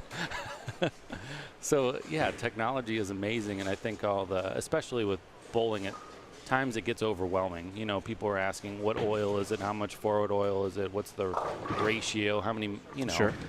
It's a lot. And you need to know most of it, but it can be overwhelming. Fitz has got the reaction that you don't want right now. Yeah, he has my look on 13 and 14. Yeah, he looks definitely bewildered. He is, again, you mentioned the urethane, and I'm thinking to try to stretch it, right? But this ball just never got up the hill. And that was with reactive. Historically, 3 and 4 is a tighter pair in this building. Okay. And qualifying, it was certainly tighter. I was lucky enough to start on that pair. And Zweig and I made a gentleman's agreement that we would throw a ton of surface on the gutter. And it helped. But historically, 3 and 4 is a much tighter pair. If I were Fitz, I would probably try to move my feet right and throw that urethane ball. But I get it. They're not easy. I feel like you're bowling in a telephone booth when you get lost.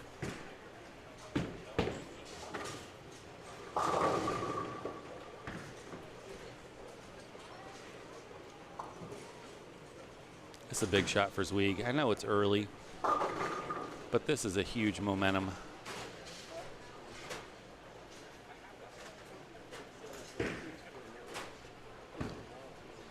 Oh, wow. Oof.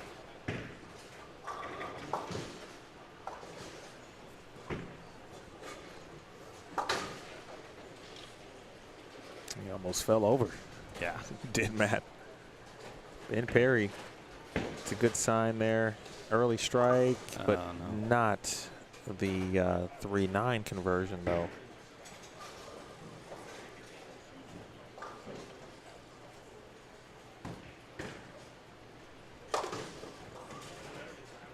Full screen. That's the same pair Zweig bowled on earlier, isn't it? 9 and 10? I think it is. I think he did bowl. Because I bowled, yeah, that's the same pair he bowled the first match on. That's interesting. It is. This is Lakeview Lanes in Sun City, Arizona. now the 3-year host of the CBE 10K Cactus Classic. Cesar Padilla continues to strike. This place is awesome, by the way. I'm so lucky to bowl league here. This is technically a senior center, but they have a league on Thursday night that you have to have one senior on your team, and then the rest is open. It's a capped league, and it is so much fun to bowl here. It's spotless. The shot is super easy. The beer is cheap. The food is good. This is a great place to be. It is cleanly. Power outlets are close. That's right. Those are things that I care about. It's a very thoughtful center. It is. I appreciate the staff, Mike Dermeyer, Reed, who just stepped into a different position here. Appreciate Reed and what he has done and helped us out with this week. Also to Christine and Sue and everyone here from the staff perspective, and the wonderful restaurant staff as well.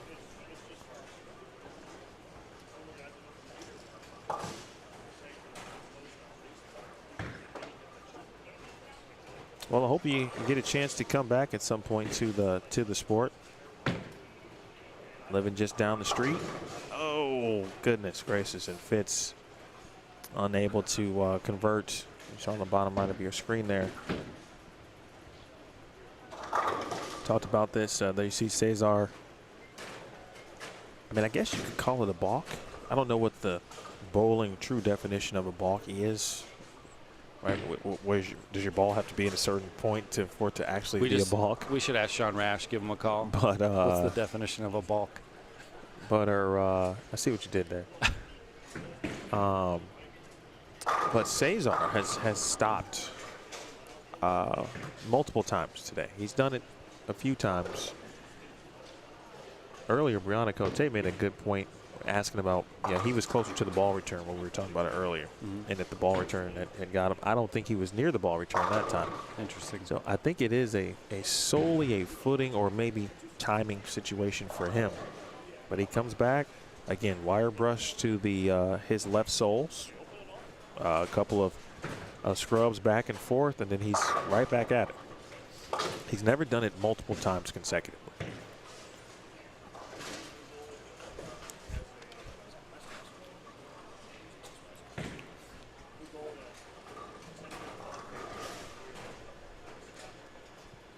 Perry, and then we'll go back to Mr. Wolfe. Good shot. Here is Brett.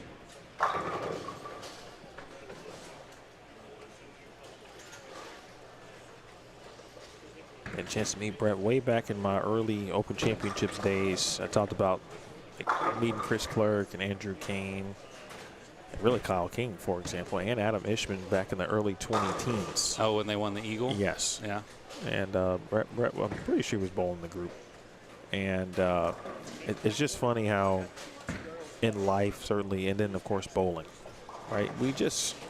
You might miss a few years. Like, I don't think I've seen you in person until last year. Long time. Yeah. Like 20 years. Legitimately, yeah, maybe 15 years. Plus. Yeah. Bowling keeps us all together. It really does. Arizona has a really good community. Most of the guys here are super good people. It's fun to hang out, support each other. We're all doing it because we love to bowl. It's not about the money.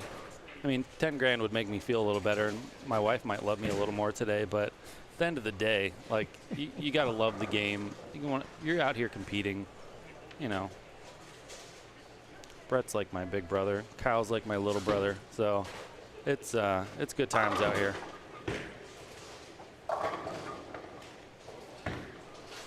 The Butturff low match is going at a rapid pace. It really is. They are almost done with game 2. Looks like Jakob can shoot 237. Wesley has a max of 213. This is a big shot for Wesley. That's a huge double for Fitzgerald. He's essentially gone from... Wow, great shot. Oof. That was a great shot. I mean, these are two premier players. I love how much area. fire Wesley has. He gets excited.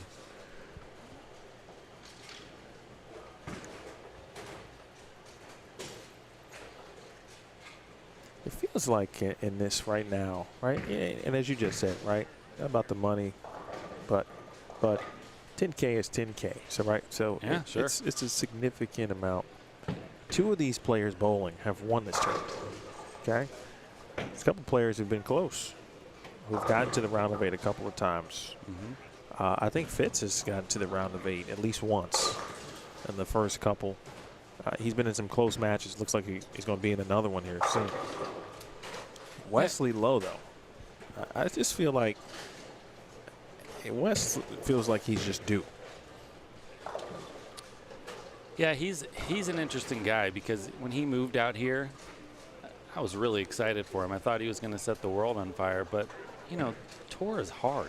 Like there's 100 guys out there that are really good, and if you're bowling PTQs, I mean, Yep. how many guys end up making it exempt out of the PTQs a year? 2, 3 at the most. I mean, that is no way to make a living. But yeah, I agree with you. I think Wesley has all the talent in the world, and he certainly has the fire. I mean, he wants it. It's just a matter of putting it all together.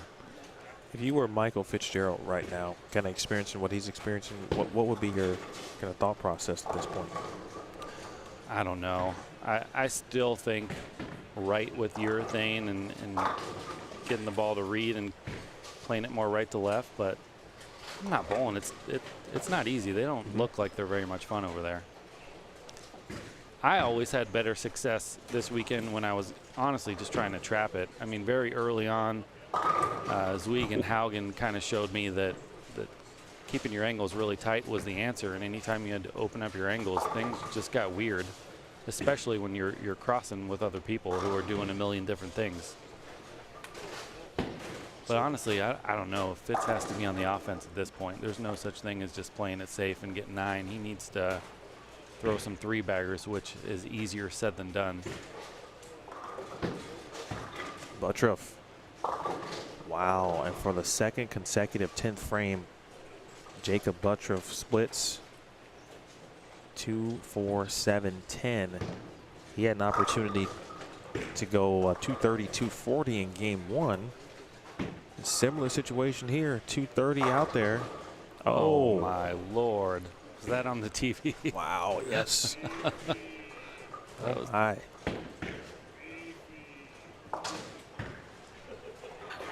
Wesley missing, Jakob missing some opportunities here. Yeah, that was huge.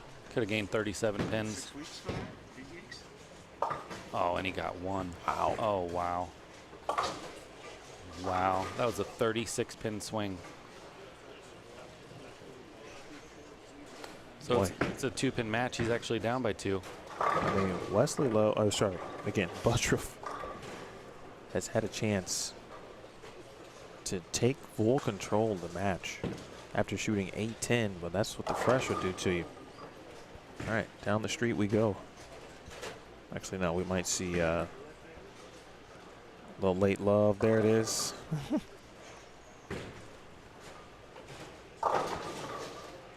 One more time for Brett Wolfe.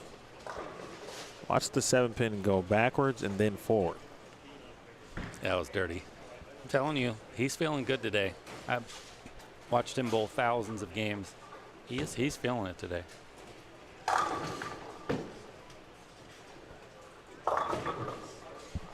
Two-pin match between Wesley Lowe and Jakob Butturff. That was going to come down to the 10th frame. We'll get back to Wolfe and Fitz on full screen in a moment. Of course, they're on the bottom right of your screen. But here on 9 through 12, both of these matches just at the halfway point. It really goes to show how fast Butturff and Wesley Lowe are bowling. Of course, it's match play too, so you're trying to create your own pace to a degree. Cesar. If that kid really is a freshman in college, they might be in trouble. Well, according, again, he'll be a sophomore. Yeah, that doesn't matter. He's under the age of 25, and he doesn't look like he's sweating. And it's 100 degrees in here, and he's bowling for 10K. I'm gonna tell you exactly right now. Hold on.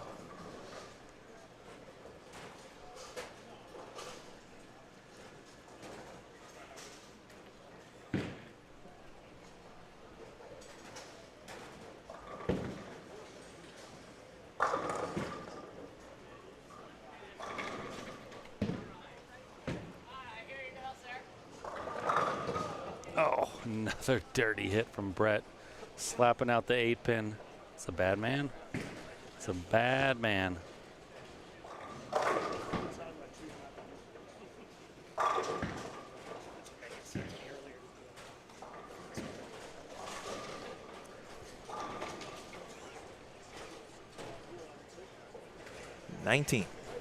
No way. 19 years old. 19. Oh, good. That's impressive. Again, sophomore to be at Arizona Christian. That's crazy.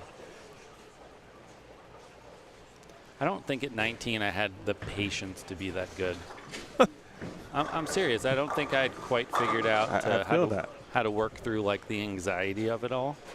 Especially growing up in Texas. I mean, there's a million good bowlers there. So, you know, get your opportunity, and it's tough. It's tough to slow everything down in the moment. And that kid, I'm not joking, he doesn't look like he's sweating. No, he has been, you know, the cliche, right, laser focused. Aaron shot there, of course, but I just darted him. The grand scheme of things, as Fitzgerald strikes off camera, in the grand scheme, Padilla has looked not, or I should say, unlike a 19-year-old, quote unquote. Yeah. Unless you're Jillian Martin. Correct. Right? Like, it's just correct. Like, how is that possible? How are you that good mentally and physically that young? But, you know, we now live in a world, obviously, where, you know, players like Cesar come around more often at this young age, and the Jillian Martins of the world at much younger ages, 14 and 15, with that same type of focus, mindset, business-like approach. DT, Darren Tang. He's in his comfort zone. Yeah, I mean, Zweig has a little bit of a chance here. I think if he can strike out and kind of change the momentum a little bit, but he's got to put some pressure on him. Yeah, Darren shot, again, 252 to Matt's 180. And so Matt needs to, again, put it on the board. Yeah, he's not going to get it this game, but he can get a little back. Fast moving down again on 1 and 2.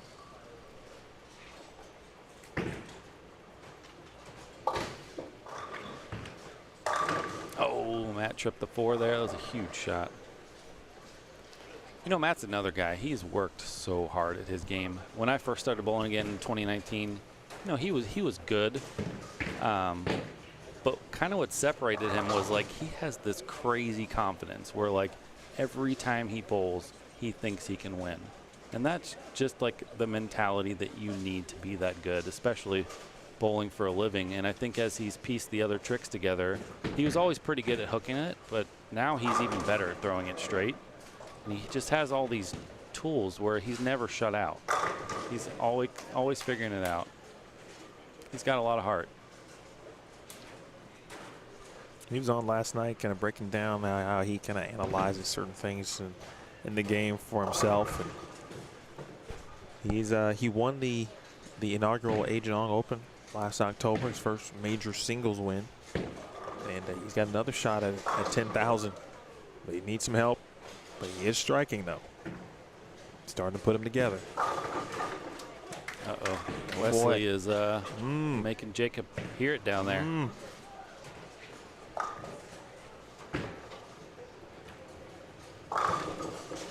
Big double. Yeah, great shot by Darren. Darren can shoot 216. Zwei can counter at 248.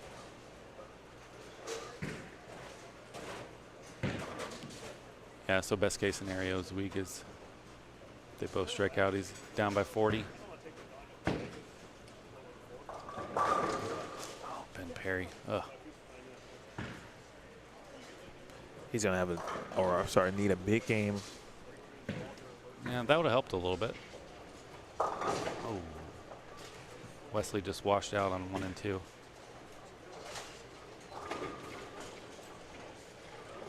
Watch Tang here, 10th frame. Brett Wolfe, bottom right of your screen. Week 10. Oh, my goodness. Darren Tang.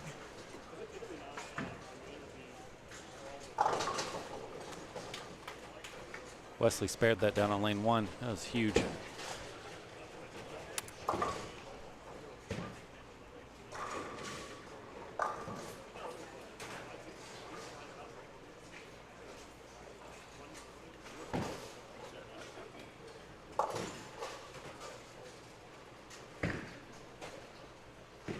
Wow, that was pretty impressive from Chang. But like one more, and we'll get it. Just when you think he's opening the door a little bit, he shuts it right in your face. I feel that Darren's level of not just the skill, but like that instinct where you just go put people away. Like watching him a couple of years ago at this tournament, and just watching how he has performed overall on tour these last few years.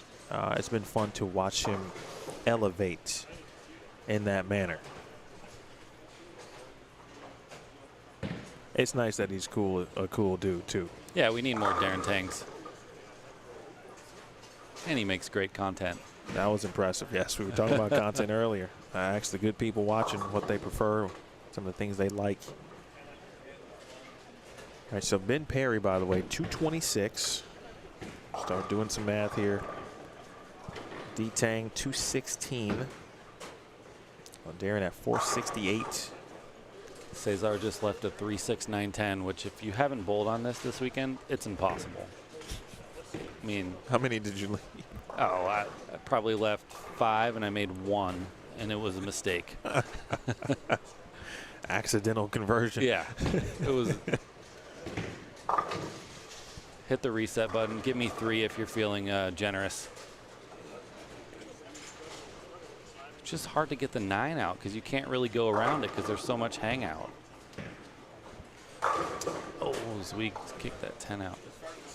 Unfortunately, Mr. Fitzgerald did exactly what he should have done in that situation, right? And that was, you know, you got to go out and try to figure it out. He went on the offense and ends up shooting 156. Yeah. And is in a situation where, I mean, it's going to take a monumental collapse at this point. You know, the 3-game match, my rule is always 80.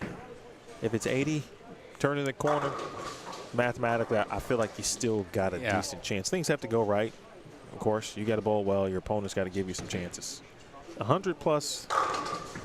Especially on this. You got to think, even if he shoots 300, Brett can shoot 190 and win. Remember, folks, this is single elimination. 3-game total pinfall, and Wesley Lowe bowling like he fully understands what the format is. He is not trying to be eliminated. This force that Wesley is producing here. 247 for Matt Zweig. So it's a 19-pin match, right? No. Between who? Oh, no, 9-pin match. Jakob and Wesley. Oh, at the moment, yes. Yeah, Wesley was up by 2. Now he's up by 7. So, yeah, 9 pins. Shoot, I didn't see what Cesar finished with. I'm about to get up and walk. Wait, what'd you just say? You just said Cesar, right? No, I was talking about the match on 1 and 2. Okay. 9-pin match.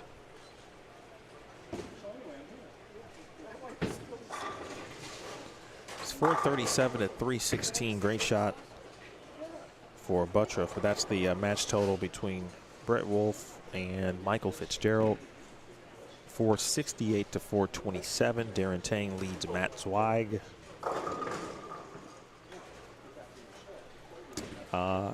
Ben Perry is in the books with 389, but he is trailing. I just got to get Cesar's final score. And then after 2, it was a 2-pin lead, but of course Mike just updated you in real time, theoretically, what's happening. Here is Lowe. Oh. And he too. Something does not quite feel right. I'm going to take this opportunity to reset. This is going to be obviously the first match complete, and now gets our full attention.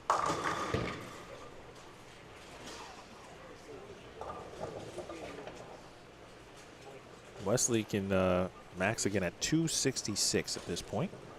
Putting him at 672.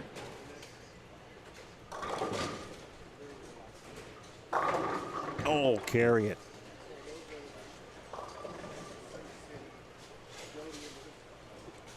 On a B3 performance, athletes, staff members, etc. Shout out to the Calderon family. We're so lucky to have that facility here. I don't think enough people realize how spoiled we are. I actually went and had a lesson with Brett on Monday just to line up with Specto and kind of straighten my angles out because I knew they were going to be tough, and you just kind of pinch yourself. That place is pretty special. Have you had a chance to get out there? I did go last October when I was here for the Agent Ong. Had a chance to sneak on over. I always said the funny thing was I remember Mike and Brandy kind of describing, and Wesley got caught. It might have been, unfortunately, not intentional certainly, but there is a little bit of open play going down on the extreme high end. But of course, what's happening down there is the atmosphere is much different, and so at this moment, anything can potentially get you, and there's no wrong in stopping. No, and I don't think that's that uncommon for Wesley. He tends to shut it down if it doesn't feel right. And that's obviously in this situation the right thing to do. Especially in this magnitude. Big shot. I'll finish that story on the other side. Wants to keep the lead. Ninth frame. Looks pretty good. Oh, wraps the 7.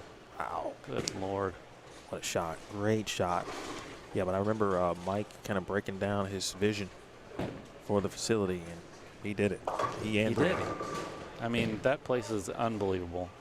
I don't know how big it is, but it feels like it's like 8,000 square feet. But they got it's pretty large. They got the 4 lanes there on Specto with the string pins and every gadget you can imagine. There's, at the end of the day, it's in the middle of the city, so there's no excuse not to get better if you utilize that place. Appreciate everybody who has tuned in as well. Please hit the thumbs up if you don't mind, and subscribe to Bullstream TV if you have not. Theo Duthe would certainly love you, just so the more eyes that see this, the more opportunity for sponsorship for this tournament in the future. See, Fitz has nothing. That wasn't even that bad. Yeah, it's tough. I feel for him. I know. Everyone does. Because when you got nothing as a player, it's tough. Butturff needed that one. He was that would have put him in a shutout situation. So he's going to finish first, of course. If he makes the spare, he'll have 238 left. I would max him at 642. That would mean Wesley would have to double. That is correct. 236 would be his max. Or I'm sorry, 237 actually would be his magic number, speaking of Wesley. Yep. So he would need to double. Well, Jacob's been there before. He knows what to do. Essentially, if Jakob doubles, Wes has to. You think he still gets nervous? It's an interesting question. I feel like the answer is yes. Just because even Michael Jordan still got nervous. Yeah, I'm sure if the blood's not pumping, something's wrong. But, yeah, you just wonder. How big is the moment for him? Nothing a major champion can't handle. No. Yeah. Talked about his regional titles. Went to dinner with him and Jordan Ashberg, Michael Haugen. Shout out to the DeMarco family. Got a chance to meet them and conversate. Chris, Joey, and Doug down there watching. Talking about the amount of regional titles. I forgot that number is so large. It's a lot. Didn't he win like 9 in 1 year or something? Yeah, I forgot all about it. You got to have it. Did he carry that? Oh, my goodness, he did. Wow. He carried it. Well, count is important here. Okay. This is a huge shot. Situation again. If he strikes, it's 238. Puts him at 642.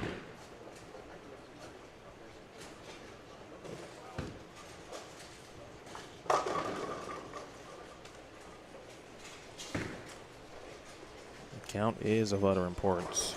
9 here. I mean, well, the tie possibility does exist no matter what happens. Yeah. But wow. And got them all. Clutch. So Wesley has to get the first 2 and 2 pins. 642, the number.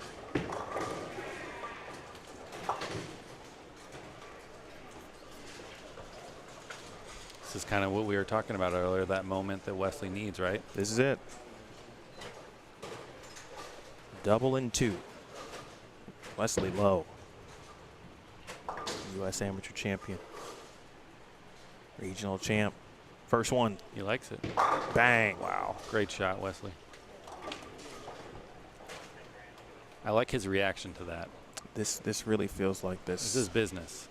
You know, coming out party, if you will. But yeah, the business-like atmosphere, right? Yep. He didn't celebrate that shot. He knows where he's at and what he needs. Brett Wolfe.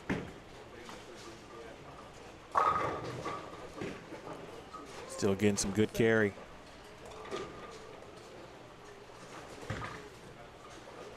Again, the highest seeds remaining, folks, will bowl the lowest seeded players remaining. So it is not a, you know, these two winners of these matches, respectively, will bowl one another.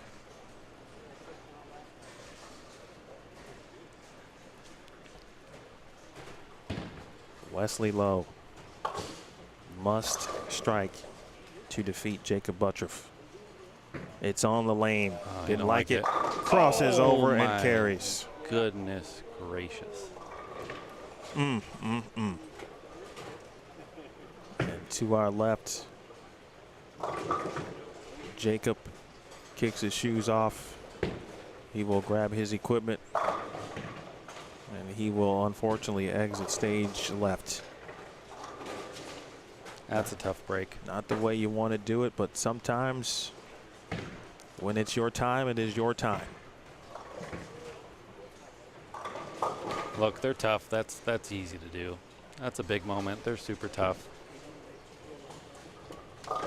647. What a match. 642. Ay, ay, ay.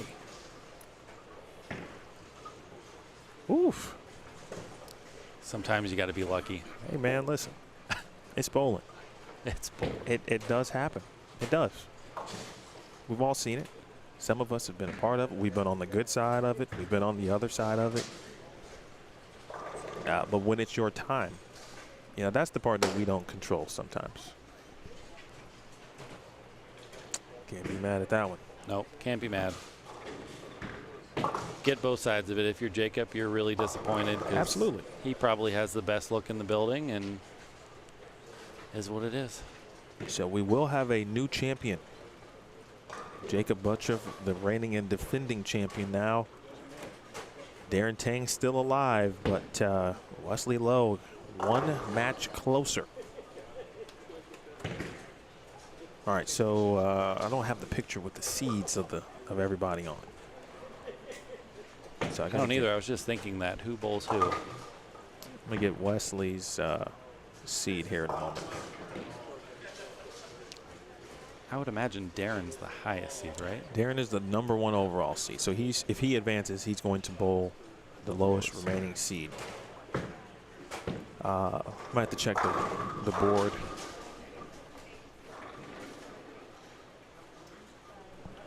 Let me go do that real quick. Hold down the fort.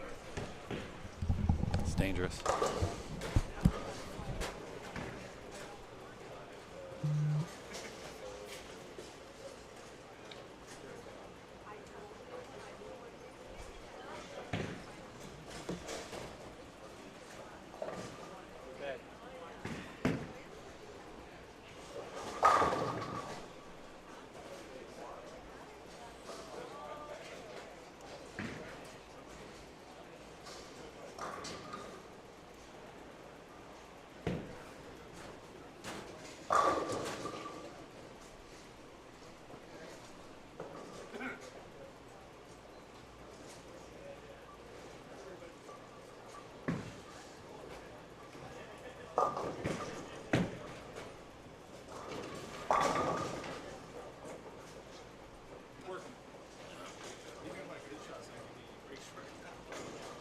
If you're watching 9 and 10, looks like they're starting to get ugly, and that's kind of what we ran into out here. Is after the urethane kind of burned up playing straighter, you had to kind of move in and open up your angles, but it's tough because if you cut it short at all, it's just going straight through the faces.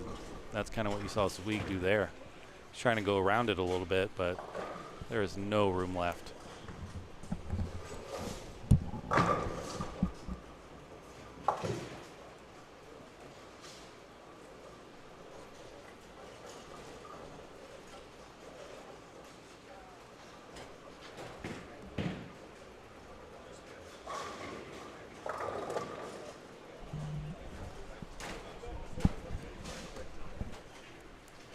.460 to 389 over there again, just from the Cesar perspective. Again, folks, you were to look at the standings, it wouldn't be an accurate portrayal of the seeding if you were to look at the overall standings, because it includes every single entry. And so the seeds are as follows. Of course, Darren Tang is 1. Wesley Lowe is 12th. That was a wonderful yell and applause for, it sounded like from Virginia. It was probably Virginia. I feel that Fitz has been here before, though. Like in this round, and just he's always there. Bitten by. Yep. Just unable to find the right ball reaction in that particular time in this round. All right, so Darren's 1. Wesley Lowe is 12. Cesar Padilla is 13. Brett Wolfe is 9. So that would leave Tang versus Tang would bowl Padilla. Cesar. Yeah. And Brett Wolfe and Wesley Lowe would collide. Oof. It's another B3 matchup. That would be the round of 4. That is, that's what we're looking at So here. righties versus lefties. Yes.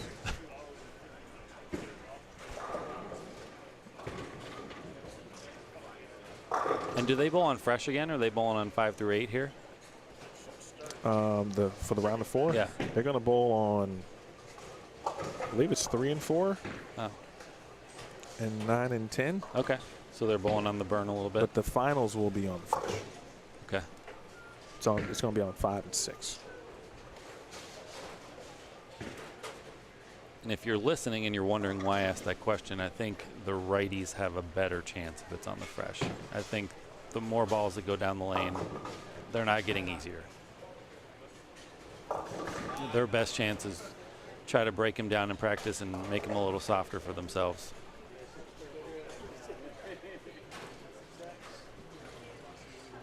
Nine and 10 doesn't look very fun right now.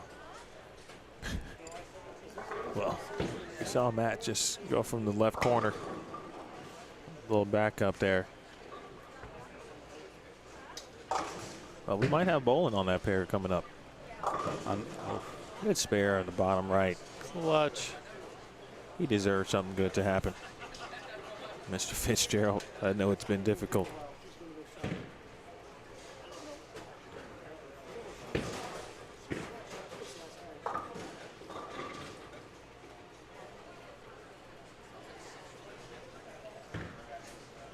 Think Darren's trying some stuff out here? I probably would if that was him, right? I think so. Oh, he is. Looks like he's got the eternity pie. You know, Matt and I were talking about that, and talking about tournament IQ and taking those opportunities to try things during a match. And we were talking about it with Alec Johnson. As Alec was, you know, fading fast in game 8. It was a rough day. Yeah, it was a rough day. And he had left a 7-9. And he got the count, but it was like it was an opportunity for him to try something, because at that point it was frame 1 too. So we were talking about that kind of thing. But yeah, absolutely.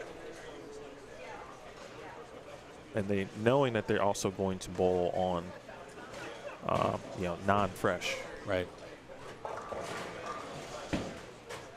But I tell you, I mean, if the righties are essentially going to move on down to 3 and 4, yeah, Fitz is he had nothing. Nothing. I mean, it's Michael Fitzgerald. He might not shoot 500. That's crazy. I mean, that's the context that we're talking about. For perspective, he bowls that same league I do. I think he averages 240. Right. I mean, this is like this man crazy. is great. Yeah, he's a great bowler. So I don't know about 3 and 4 may not be a good news for a right-hander right now. Brett doesn't know what the problem is. He's like, I'm good. We'll stay right here.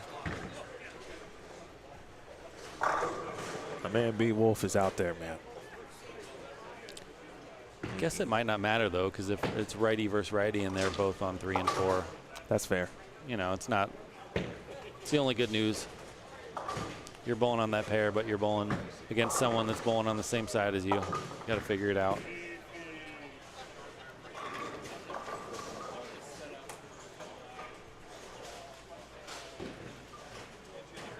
What have you seen this weekend? What do you think has been the key to success? There were a lot of players who referenced Michael Haugen, and because he was obviously on the first squad that bowled, so it was like that first real blueprint, so to speak. And I thought what you said was perfect. Matt Jones mentioned that as well. I saw the same things you saw from the urethane perspective, and for the most part, most players who did use it, especially right-handers, seemed to have a look. And some players were kind of able to shape it somehow, like a Cesar Padilla, for example. If that's not your A game, so to speak, or not a part of your game at all, it seemed like if you could get a urethane-like shape. On tour, I always hear a popular layout, 2-inch pin. It allows you to have a urethane-like reaction, but in a reactive piece of equipment. And it felt like that's what was needed, because you weren't out there. Now, I'll say this. For the most part, you weren't out there jumping left too early. But I do think, I was talking to Ed Smagler about this earlier. His natural ball roll, ball speed, allowed him to just still be soft when he got in, when he bowled the second time.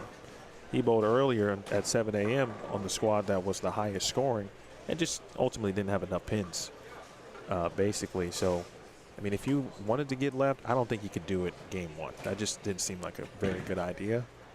But the squad, of course, that bowled well as a whole seemed to play right longer. Yeah. Which allowed more scoring opportunities later in the block, which is what happened during Game 8 and 4 250 games that we saw. Yeah, that's wild. I was watching and I was like, that's super impressive. All right, officially official now, folks. 689, I believe. Darren Tang, he is going to advance. Looks like he's coming down to 3 and 4. Oh. Yeah. I'm telling you. Well, we just watched Fitz is going to say, hey, P.S., I just shot 478.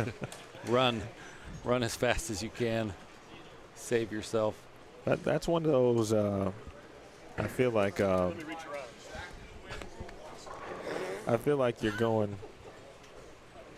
going with what gets you there, right? Now, Darren Tang is smart enough to know if he's got to abandon his game plan, then that's what he's going to do. But I think if he can figure out a way to get a slight wrinkle with the pitch black, he's going to try. But you saw him break out that eternity pie, and that might be the piece for that pair. The Wesley Lowe Brett Wolfe situation. Man. All right, I got to make a camera adjustment. 2 of them, in fact. Are you hanging out? Yeah, I'll hang out for a little bit. Okay. All right, so the round of 4 is coming up next. You'd have to imagine that Darren was watching a little bit too, trying to see what Fitz was doing. Absolutely. And they're good friends as well, but he came down and took a peek.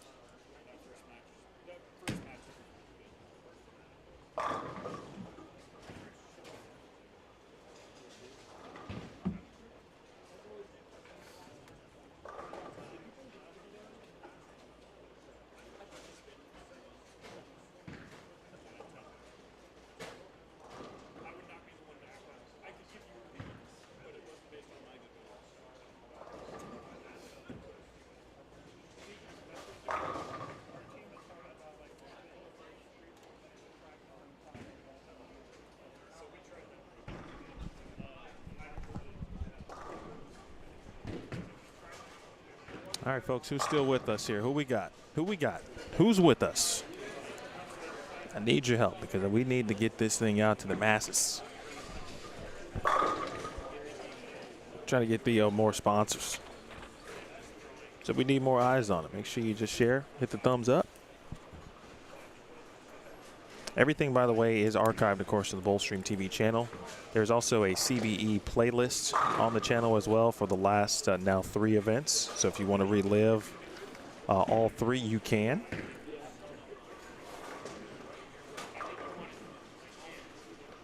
All right, make some slight adjustments.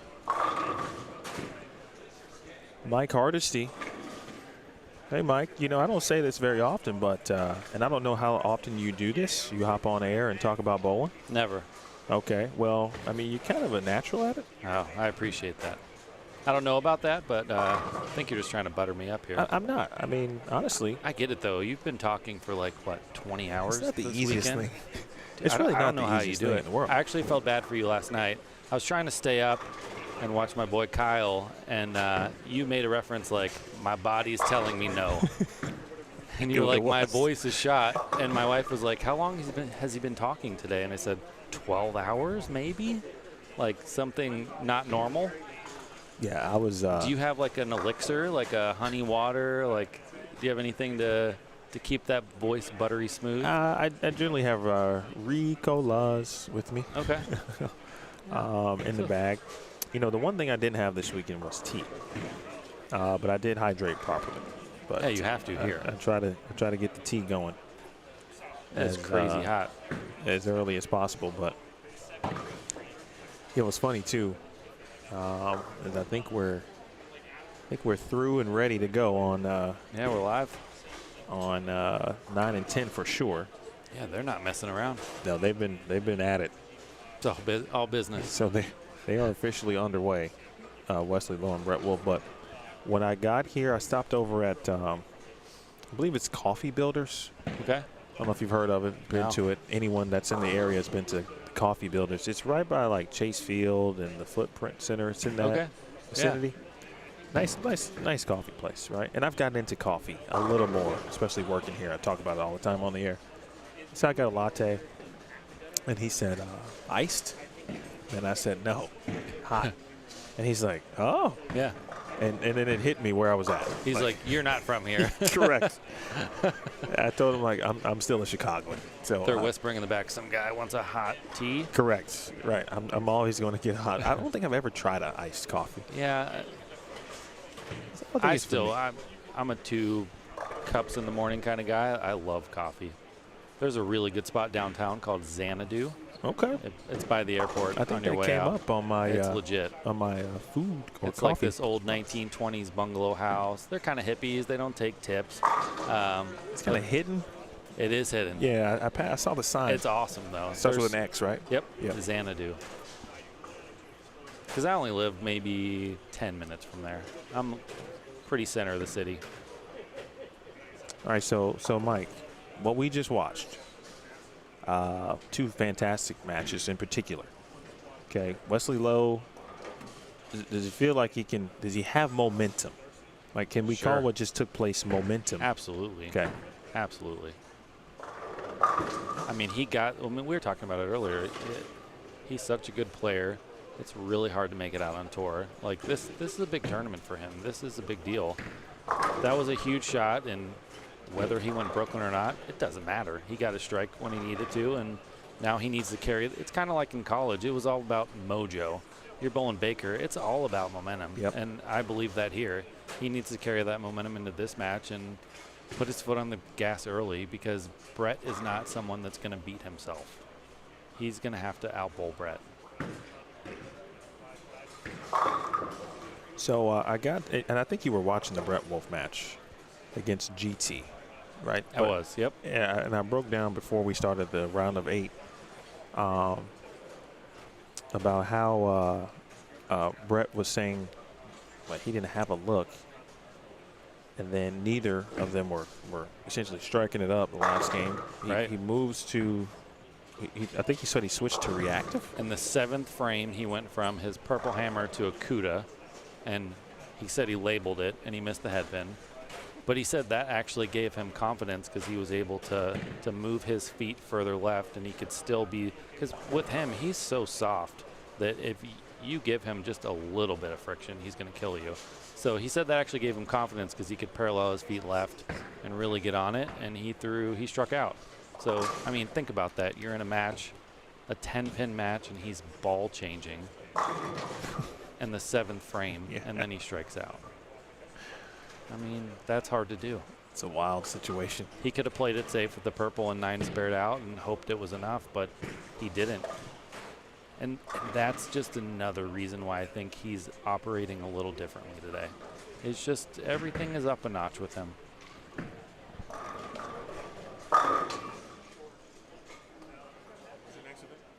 Lucy. You there? Yeah, I'll probably text you because we think about just being me and you. I think Curtis.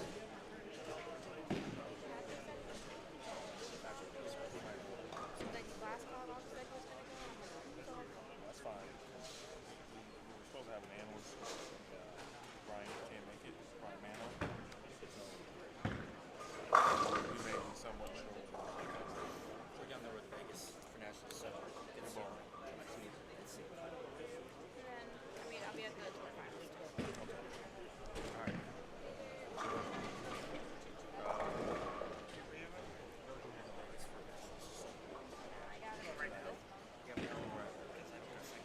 Yeah, I'll definitely be. I'll text you before it all goes down.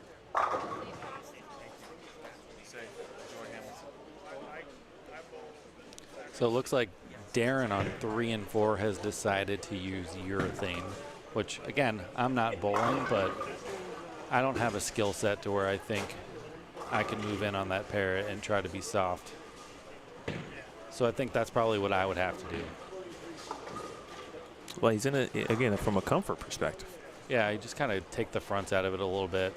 He knows what it's going to do. Like, he knows, right?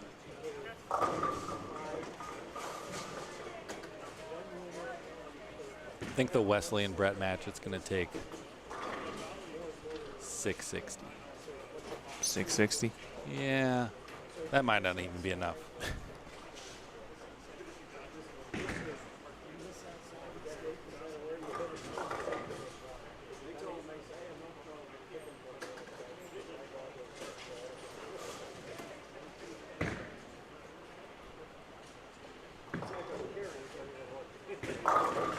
Oh, dirty. His messenger game has been strong today. I actually saw him on Monday, and I said, hey, how's that new Venom Shock? And he said, I don't think I'm going to throw anything else the rest of the year. And I was like, are you trying to get me to buy that? And he said, no, I'm dead serious. That ball is that good. And I thought about it, and I was like, all right, we'll see. Is it a new, I think it's a different cover. actual new Venom Shock? It's the EJ one. Gotcha. So it's I think it's you had to like special order it or something. I'm sure some of the local pro shops have it, but I had heard some good things about it, so I asked him, but I didn't expect that kind of answer. He said he's betting the house on it. He's proving it right today, though, making that ball look good.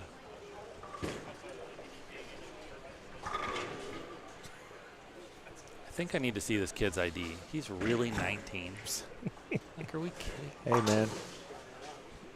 Again, sometimes what's for you is for you. Oh. 19 years old, bowling one of the best bowlers in the world, and you're just getting up there front 4. No big deal. Somebody go fetch me a water.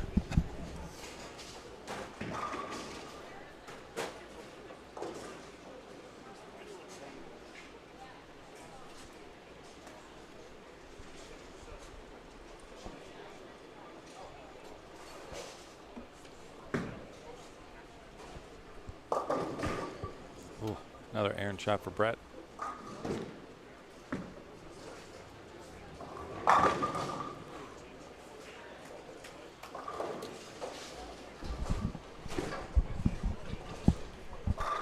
Darren's really getting it to read on 3 and 4 where Fitz kind of ran into trouble. You could just see how much earlier his ball is picking up, which allows him to blend out the back part of that lane. And that really was the trick today, is you wanted to see your ball roll. You wanted to get it into a roll as quick as possible. I think I saw Carl on here. I wonder how the Lionel Richie concert was. Well, he's probably still singing. Yeah? Because you got to go all night if you're with Lionel. All right. I see what you did there.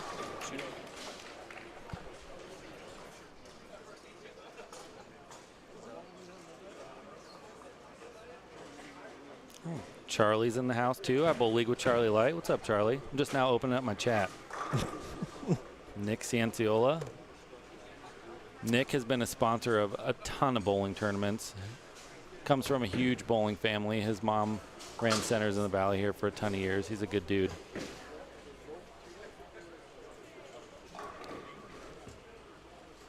Well, the Wesley and Brett match started off as a strike fest, but they kind of hit the brakes, haven't they? Looks like Wesley can shoot 226 if he goes back 4. Brett can max out at 235.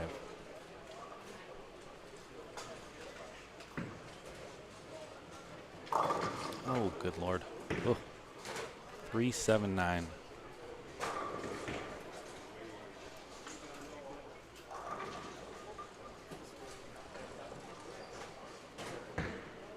I don't believe in the commentator black cloud thing, though, so I'm... Well, good for you. Like, that's garbage. That means you won't have any issues working more in this role. Do you believe in that? I mean... well, I can tell you that I didn't believe in it, but every time you say something and then all of a sudden... But it's your job to talk about it, so it's hard not to. The players are do the opposite.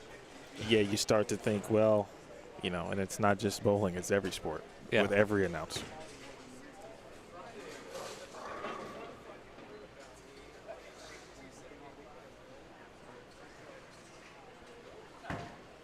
Much better shot by Brett.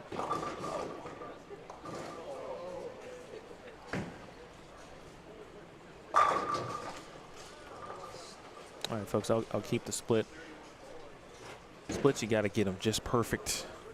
Sometimes that's difficult to do, but if you guys love it, I will like it because I want your viewership to be as pleasant as possible.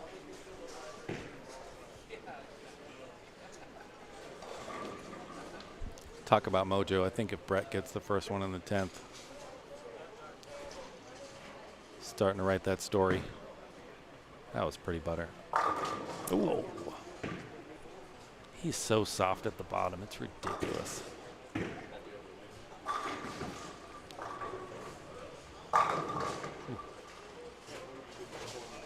Darren did not like that one.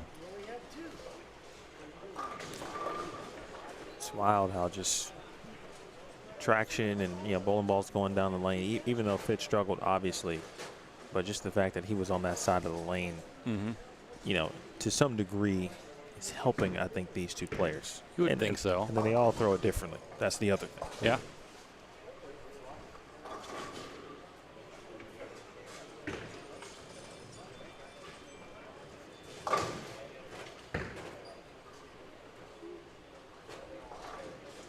That, and with Cesar being there, it's hard to know whether his ball is going to give Darren a little bit of hook to the right, or if Darren's ball is going to start hooking at his feet, because Cesar is going to burn up that spot.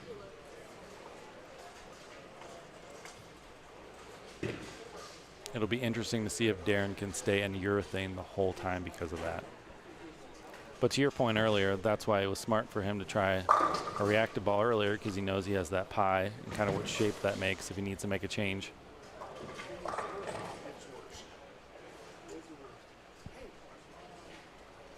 B. Wolfe, 219.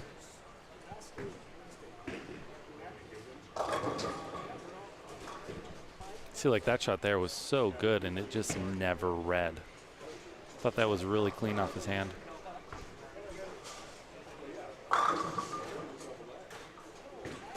Big double. Yeah, if he strikes 14-pin match, a lot of bowling left. 3-game total pins. Again, the format remains the same throughout the match play tournaments. We started this morning with 32 players. We got to 32 after 4 full 8-game qualifying blocks. We advanced 7 players in each of those squads for 28. Then there was a Desperado that followed last night's D squad. That Desperado produced 4 more players to get to our top 32. We had round 1 at 8 a.m. Round 2 followed that, and then of course round 3. Round 2 we welcomed in those who had earned a 1-round bye, and round 3 we welcomed in those who earned a 2-round bye. And now we have whittled things on down to the round of 4. The winners of these respective matches will meet for the 3rd annual CBE 10K Cactus Classic title.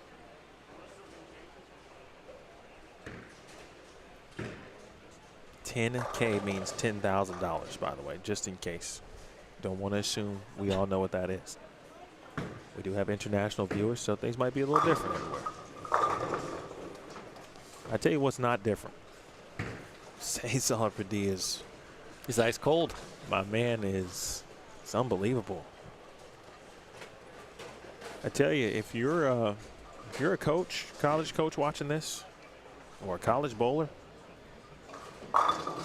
and you're getting ready for the season, you might want to watch out for Arizona Christian next year. I don't know who else is on the team, but they got Cesar Padilla Jr. and that looks like it's going to be plenty. It's crazy. You have any eligibility left? I would transfer to Arizona Christian if I did. It's a little hot though, so I might have to reconsider. 3 months. 3 months. It's miserable. It's our winter. You know, I'm sure in Chicago you're not going to the park in December. So it's like us here. Yeah, yeah, the sled. Like June and July, you just don't go outside. You go from your car to wherever you need to go. We're going sledding. Yeah. If we're going to the park. But yeah. I've been here 17 years. I haven't really got used to it, but you just find ways to get by. Of course. You know. We're a little spoiled. Like Flagstaff, Sedona is only an hour and a half, 2 hours north. You go up for a weekend there, kind of reset, and then come back and boil alive again. That was an interesting situation. I'll give you a quick backstory. 205, by the way, for Wesley. Last year, I flew to the New Mexico Open. Well, I had a plan to get to the New Mexico Open. For some reason, I forgot what happened, but I ended up going through Phoenix. And I was like, you know, I'll just drive from Phoenix to Albuquerque. Oh, geez. It's an interesting, you know, part of the country. I've never seen it from that angle, so I'll do that. And the first city you hit, basically, from the airport going in that direction was Flagstaff. And, like, the temperature dropped like 20 degrees. Oh, yeah. It actually made me nervous. I'm like, whoa, what is happening? Yeah, Right we're now. at like 1,000 altitude. They're at like 7,000, 8,000. Yeah, That's a big was, difference. I was unaware of the the true geographical situation. It threw me off for a loop. Northern Arizona is absolutely beautiful. Makes you wonder why the capital is in Phoenix, where you burn alive in the summer. But yeah, I'm actually going up next week to Flagstaff, taking the kids up there for the 4th of July, see some fireworks and hang out in 80-degree weather, have dinner with Ed. It's going to be good. That's Mac? Yeah. That's where he resides? In Flagstaff, okay. yeah. He's a professor at NAU. Oh, that's right. That's right. Dr. Smaglick. That's right. That's a smart dude. Dr. Smaglick. Forgot about that. He just spent some time, I feel, in Michigan this couple of years. He did. He had an assignment up there, Right. I think, for like a semester. And then he's from Milwaukee, I think. I know he went to Purdue. He did go to Pretty Purdue. sure he's from the Milwaukee area. Another great bowler. Another reason why I love college bowling. Wouldn't really know Ed as well if it wasn't for college bowling. All those guys, Chris Clerk, Andrew Kane, GT sitting next to me. You know, we're blessed. Padilla got a chance to really put a hold on DT. Great shot. Just think about that. A really, really high-level bowler just shot less than 500 on that pair. This kid is going to shoot 279 game one with 2 balls of practice on each lane. And, again, from a game plan perspective, right? His primary game plan to me after watching him now for a couple days, if he's been able to throw urethane and be in the middle of the lane, he has struck a lot. Yeah. But if he's had to move right, he's been able to do it. We saw him make ball changes against Michael Haugen late in that match, or in the match in general, and realized that wasn't the piece to be thrown. But no one has done what he's been doing, especially on the right. Yeah, there's one other guy, I think he beat Robbie Patterson this morning, that was kind of shaping it a little bit. Yeah, with Robbie urethane. was doing that too last night. You're right. I didn't get a chance to see their match. It But was on not the like Cesar. Like Tim Smith was doing that a little bit too. That's who it was. For qualifying. And again, I didn't see him bowl this morning as well. Yeah, it was him. There's no way I could do that. Heck, Pratt even tried to do it in his match, and he just said they're way too tight today. Like, I have to go more up and at him. And he was saying he was having to do a completely different shape than what he did the other day. Who said that? Pratt, because they played Jim. so much tighter. Yeah. Brett Wolfe, front 5. Hey, I appreciate you showing love, Rick, and everyone else. If you haven't hit that thumbs up, don't be shy. Smash that thing. Just like Cesar, smashing the pins, 279. Now, of course, important for Darren Tane to stay the course. We saw a match of Michael Marmolejo and I think it was Wesley Lowe. The match started with a 30-pin situation. Wes ends up shooting 265, so it was important for Michael to strike out. He could have got to 230, which he did. The match never got left or right of like a 32-ish pin difference. All 3 games. Maybe 1 or 2 pin fluctuation. Big shot there for Darren. That was a big shot. Next one puts him in the 230s and still puts him in complete range, of course. Meanwhile, 14 pin advantage coming into game 2 for Brett Wolfe. He's got the front 5. His opponent, Wesley Lowe, his B3 Performance teammate. Strike, spare, 3-bagger.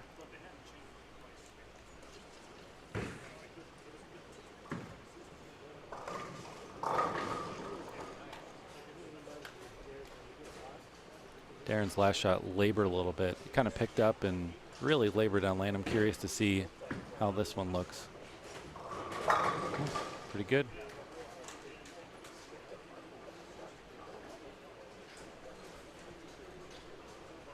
This is the round of 4, Michael. Thank you for hopping in. I finally remembered each round as we were going through it, so I'll make sure I have a round of 8 and a round of 4 graphic for 2025. Meanwhile, if you're just joining us and you peruse bowling and you watch bowling on YouTube and you said, well, that Brett Wolfe name sounds familiar. It's that Brett Wolfe. It's him. I was just about to look up the year. Was it 2002? Yeah, it's 2000. Stadium. 2002, yeah. Yeah, 02. 02. He was the first player I was exposed to that like threw urethane. I remember I was working in Scroggins Pro Shop in Amarillo, Texas in college, and we were watching bowling on TV, and Mike said, he's throwing a blue hammer. And my question was why? It made no sense to me. And now 20 years later, everyone's throwing urethane. 279, 238. Michael, Darren is currently bowling Cesar Padilla Jr. They're on the left of your screen. And Wesley Lowe hanging tough here.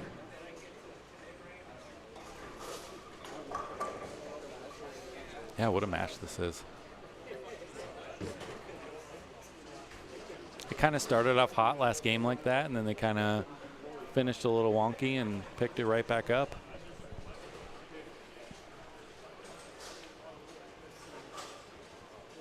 If you're Darren, you're probably like, is this kid going to show any weakness today?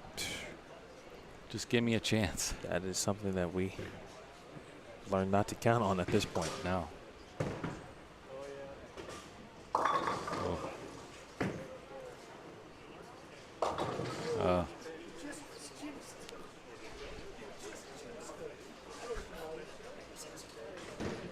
Someone jinxed Cesar Padilla, apparently. Just gonna say the guys next to us think they jinxed him. Maybe they did.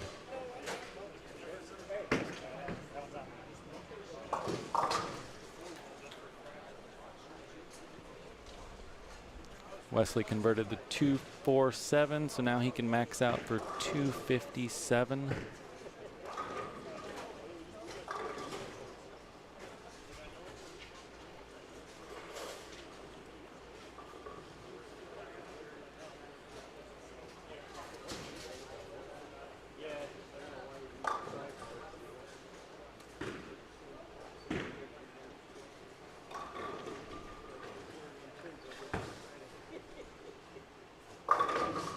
Oh, front 8. It's a bad man. Mr. Wolfe.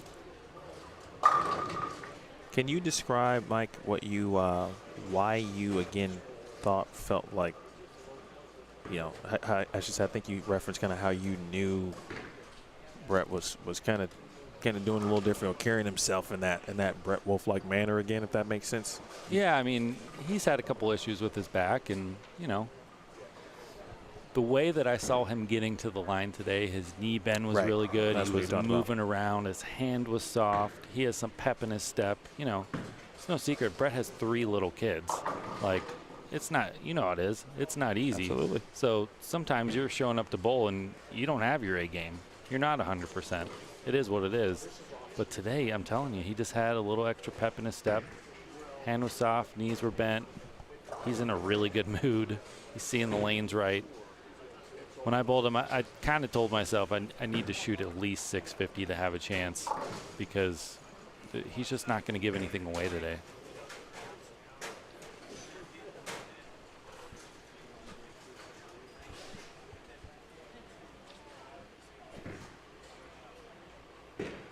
Especially in these matches, he's just tough.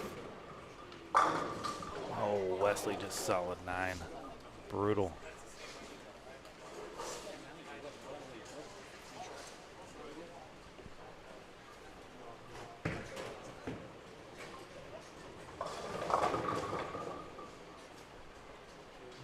Darren's not going to play nice. He's going to make him earn it.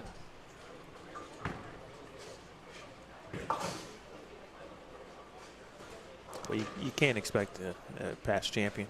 Well, first of all, a PBA champion and a champion of this event, right? And he's professional. And this is, you know, not Darren's MO today, but his first match was against Chris Clerk, and he had to make a very nice comeback. Yeah. I mean, it was, I think Chris Clerk had shot 257 out the gates. Did you see the finish of that match? I did. That was wild. Yeah, that whole, described. Can you imagine shooting the 1, 3, 6, 10 to win your match? Like, we were talking about it back there. Like, I wouldn't even know where to, I mean, I know I'm shooting straight at it, but I don't really know my angles. Like, that's not something you really envision that often. It's very underrated. Like, golly. Yeah, that if you miss what we're referring to, folks, Darren had he just had to mark. Oh, wow. Yeah, he had to mark. He had a few pins to work with. He could have chopped it and still gotten there by, like, I think 2 pins. Tough open there for Wesley Lowe. But Michael Haugen and Cesar Padilla were bowling on 5 and 6. Haugen had a chance to shut out Padilla with all 3 in the 10th. Haugen was finishing the match first. Haugen stone colds an 8-pin. Just brutal 8-pin on lane 5. Darren Tang is already on the approach, ball in hand, standing there on lane 4. Of course, Haugen, as you naturally would react to a brutal break like that. He was nice. Correct. Well said. But Darren Tang did not put his ball down, didn't reset. He was like, I'm good. Yeah. And then he missed it left, just like Cesar just did there. He missed it left and left the 1-3-6-10. Yeah. And I did hear him say, though, he had been having issues getting the ball off his thumb cleanly. It's humid in here. It hasn't been easy this weekend, but, you know, it's also 110 degrees outside, and the humidity is way higher than it normally is this time of the year. So, yeah, it's been tough. had to change my tape out a bunch this weekend. Wesley's at 428. But back to your point, it's because like his whole reaction of that frame is why he's a professional. Hey, I mean, he handled Like that. I'd be freaking out if I missed the head pin left and had to spare the 1-3-6-10. He walked back like it wasn't even a big deal. Picked up his spare ball, shot at it. Let's go. Next match.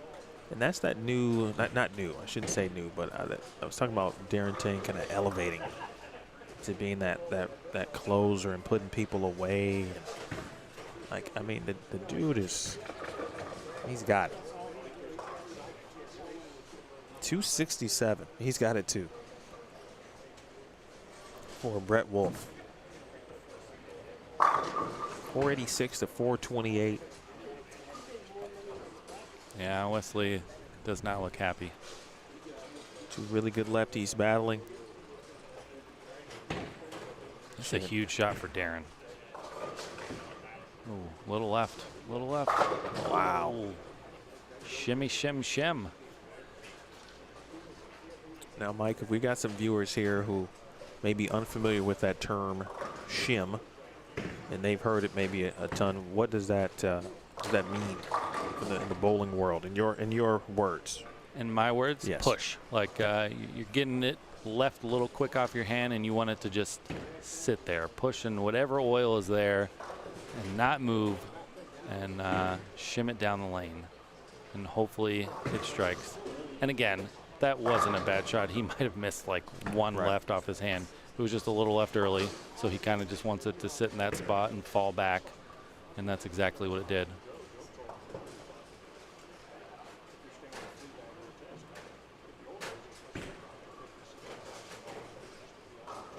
And honestly, I think that was my miss, at least this weekend, was if I was going to miss, I'd almost want it to be a little left off my hand. Okay. I did not want to miss right off my hand, at least me. I felt like as long as my angles were closed and I didn't grab it too much, I had a little miss left. But with the pattern being so heavy and so flat, if you got it going right early, that's not what you wanted.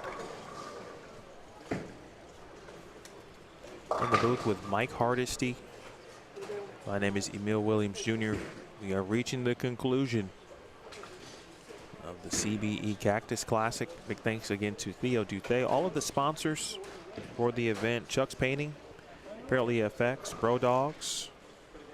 That's a business, of course, run by Theo. So if you need some hot dogs, you got a birthday party, something going on, you need to call Theo. Brunswick, True Amateur Tournaments, Desert Southwest, Ramsey Auto Center, and of course, Team Agent Ong.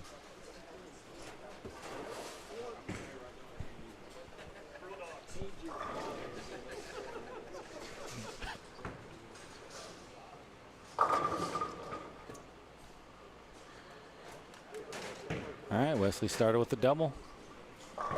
Trying to give himself a chance. What's the deficit down there? Is it 60? For Wesley and Brett. Yeah, 486. What did I say? 428, 58. 58. Okay. Ooh. Uh-oh. Here he comes. Uh-oh. Here he comes.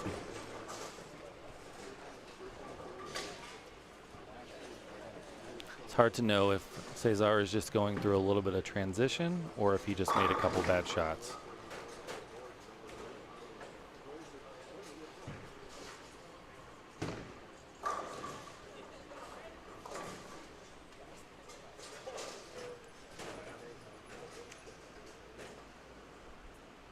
Wesley's got a lot of fight in him, starting off with the front three.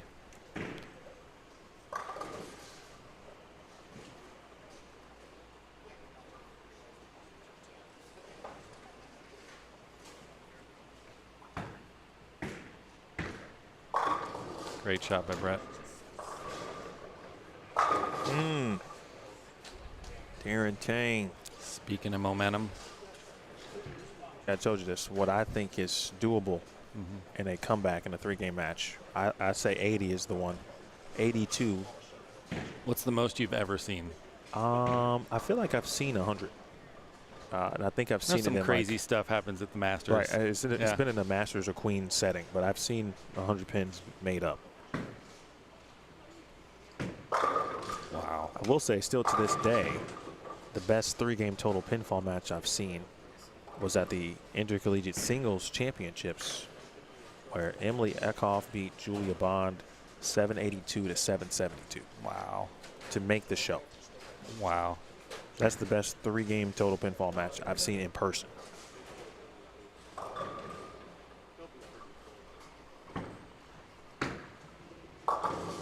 Oh. Man. Wesley just crumbled the big 4 for the front 4. Well. Hey. Everybody's got to get a break. If it's for you, it's for you. I'll tell you what is for me, a phone charger right now. Got all these outlets here. Let's do it. I don't have my power block. You need an iPhone charger? I do. Might have one. I've got plenty of cable, but they're the USB C3 deals. Meanwhile, Wesley not out of this thing. Certainly not. You have to think mindset-wise. Yeah, I'm going to need them all. Is it Wesley who just bowls fast? He does bowl fast. He does not mess around. Because, you know, we were talking about Wesley and Jacob's match. Like, they were done. It seemed like, or in the 3rd game, well before every other of our round of 4 matches, or 8, excuse me, we're into game 3. And now here they are halfway done with game 3. Am I reading this right? Like, this is game 2? Yeah, that's game 2. Yeah. On for Darren and Cesar, right? Yeah. Like, I'm not tripping. They're a game behind. Okay. Push. Bang.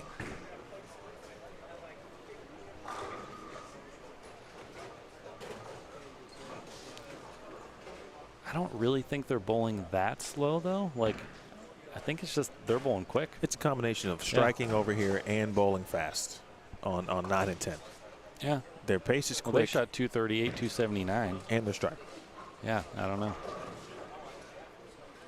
I'm good either way. Yeah. I just wanted to make sure that I wasn't tripping. You certainly are not. Oh, lean into it, Brett.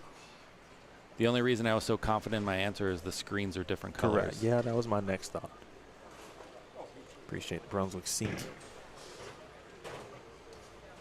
Well, Darren has certainly retaken the lead in this match.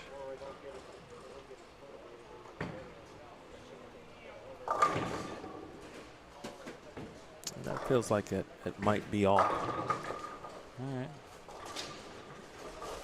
For Wesley Lowe. It's wonderful senior community here in Sun City. This Lakeview Lanes facility, 24-lane venue on the recreational, or inside the recreational community, I should say. Just caddy corner to us. Well, you heard some folks mention on the other side of 1 and 2, there's a billiards hall.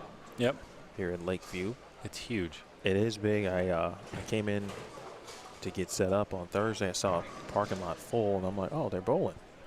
And they said, there's not much happening on the lanes. You'll be good. And they were right. There was nobody bowling. Yeah. Every pool table, though, I feel like there was a billiards league going down. Another shot there from Lowe. Again, not quite out of it yet. But then they got golf course. Mike mentioned earlier, there's a man-made lake in the back. They got outdoor concerts, indoor concerts, all kinds of stuff happening in this community. We appreciate them allowing us to allow Theo and Mike to hold this venue or this tournament here. Is that a ball change by Cesar? It looked like it. That looked like maybe a black hammer, but I'm not sure. Might have been. Meanwhile, Brett Wolfe looking for 5 in a row. Right up your screen. There it is.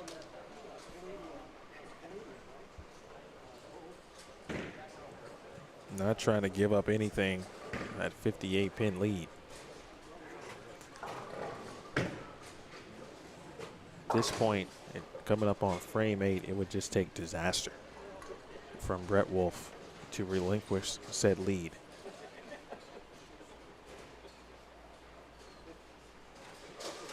The way Brett Wolfe is bowling, of course, he was either going to bowl. Well, that would have changed because it might not have bowled. He might not have bowled. In fact, he would not have bowled Jakob Butturff if Butturff had defeated Wesley Lowe. So my point was going to be mute, but I was going to say the way he's bowling, I don't think it mattered who the opponent was going to be. No, I don't think so either.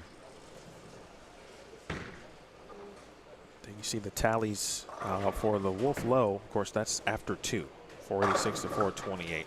On the left of your screen, Padilla had nice lead at 2, or he shot 279, as you can see.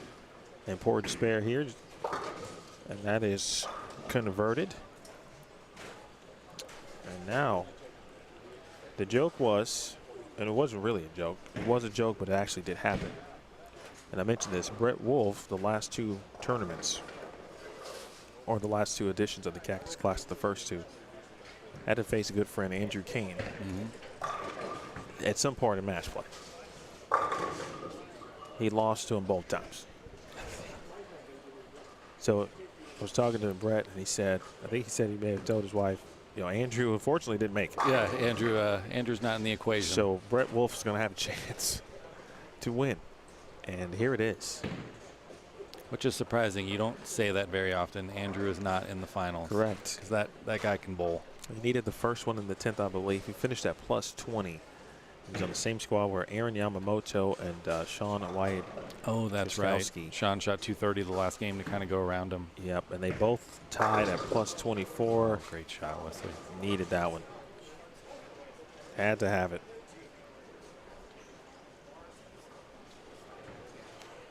Andrew's one of those guys that, you know, he's got a career now, so he doesn't bowl that much. But when he still shows up, you need to know what he's doing because he's a contender.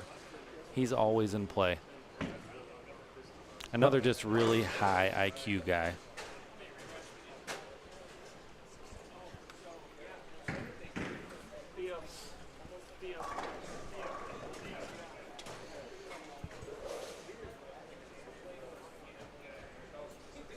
Looks like Brett just needs to keep it in play down there. That's all she wrote.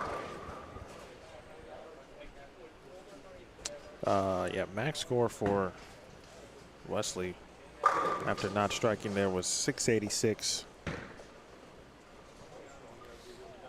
And now mathematically, that is a winner. Over. Brett Wolfe is on to the finals. And he will face either Darren Tang or Cesar Padilla Jr. Brett's one of the reasons I'm bowling again. Kept asking me to bowl stuff, and you only say no to him so many times before you realize you're an idiot. He came up to me earlier in the year and he said, do you want to bowl nationals? And I said, yes. Hadn't bowled nationals since 2010. It's kind of weird when you go and people your age are getting like 20-year, you know, patches. And they're like, oh, wow, you haven't bowled in 14 years. I'm like, yeah, life happens. Life happens. Well, I'm glad you got back out there. Yeah. I was nervous as heck in team. Oof. They are not easy in team this year. Great tournament from Wesley Lowe. Absolutely. He had the winning mentality He today. And it was very evident.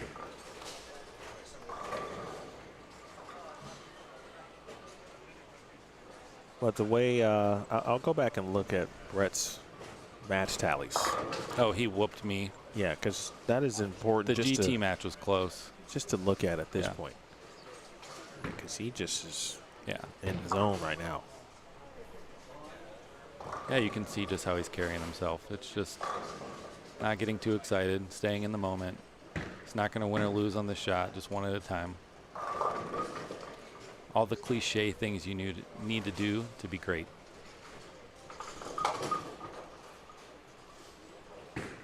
.249 official for Brett Wolfe.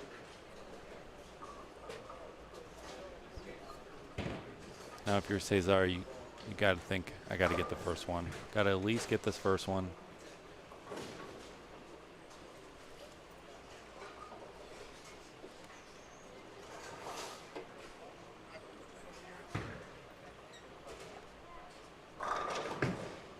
Looked a little right. Oh, my goodness.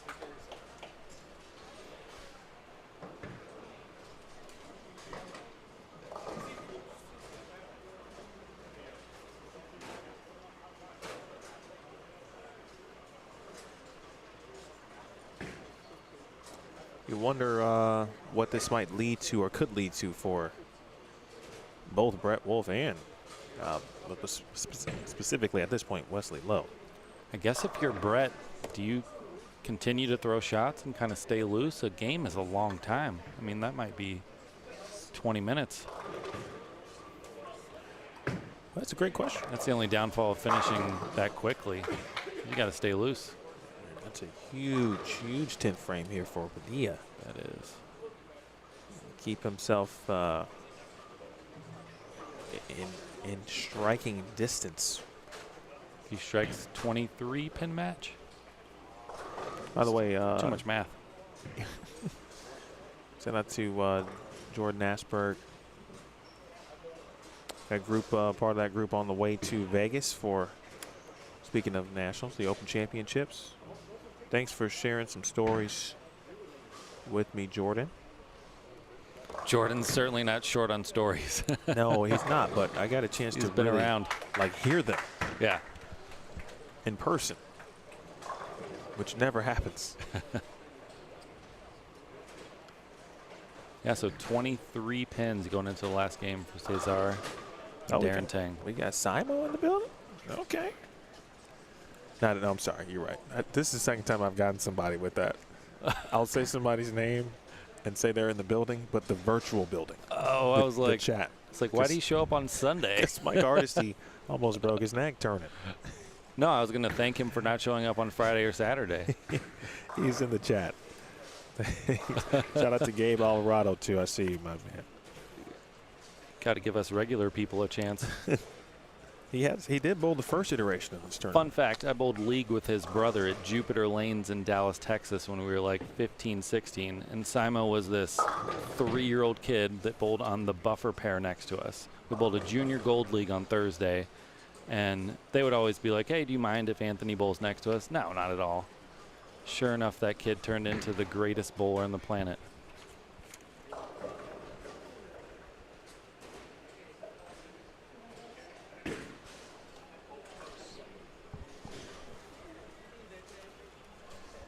All right, so 496, I beg your pardon. 496 for Darren Tang.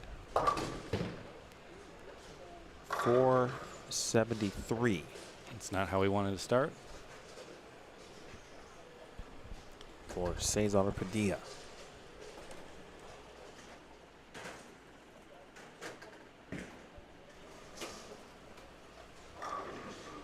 If you're just joining us, it's still the round of 4, although one of our matches has concluded. Brett Wolfe is on to the finals. He defeated Wesley Lowe 735 to 663.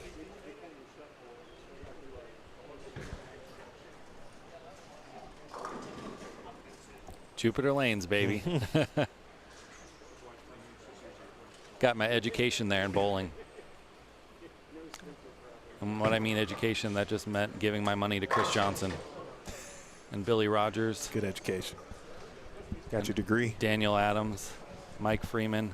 Just gave my money away.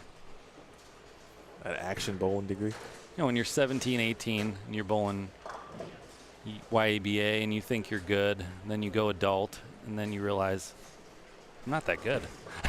Well, that's a great city community to get the lessons learned. Murderer's Row. I would put Chicago on that same map. Figure if you can make a living bowling in Dallas, Texas, you could probably make a living bowling anywhere. And listen, everyone would, I'm sure, would say their own community, but helps build players. But I know who's in DFW. Chicago is no different. Yeah, I watched it and grew up there.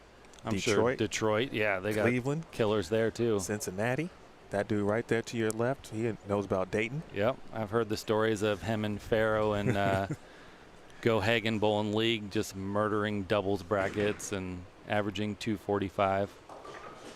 That's Greg told me, I said, what's the most leagues you've ever bowled before? And he said one season he bowled 6 leagues and Farrow bowled 7. That cash, buddy. Crazy. Hey, man, if you got a chance to... We don't have anything like that here. Diversify your bonds. Oh, yeah. I mean... Green. Not hating. Get the money.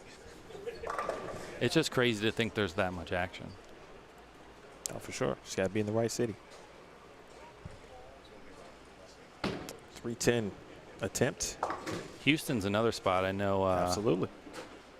NDO down there does a lot. I look at their King of the Hills where like Jared Thompson hit the clean pot the other day for $6 grand. I'm like, that's crazy. Shout out to my guy Omar. Definitely. Talking about Chicago bowling.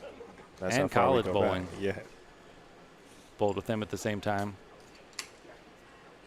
As did Anita. Anita bowled for Wichita.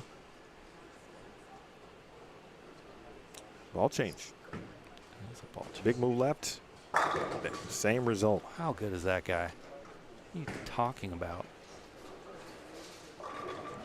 So this is where that ball was. This is where Darren started after getting the 2-round bye, of course, right? So he didn't bowl the first 2 rounds of matches this morning. That's where he started his match against Chris Clay. Okay. Actually on this pair. Now that I think about it. On the same pair. Took him a full game to get there at this point, of course. But to give you that context. Still impressive, though. What do you have the last game? Front 7, 250? Yeah, 250. Shoot. What did he shoot? How come I didn't write that down? It was 250 plus, though.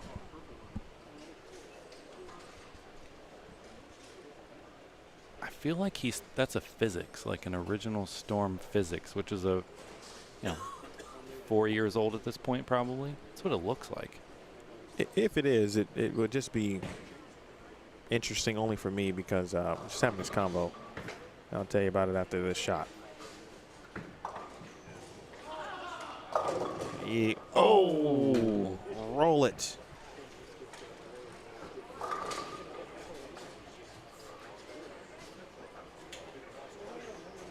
Hold that 2.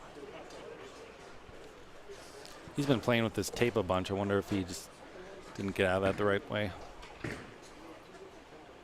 No, that's a phase 2. I'm just blind. Well, my point is mute, but since you mentioned it, we were talking, and recently we had on the PWA tour, Sherry Tant was incredible. We were talking about bowling balls that she still uses on a regular basis, and one of them was a physics. It was a really good ball. I know he likes that ball specifically, so. No, his phase 2 has, I'm going to repeat this word, has some phasing in it, so there's actually some like white spots. So it doesn't look like a regular just red and blue phase 2. Gotcha.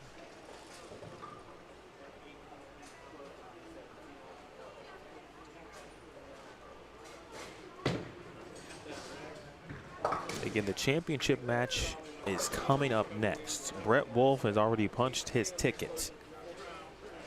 Speaking of the women's tour, if I ever want to learn anything about bowling, that's generally who I watch. Like watching Verity is just so impressive to me. Her game is unbelievable and how she carries herself. I just can't get enough of watching those ladies bowl. They are, they legit are the best. It's been an incredible run for me. It'll end at some point. Not yet, though, folks. Not yet, but it's coming. 2-pin for Cesar. All right, so Mike, your Padilla. A couple frames ago, we were talking about, wasn't sure if he threw it bad or if he's experienced some transition. Fast forward now. You think it's transition at this point? Yeah, absolutely. Not that he didn't make a couple shots that were iffy, but at this point, especially with Darren switching after shooting 250, you have to think that they've just tore up the front spot of that lane, and now they have to go around it a little bit. So the question for Cesar is, does he get out of urethane altogether and go to reactive ball and kind of model what Darren's doing? He has proven he can do that. Again, he did it against Haugen.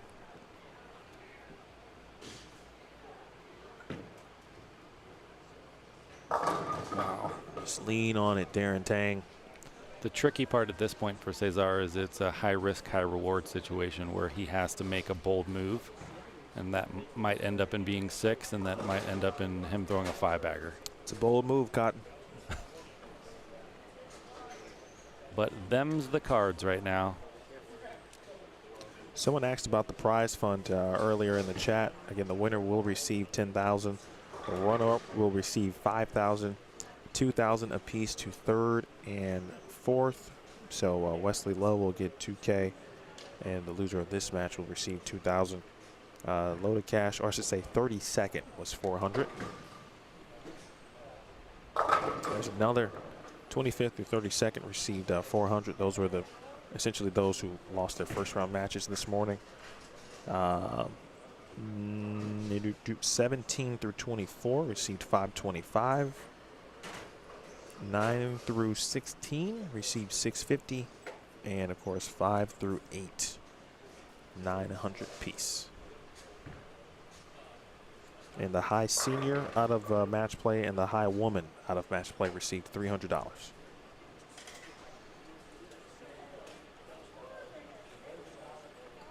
He's switching to reactive. Looks like a Nova. Bang. Wow. He is powerful. Great shot.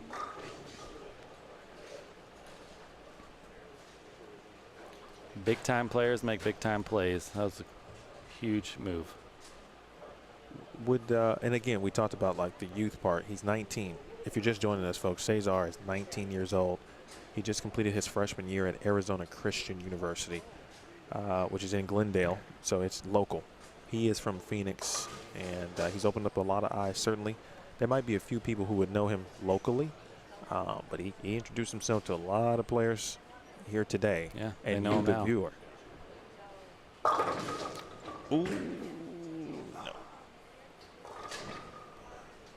Felt like if he gets that one to carry, it's like, okay, I still got a little bit of room to work with.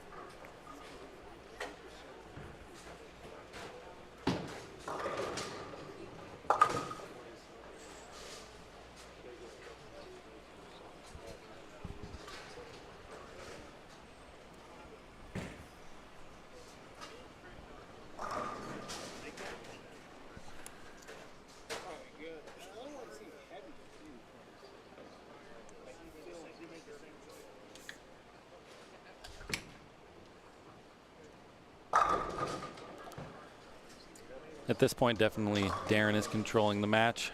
After that ball change, after the first frame, he's got a 5-bagger, can still shoot 279. Cesar can strike out for 226. So Darren is in complete control here. He's going to take it one shot at a time, because even if he spares out, he's going to bowl in the title match versus Brett Wolfe.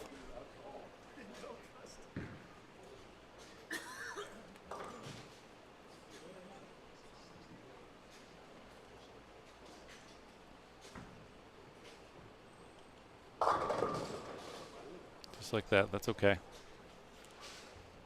Not the best shot, but he's got something to spare.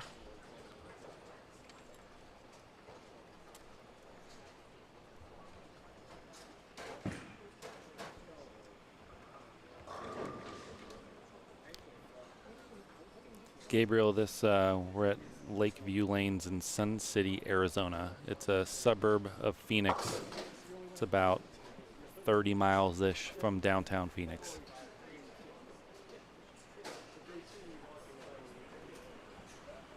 You would know, certainly, as a local. League bowler. I can tell you straight from the airport, though, it's about 30 minutes. Yeah, it's not close. But it's all highway. Everything here is all highway, so it's not bad.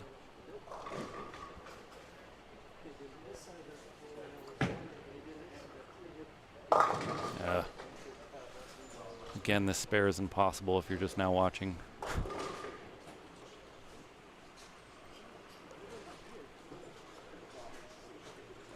Just for the sake, right? So 473.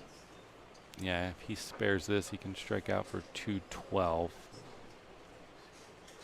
We'll put him at 685 max.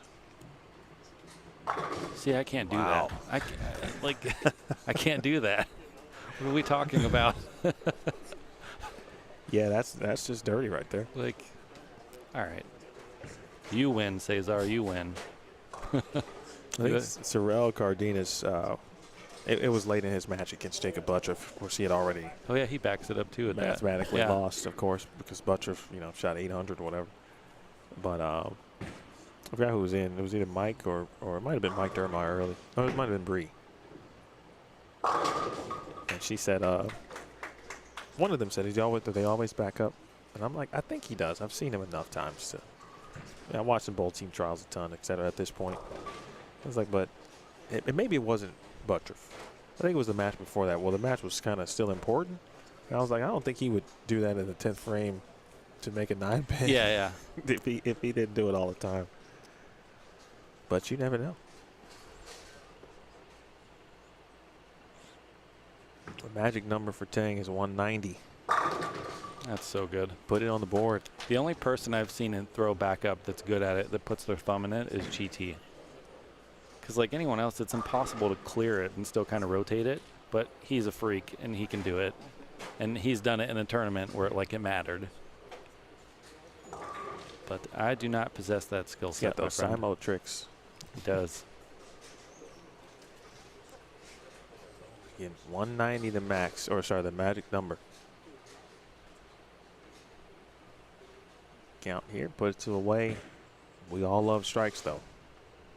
D-Tang. It's okay. Did not bowl last year. Won the inaugural event in 2022. And is He didn't going bowl to it last year? He did not bowl. So he's going title match, title match. Great. And is going to find himself back in the title match. That's impressive. Because this format's not easy. It was either conflict or might have been injury. He did go through some injury issues last year.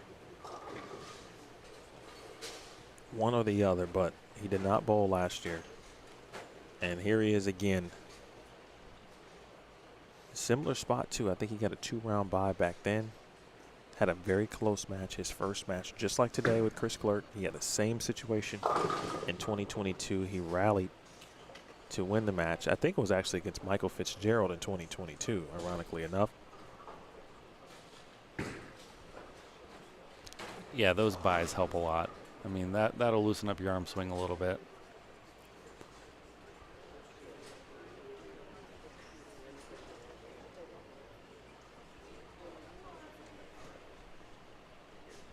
This power fan here between 6 and 7. The fans are no joke here. This fan might be the real MVP this weekend. Yeah, that one has a super speed. It's definitely turbo. That's why boosted. Brett is standing right there. Everyone stood there. Even if you weren't hot, you would just go down there. All right, Darren Tang, ladies and gentlemen. You can subscribe to his YouTube channel. Subscribe to Bowlstream TV first, and then go to the Vitamin D Tang channel as well. Still doing some stuff on Twitch. His content is super cool. He incorporates League. I love watching him bowl League. I know he has the shirts that are I hate League, but I feel like he secretly loves it. Well, I think he's managed to make it fun for himself. And right? the guy that he bowls with, I can't think of his name, but they're just a good mix together. They're silly. 228 official tally, 724. So the two players who are going to meet in the title match coming off round of 4 matches. Brett Wolfe shot 735. Darren Tang shot 724. So I think here's going to be a lot of strategy because they're bowling on the fresh. Darren's going to have the ability to maybe break them down a little bit, how he wants to see them shape. See if he can take advantage of that.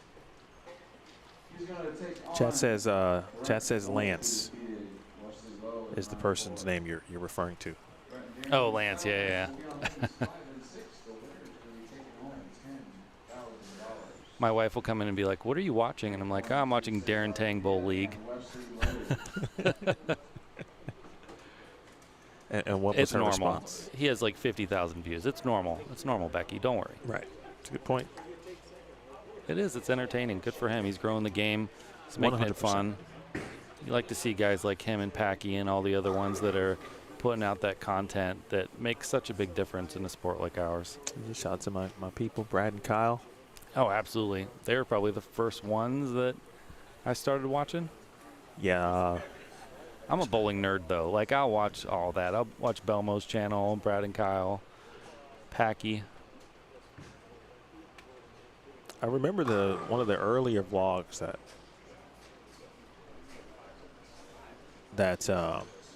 Brad and Kyle put together. Junior Gold was in Dallas. And, this was time Mike, shout out to my man Mike Flanagan. He was into very early from a vlog perspective as well. And he was kind of sharing the knowledge, if you will, with Brad and Kyle. And I remember them. They were filming, and then going through the editing process. This was in Dallas. At the finals, actually at the ITRC that year. I remember watching them do their thing, and I don't know if it was that year or the next year, but Brad, specifically Kyle, had Kyle could still walk through the trade show at Junior Gold, and there was a few people that would come up to him. I think the next year they swarmed him. He couldn't walk because That's crazy. He and Brad had become the it. They were it. Well, folks, you got Darren Tang, you've got Brett Wolfe. My question for you. Who you got? You see what Darren's doing? I do. Break it down for me. So, for those of you watching at home, Darren is probably more than likely going to throw urethane, but he's not trying to burn that spot up. He's trying to burn up a spot to the right. So when he has urethane, he can create a little bit of shape to the right, still have some hold to the left, but he doesn't want to carry them down. He wants the back ends to be as fresh as possible, and all he's doing right now is spending his time breaking down the outside of the lane. It's a big difference in the quality of bowler as opposed to someone that is frantically trying to get lined up. He knows what he's supposed to do. So if one is, wants to kind of incorporate or implement that type of strategy, I guess what are the things one should keep in mind in that regard? I guess it depends what you're trying to do. If you're trying to carry them down a little bit, you might throw some urethane or plastic, up 15, 20 to try to create a little carry down. But if you're trying to, on this, there's no room right, as we talked about, right? It's a longer pattern. Mm-hmm. The fronts are flooded. They're very flat. So he's trying to create a little bit of hook so he has some miss right.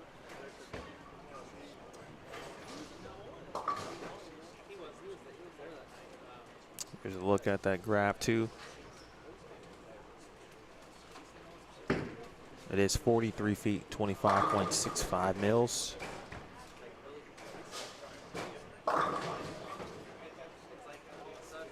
Lefty versus righty. They've got their side to themselves. Back to the vloggers for a second. Mm-hmm. I have so much respect for them because I can't imagine being out on tour week in and week out in a grind fest that already is, and then putting out content regularly. Not just filming it, but being vulnerable. They're putting their everything out there and going back and editing and putting it out for the world to see, and then the next day doing it all over again. And that takes a lot of courage and commitment.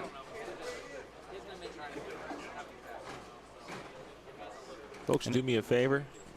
Please share. Title match is coming up. We got Mike Hardesty, Emil Williams Jr. here with you, Darren Tang, Brett Wolfe, 2002, of course, the then ABC Masters champion versus PBA champ Darren Tang, and a past winner of this one.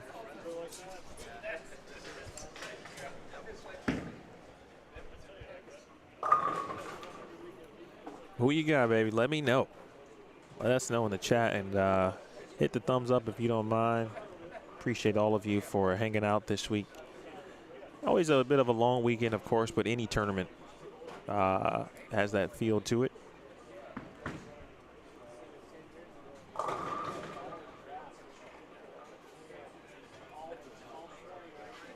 We got through yesterday, and once you get through Saturday, really at any tournament, once you get through Saturday, you know what Sunday is going to bring, and you have no idea what's going to happen, but that's part of the intrigue about it.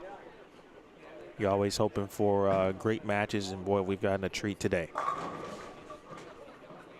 The beauty of having a tournament like this in this area, not that Brett Wolfe would not travel, because he would, but you get a chance to see Brett Wolfe bowl for $10,000, and he can still go home and sleep in his own bed. Now, if anybody else out there, if you don't live local, right, but you got a chance to win 10K. A lot of Brett fans in the chat. Michael Miller, yes, I forgot about Beef and Barnsey. I do watch them as well. I'm telling you, I'm a bowling nerd. I haven't got the T-shirt.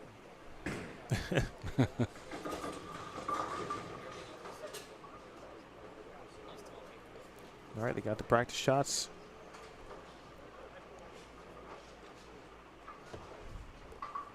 Are you allowed to have someone in this match? Who are you thinking? And I don't know, to be honest. I mean, I like what you said about Brett Wolfe. And that yell against GT2, telling you, was like, wow, I've just never heard Brett be that expressive on the lanes. I haven't seen him bowl a ton. I feel like I've seen enough. But it did go to show how much it absolutely meant. DT. Something on the shoe, maybe. He will reset for Darren Tang.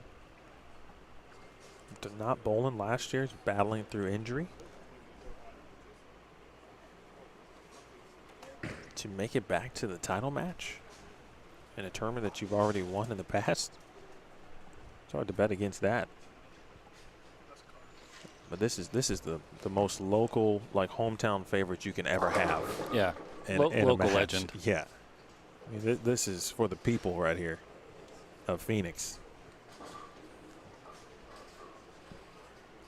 That's kind of the beauty of Brett. As good as he is, and as an elite of a talent he is like, he's just a guy. Like, he's everyone's friend.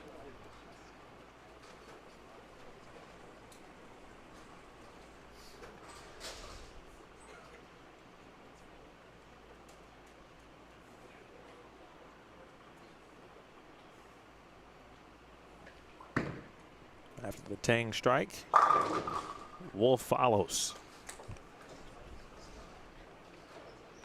I was curious to see if that break affected him in any way, but I think they got enough practice that he could get the wiggles out a little bit. The wheels churning. If it was 2 balls on each lane, that would be a completely different story. No WD-40. Yeah. For someone who is itching to turn 50, he is ready. He's more than ready.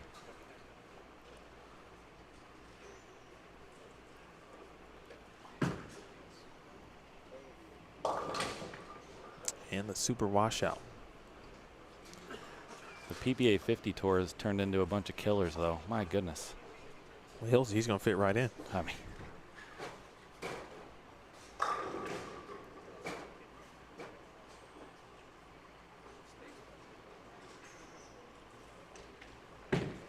let's get a hug. All right, early open for Brett Wolfe. Their road to get here for top seed Darren Tang, and again, he earned that top seed by going plus 264 yesterday during the 6 p.m. squad. That was technically the that was the D squad, including a 299 in game 3, game plus 264. So the #1 overall seed and earned the 2-round bye, or a 2-round bye. There were 8 of them available. And a bucket. So again, after his day started in round 3, mentioned that Chris Clerk match, and if he doesn't obviously get past that match, we're not even talking about this right now, but he was down 82 early. Ends up defeating Chris 645 to 633. Then in the round of 8, defeated Matt Zweig 689 to 596. And as you just saw, defeating Cesar Padilla 724. I don't think he thought he'd make that. Yeah, I don't know what that was. 724 to 642. That was the. He's coming back here to get some of that super fan. It's a great description. I don't know how else to describe it. Just picture a ceiling fan on at the highest speed possible.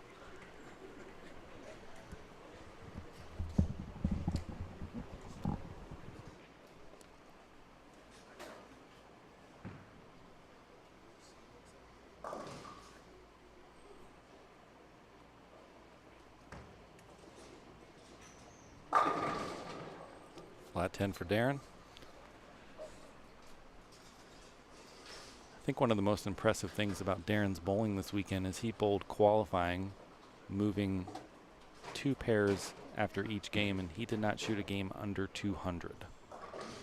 And if you're just now tuning in, they are very difficult this week. Pattern is 1.51 to ratio, and moving pair to pair in this building certainly wasn't easy. So the fact that he had no games under 200 is maybe the most impressive thing I've seen this weekend.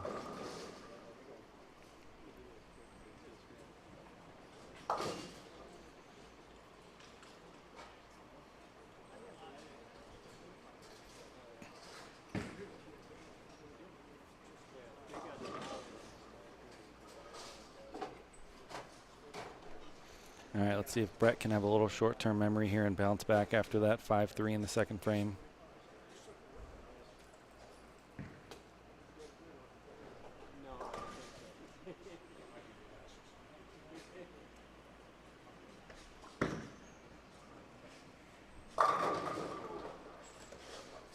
So this is a 3-game match, total pinfall. Guys are still feeling the lanes out a little bit. They got a little bit of practice. This is a fresh pair.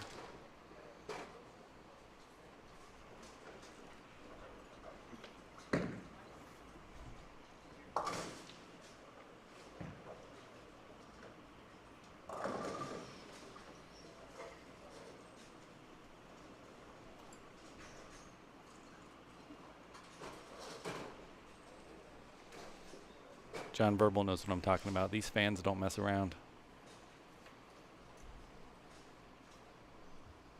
I know Darren sure is appreciating them right now. He's got his hand up in the air.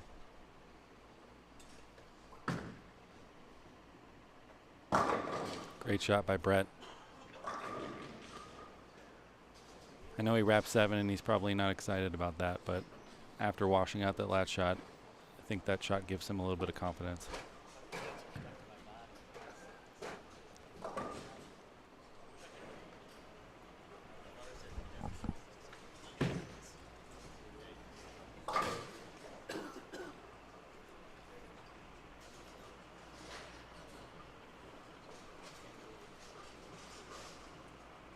I never did get a chance to look back at the chat, but I've been trying to look at it more lately and answer people's questions. to let us know who they had. Oh, there's a lot of Brett. Okay. A lot of Brett.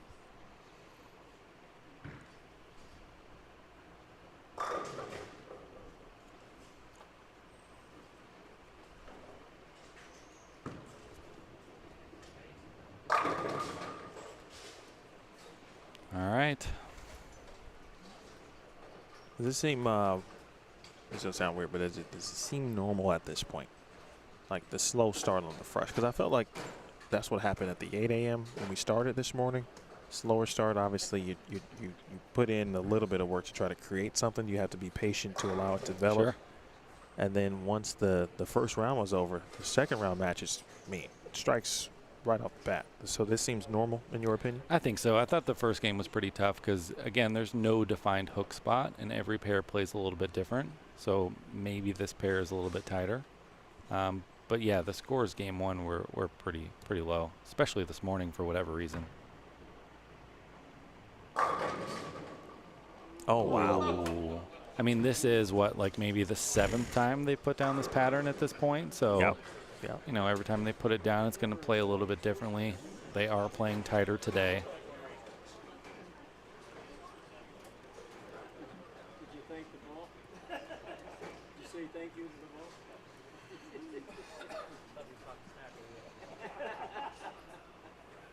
Darren having a little fun with the Yeah, he seems in pretty good spirits. spectators. Yeah, he's solid. That's got a hook. Oh, Good ooh, Lord. maybe. Speaking of messengers, there's Darren's.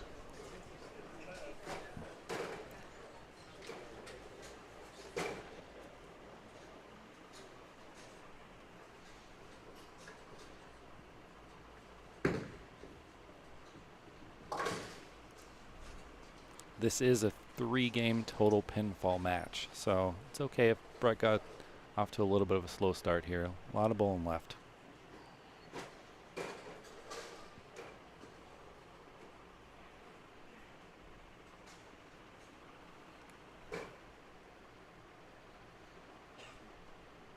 It is so quiet in here. We went from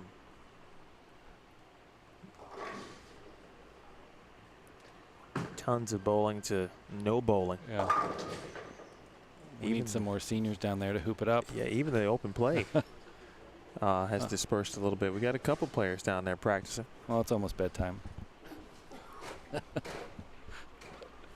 There was someone mentioning they were several spectators here early, and what might be part of their normal, Sunday routine. Someone had their biker's jersey on, so probably got a few miles in. Yeah, that's impressive. On the bike early. I saw that guy. Stopped here maybe for some breakfast. Yeah. They love to bowl. My dad ran the bowling center down the street for 15 years, 30-lane center, and they had almost 2,500 league bowlers his last season. Wow. They just love to bowl. That's great. It really is, truly.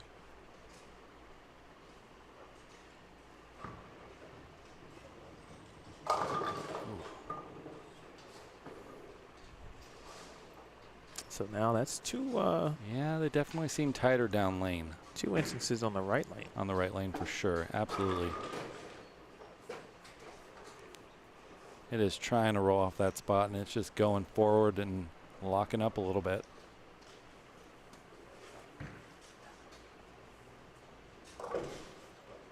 Not the easiest of spares.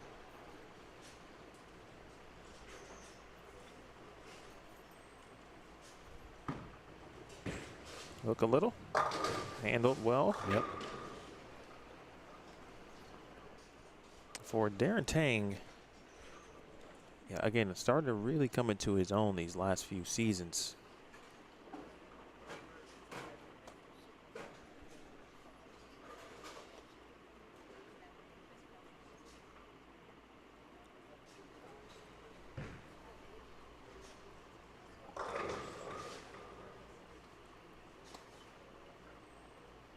BowlerStore.com Classic. Won that in 2021. Won the PBA Northwest Region Player of the Year in 2022. He was the West and Northwest Region Rookie of the Year in 16. His regional title count actually may be higher than what I'm seeing here. Listed at 12, but I'm not sure if that's current. He's been on Team USA now. I believe this is 4th year, maybe 5. He won team trials twice in the last 3 years, 2022, and he won it this year. He's headed to Reno in late August to bowl in the Pan Am Bowling Adult Championships with Team USA.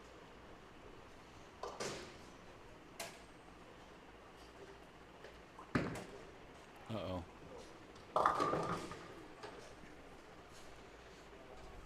What do we think Brett is not seeing or seeing, if that makes sense? What's he not seeing that might make him uncomfortable?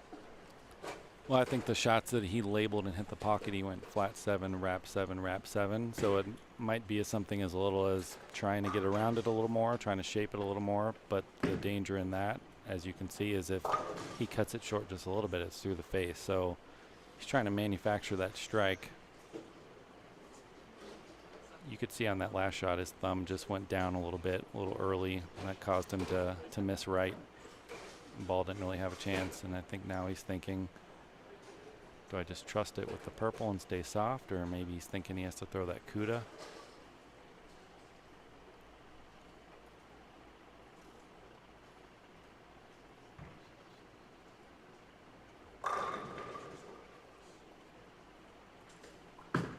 That was pretty good. Oof.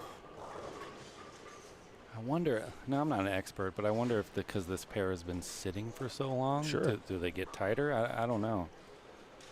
But it seems like both players are struggling just a little bit to get the ball to tip.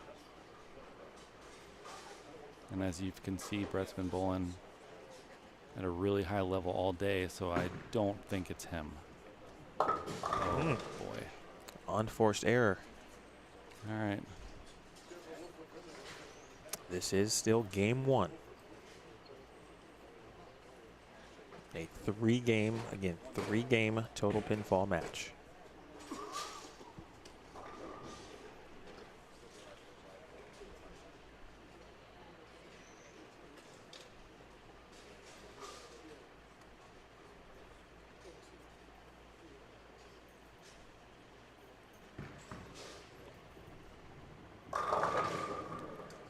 He does not like that lane. And I think he really liked that one off his hand.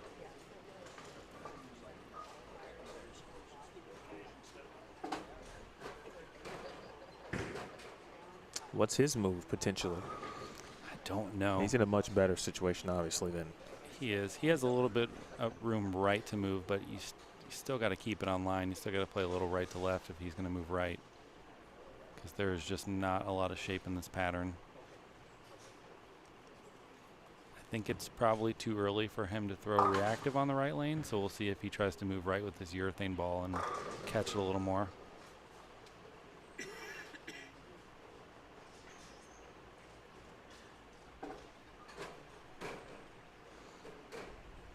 quick look at that. Seemed to like it off his hand.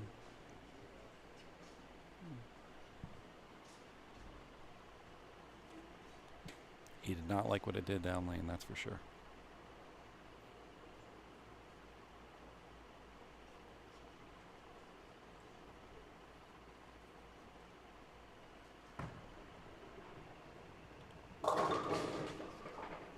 Makes a move on the left lane. And that max here is 226 for game 1 for Darren Tang, 186 the max for Brett Wolfe. And Brett's picking up that CUDA. This is the ball he switched to when we were talking about the match late in game 3 against Greg Thompson Jr. Back 5 to get the win with this bowling ball. For Darren Tang, yeah, pitch black. Here's the CUDA. And we'll take it.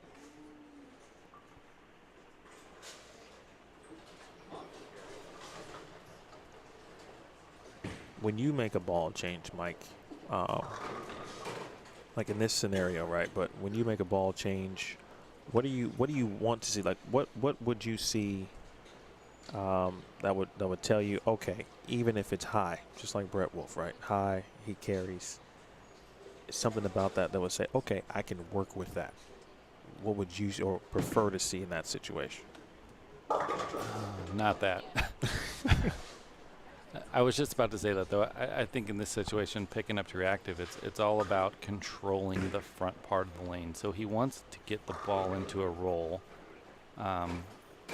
So the tough thing about the CUDA is it's going to change directions quicker. So that could give him more room or less room. But for Brett, I would like to think that he wants to stay a little more on top of it. Oh, boy. Wow.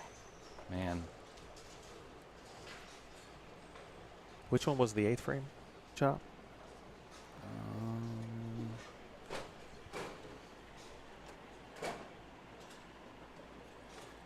It wasn't the same spare, but no, was it the 6-9? Something on the right side of it. Yeah. So 2 chops there for Brett. Finds himself.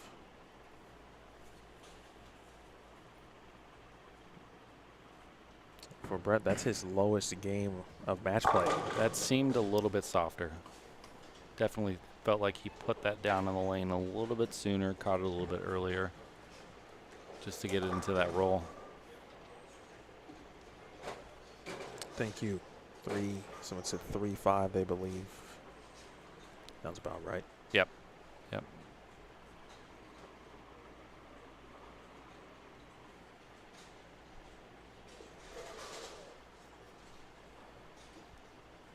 So Darren hanging tough, but plenty of opportunity here to a nice lead after one.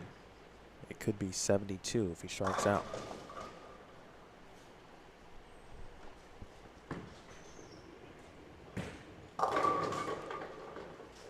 Interesting there. Like he may have slightly opened up the ankle just a little bit. He's definitely catching it.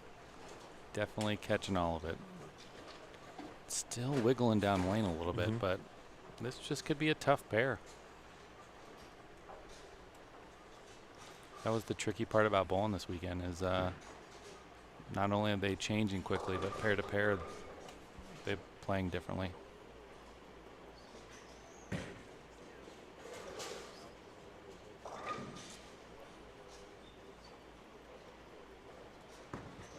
He set that down really nice. Yeah, that was a great shot. Yeah. High flush, 226. Well, it's a 3-game match for a reason. Never know.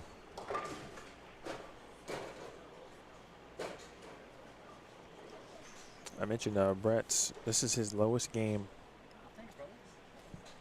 of match play.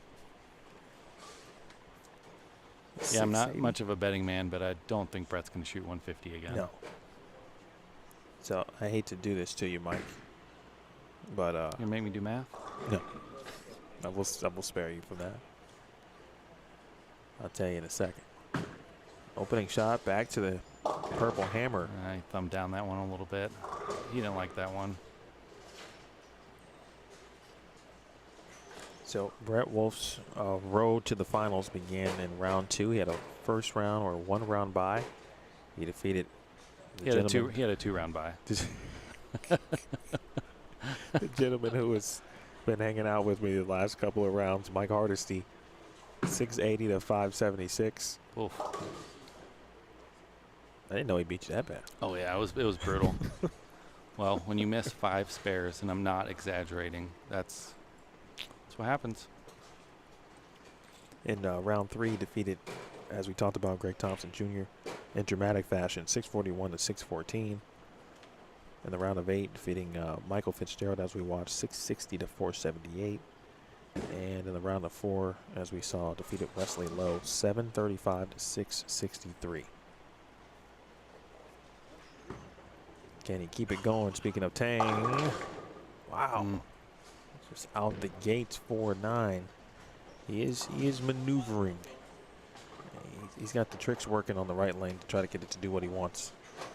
He's probably like, all day I've been trying to get it to tip on that lane. It tips once and I 4-9. Thanks.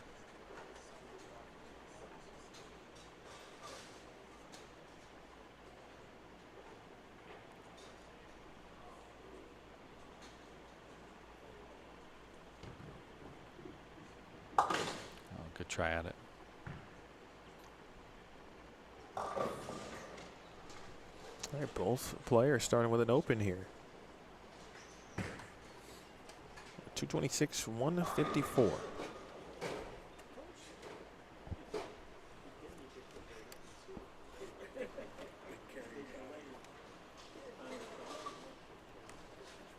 That was the opening round, or sorry, opening game scores, beg your pardon. $10,000 to the winner.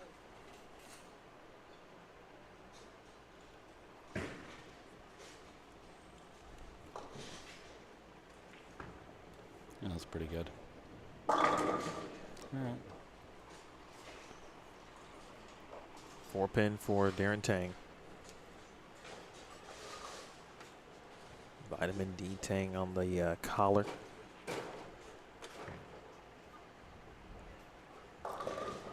It's amazing how much bowling's changed, because Darren is almost the new prototype for bowling. Like, these guys are in really good shape. They work at it really hard. They have work in the social media, branding themselves.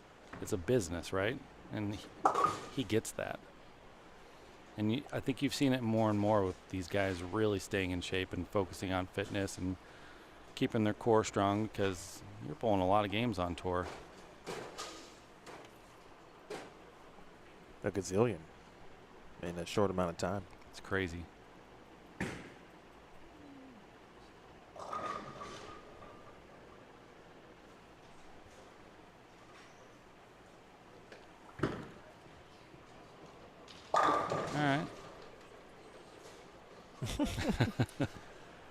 The old look down at the watch.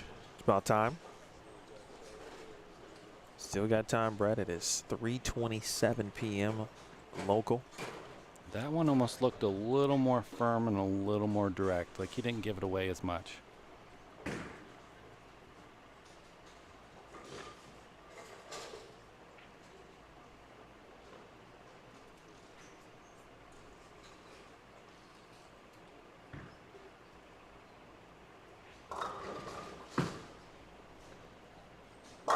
All right, here we go. All right.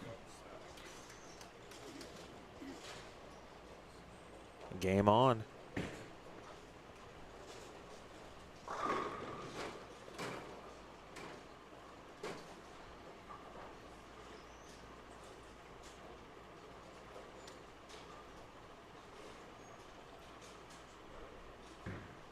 Staying back to the lane that has been troublesome for him specifically.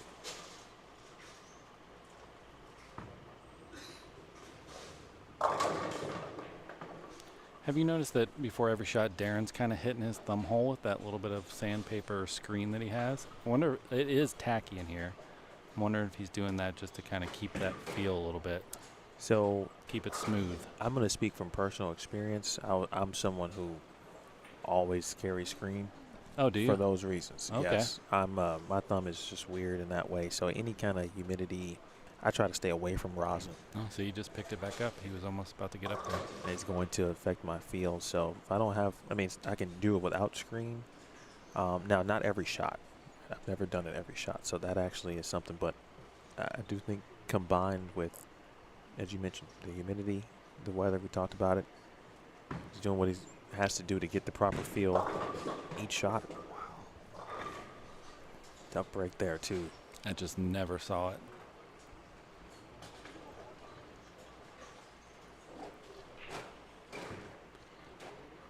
I'm just a hand conditioner guy, like not the rosin, like but the hand conditioner. True, just the true hand just conditioner. old school, just bathing my hand in it, just trying to keep it dry. I tried that back in the day. I feel like I tried just about everything you could try, except two-handed bowling, because I could bowl without my thumb. That'd be okay. Cause I can't do it. My thumb costs me sometimes. Oh wow. Ooh. That's what kind of drives me crazy when people say negative things about two-handed bowling. I just want to be like, go try it. It's not easy. Yeah, it's I mean, me and the thumb, I'm very thankful for my thumbs.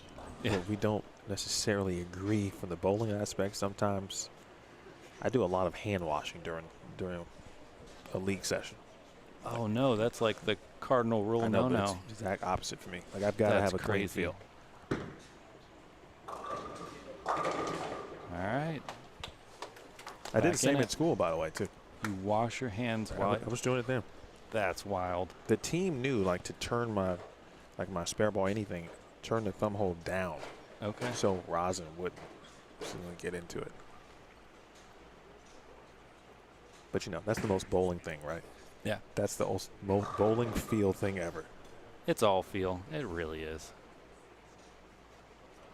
Tell you what's feel right now is Darren Tang might start feeling a little different kind of heat from my man Brett Wolfe here. Caught that one. Oh, that's great. Great Dirty. shot. That's Golly. that's the one, and I was trying to read his lips there. Oh, I read him. He said, "No, thank you." He said, "Give me a break. Give me one there." Yeah. He said, "Give me a break."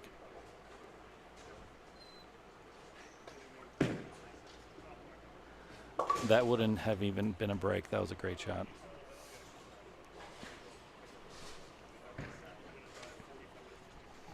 I think Zweig touched on this a little bit last night, and it's very true. It's tough to throw five baggers. So when you get in a situation where Brett does and you label it and leave a 7-pin, it's heartbreaking.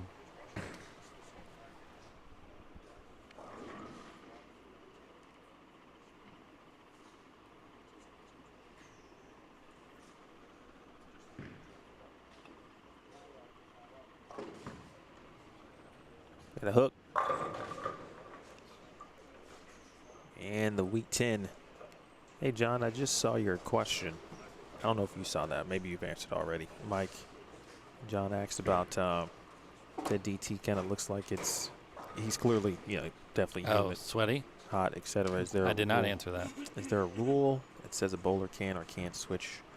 To be honest, I don't know because I haven't not a rule, read the rule. But I don't think there's a rule specifically that would be about, apparel changes. I'm laughing because Brett just told me the story the other day when we were working on the lanes. He said he was bowling a tournament in San Diego and they didn't have AC and it was a particularly hot day and he knew it and he said he brought 5 of the same blue shirts. He just kept changing it so no one would notice. That's great. He said I had 5 blue polo shirts with the little horse guy on it, and every couple games I would just change my shirt.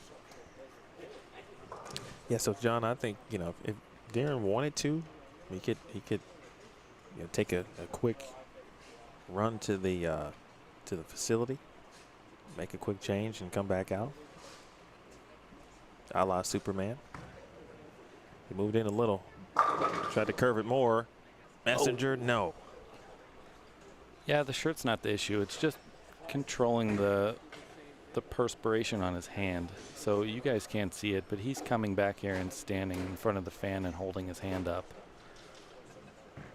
Again, it's a hot and humid day here in Phoenix, Arizona, so it's just tough. I guess this is what it's like bowling in Florida.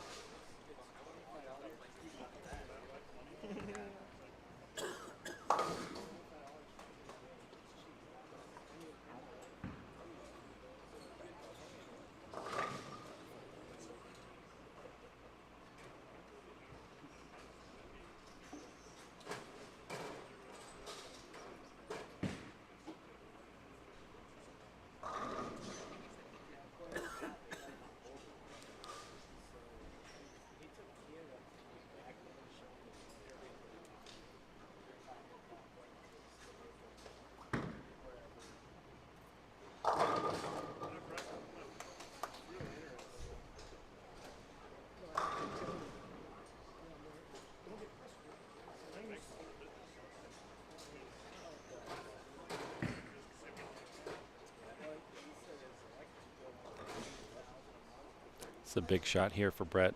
I think he just needs to do the same thing he did last time in this lane. Not try to force it, just kind of let it go. Be soft at the bottom.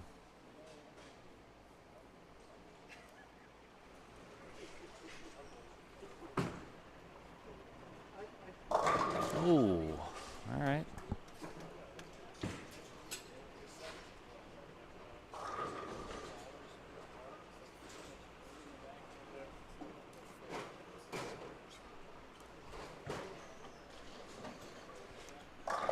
How's this one shaping up from your POV here? Well, I think they're starting to transition a little bit for Darren, so it's just a matter of him paralleling with this pitch black, or if he's going to try to move in and shape it a little bit more with his Eternity Pie.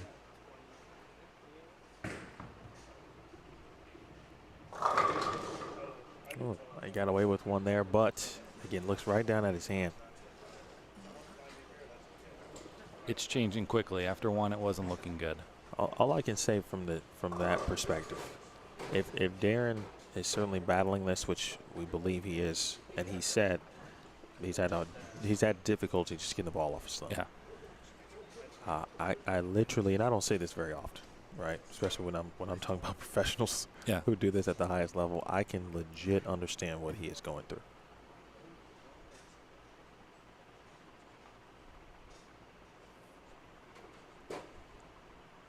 He's being tested, though, especially mentally. To answer your question in the chat, the first game was 226 Darren Tang to 154 Brett Wolfe. Yes, the scoreboard is in the bottom right corner of your screen. I'll enlarge it for you just in case. Just in case it's not big enough. I actually, the qualifying on Friday, I had to take every single piece of tape. And I'm like a tape guy. Okay. Like I want 8 pieces of tape in my ball because my thumb fluctuates so much. I had to take every single piece of tape out and change it out because it was just, everything in there was just getting sticky and gross. So yeah, we've all been there, and no one empathizes what Darren's going through. It's tough.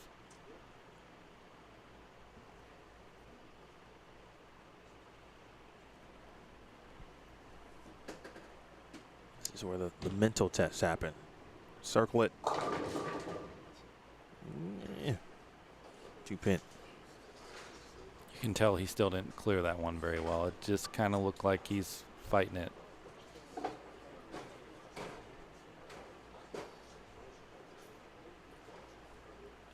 Well, of course, I mean, this is kind of how certain things go in a 3-game total pinfall match.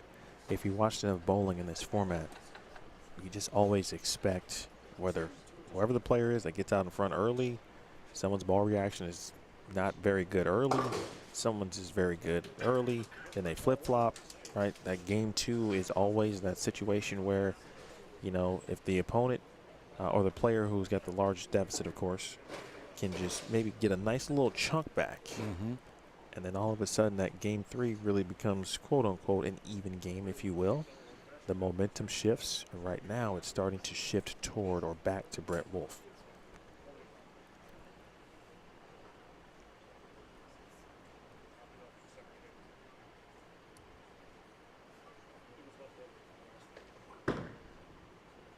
Peel.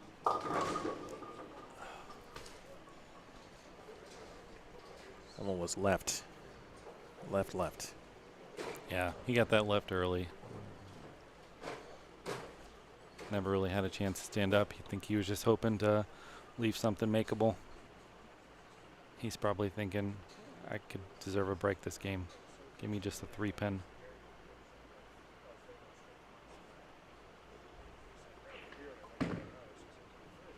Make it. He'll take one.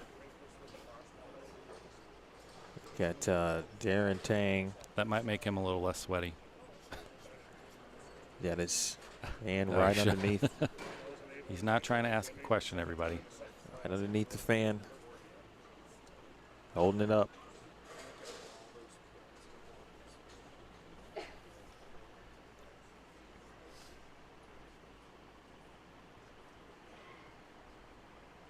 That's loud.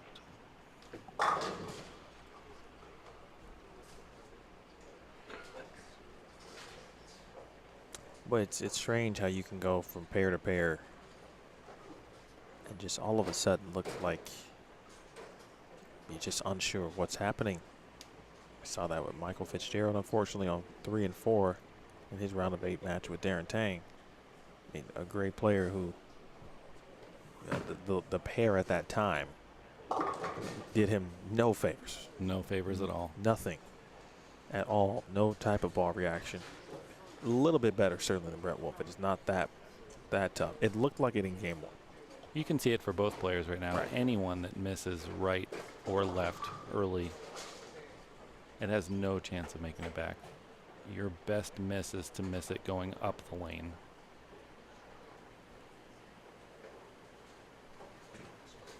And certainly I think that's played into a little bit of, you know, Brett trying to get it to hook and make it go through the pins the right way.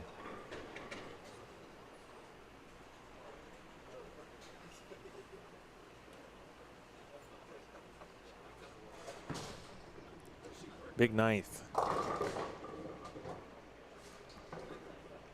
See, that's crazy because off his hand, I thought that looked really good. And it just never, ever saw it. I'd honestly be really surprised if he throws urethane next game. Yeah, I was in my head, I'm thinking, you know, how long might he go? Would he wait to the 10th frame, theoretically, to give himself a fill? I mean, he hasn't played defense all day. He made that ball change against Padilla after shooting 250 to go to reactive ball to seal the deal. So, you know, he's not bowling scared. He's not bowling to try not to lose it. He's bowling to win it. So I would suspect he's going to make a change here. He's probably going to wait to get a fill shot.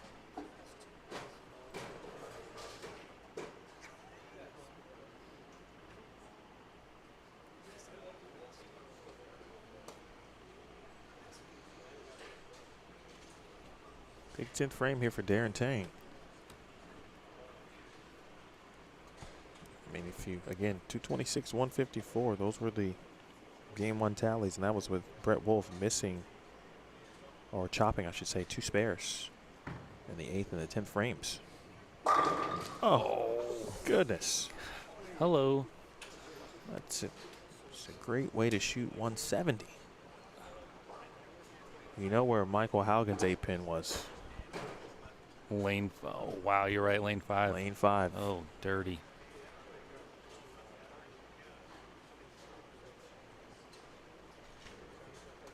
Elizabeth, I'm coming to join you.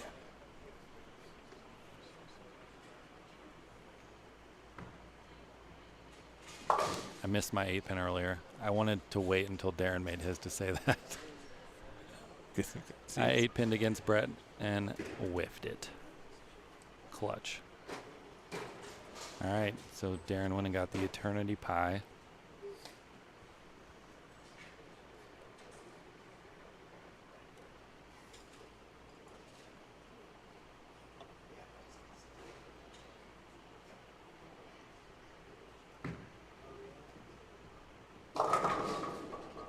Well, that's a much better look, I think. Yeah, I think he might even try to parallel a little right from that. One time at the 8-pin from Tang. Eternity Pie is a pretty smooth ball. It's a solid asim, but it doesn't make a big move down lane. So he can probably move right a little bit. Be just fine. Every time I look at 8-pins, I just get disgusted.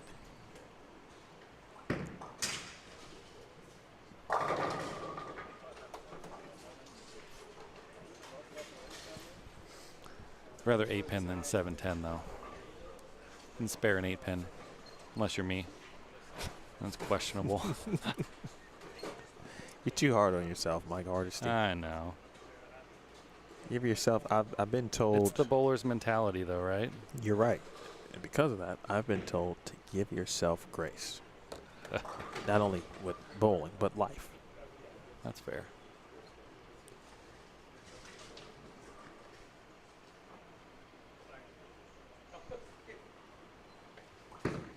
That's got a hook. Oh. Wow. My goodness. All right, so we got back 31. Yeah. It's manageable. Do you give yourself grace when you bowl? The answer is no. And that's why I said I was told to give myself grace, because much like you and any other competitor, you try, you make a comeback or get back into it. And my goal was to have fun, but it's difficult to do. It is. Because you know what you felt like at kind of your highest level. And so I get it. We were talking earlier. It's tough to bowl 3 games a week or 3 games every other week. Especially against these guys. Yeah, you got to bowl against them all the time. Yeah, it's not fun.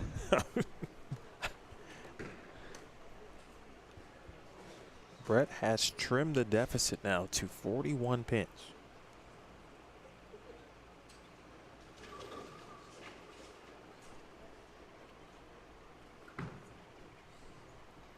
All right. Looks like Darren's ready to go with that Eternity Pie. I feel like couldn't have asked for just something better right there for Darren Tang. I think it makes the swing just a little bit loose right there, right off the jump, right? Can I see what you're looking for? Absolutely.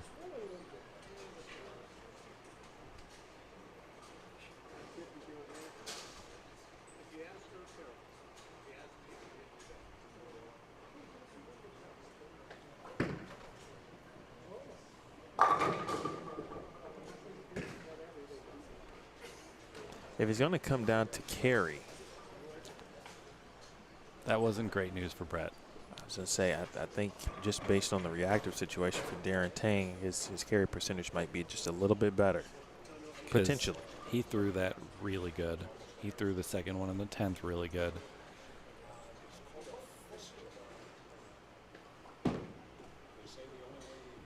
You'd have to figure Brett probably needs to shoot 250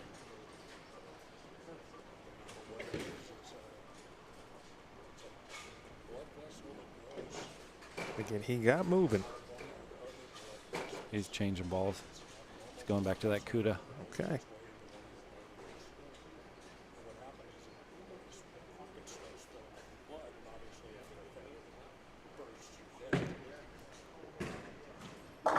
Oh, we'll take that high flush.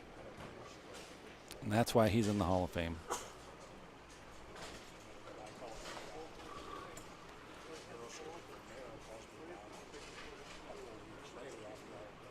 Big opportunity here. Rick, to answer your question, I don't believe it's illegal to clean your hands in between shots. You definitely can't change the surface of a bowling ball.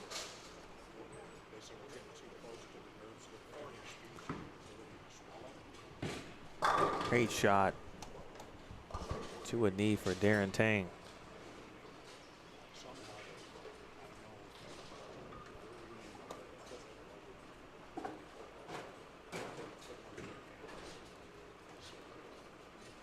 How old is Darren Tang? That's a question in the chat. I believe Darren is 31. He's a baby. That's how you know you're getting old.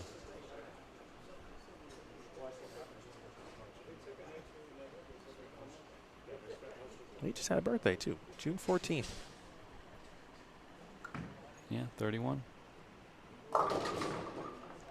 Pretty fortunate there to get 8. No wonder I like him so much. He's a Gemini. Okay, all right. I like everyone. I'm a Libra. We're just whatever. Just go with the flow. My astrology knowledge stops at Gemini. Same here. I know Libras and Leos.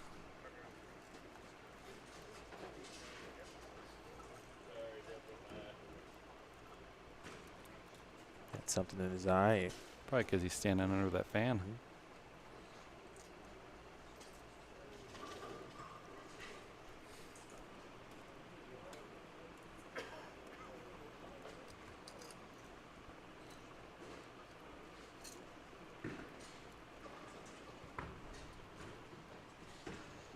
Oof. You can see him pointing to the hand again, kind of rubbing it.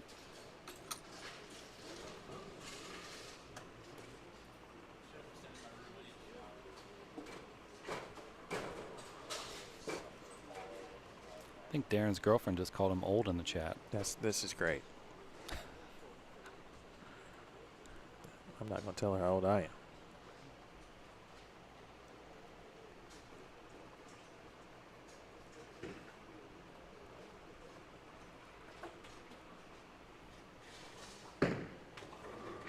Gotta have it. He is now in that zone where we saw Wesley Lowe. Yep. You know, through the front part of the lane. Yeah, he's trying to create a little more angle so that his carry's a little better. Again, it's just so tough. So tough to out bowl or out maneuver this ball reaction, because I think for both players right now, they're just tricky.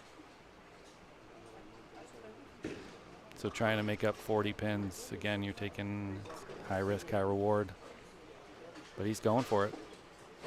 Because one of those things too, right? Well, certain squads you watch, certain players you watch, and you go, wow, they don't look that hard, but yeah, true pattern playing it out right here, and you can see how difficult they indeed are. Peel, carry, no. That's when they're literally trying everything. I mean, and you got to get a break at some point.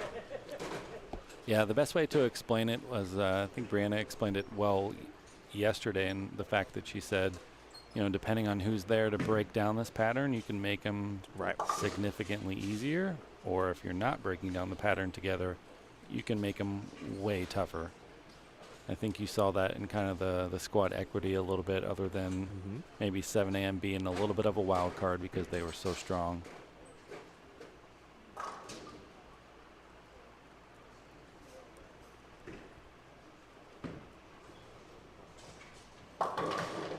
Wow, that's crazy. Boy, that you're talking about peeling. Brett still with life. This pair is humbling people. It's been a much different feel for the title match here.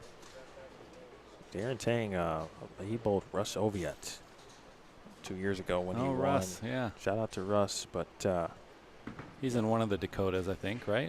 South South I think. Dakota. He was, Darren was just all over him pretty early.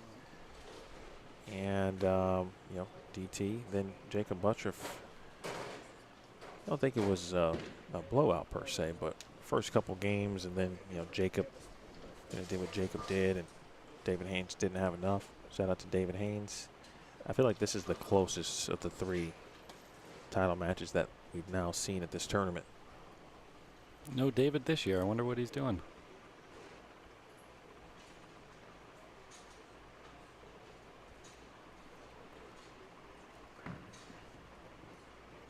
That was a great shot.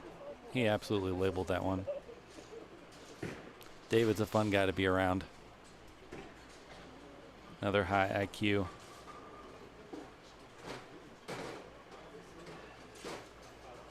Think and speak the game. And such a very cool way and language.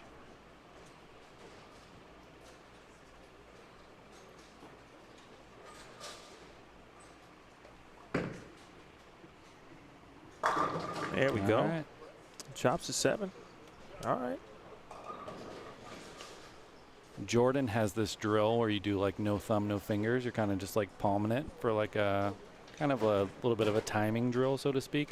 And allegedly, when Russ was at ASU, he practiced like that, and he averaged like 210. No fingers, no thumb, just kind of like palming it. Now, granted, Russ is a large human being, but that's impressive. I hadn't really got to know him that much, but in person, that's a strong dude. Yeah. Uh-oh. All right. I feel like it's been about an hour since Brett Wolfe was able to double. That's just what it feels like. He's been trying. Leave him alone. Now he did have 3-4 in a row in game 2. That's fair. Yeah. But like that double was just different. Yeah. He'd been trying to do that the entire match here, and now he is in. He's got to get a little help though. Looks a little left. It did. Oh my goodness.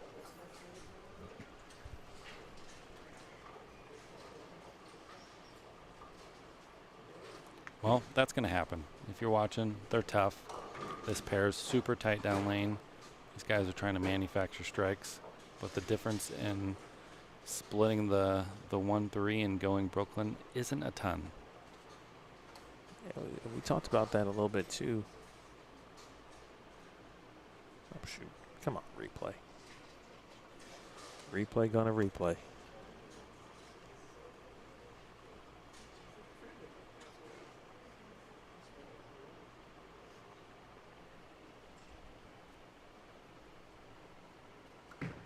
That was pretty good. Wow, that was perfect. Butter. Just straight labeled there. That's a huge 3-bagger as we approach the 7th frame for Brett Wolfe. It's not a break until you take advantage of it.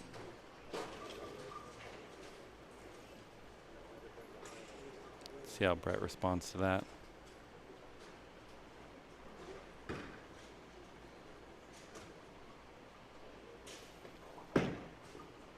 Push. Wow.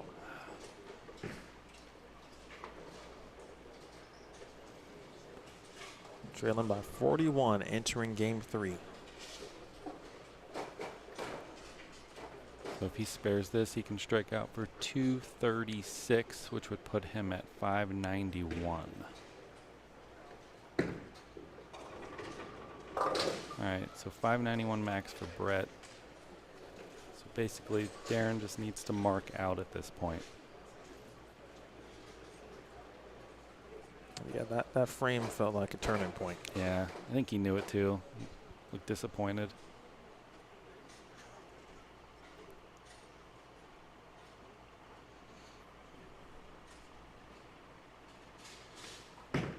That was better. Bang. Yeah. Knew it.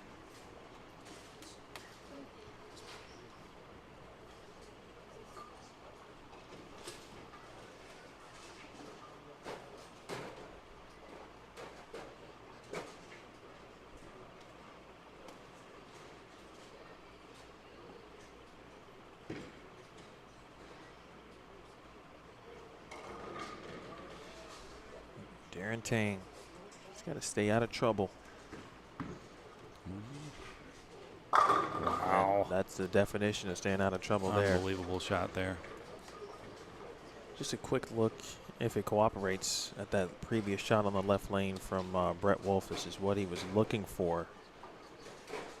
I've been fishing and fishing, kept inching right, ball change. Excellent shot from a legend. I haven't seen Darren bowl a ton in person, but his patience and staying in the moment these last couple matches has been crazy impressive. Couple that with the thumb situation. And it's a lot to unpack mentally. Peel ball. Whoa. Wow. That one hydroplaned. You saw it just hydroplane. Yeah, I talked about that speed bump with this pattern, but No joke. It came up right there. Got it right a little bit early, and it's never going to see it. Again, It's much easier watching. Darren Tang's magic number was 196.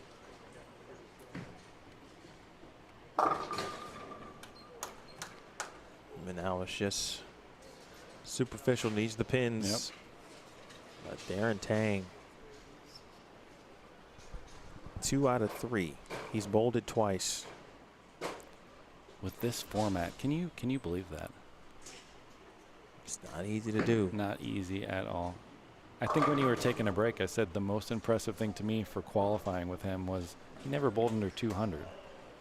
Correct. Like, you're moving multiple pairs across the whole building on a pattern where people are playing it multiple different ways. He's going to catch a bad pair or two, and he never shot under 200. He shot 299 in game 3 yesterday and was off and running.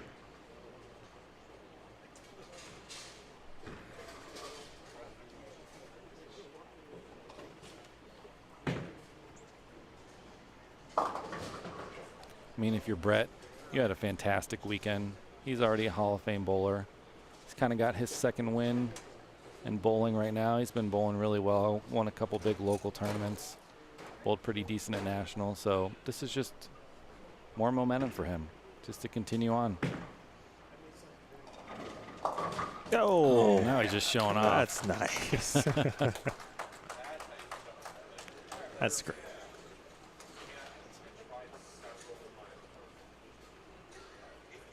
Oh, look at him showing off standing in front of the ball. Oh, this is great. It's like, if you say one more thing about a blue hammer. Oh, daddy. Oh, let's go, Brett Wolfe. Showing off the versatility. The tricks.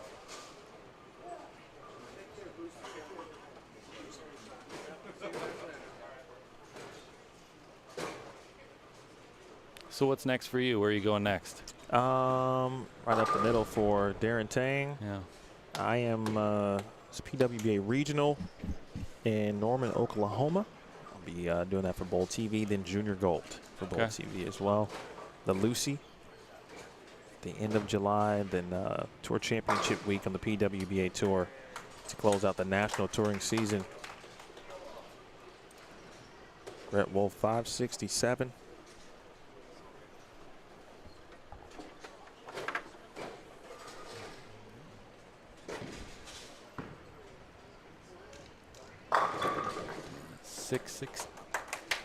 Six 16. Wow, low scoring match. Definitely the closest match. I think that reaction says it all. Darren just came over here and took a big deep breath and looked at us like, I don't want to do that again. All right, let me try to get this presentation at least on camera. Thanks for letting me hang out with you. Would you like to stay and ask a question to Darren Tang? I don't know. You can say it's just yes or no. It's up to you. Yeah, of course I'll stay. Okay. There it is. Your champ. Champ on the left, the runner-up on the right. Darren Tang. Theo. Theo's is a customary That is non-smiler. Theo smiling. Okay. All right. No, So he never smiles. It's a customary non-smiler, what you're saying? A lot of people are like, Theo, are you in a bad mood? He's like, no, I'm actually in a really good mood. Oh, look, he's laughing.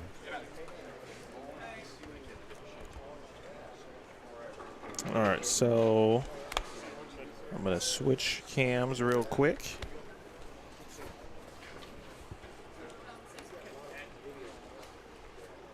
Give you that view for a moment. And then I'm going to just lower something real quick as Darren Tang is getting some congratulations, of course, and well-deserved. Same thing with Brett Wolfe on a job well done.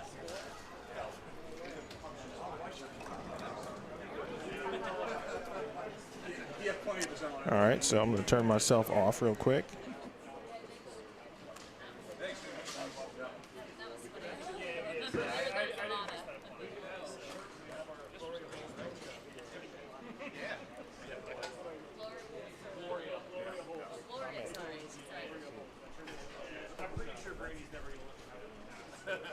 Can you hear me?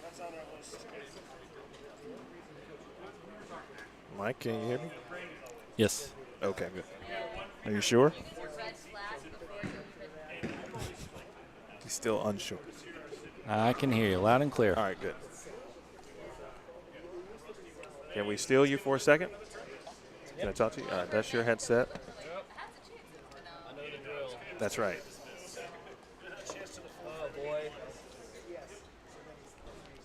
I'm going to have you keep going.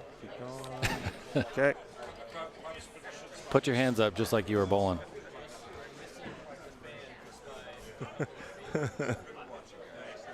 You're homesick without that fan.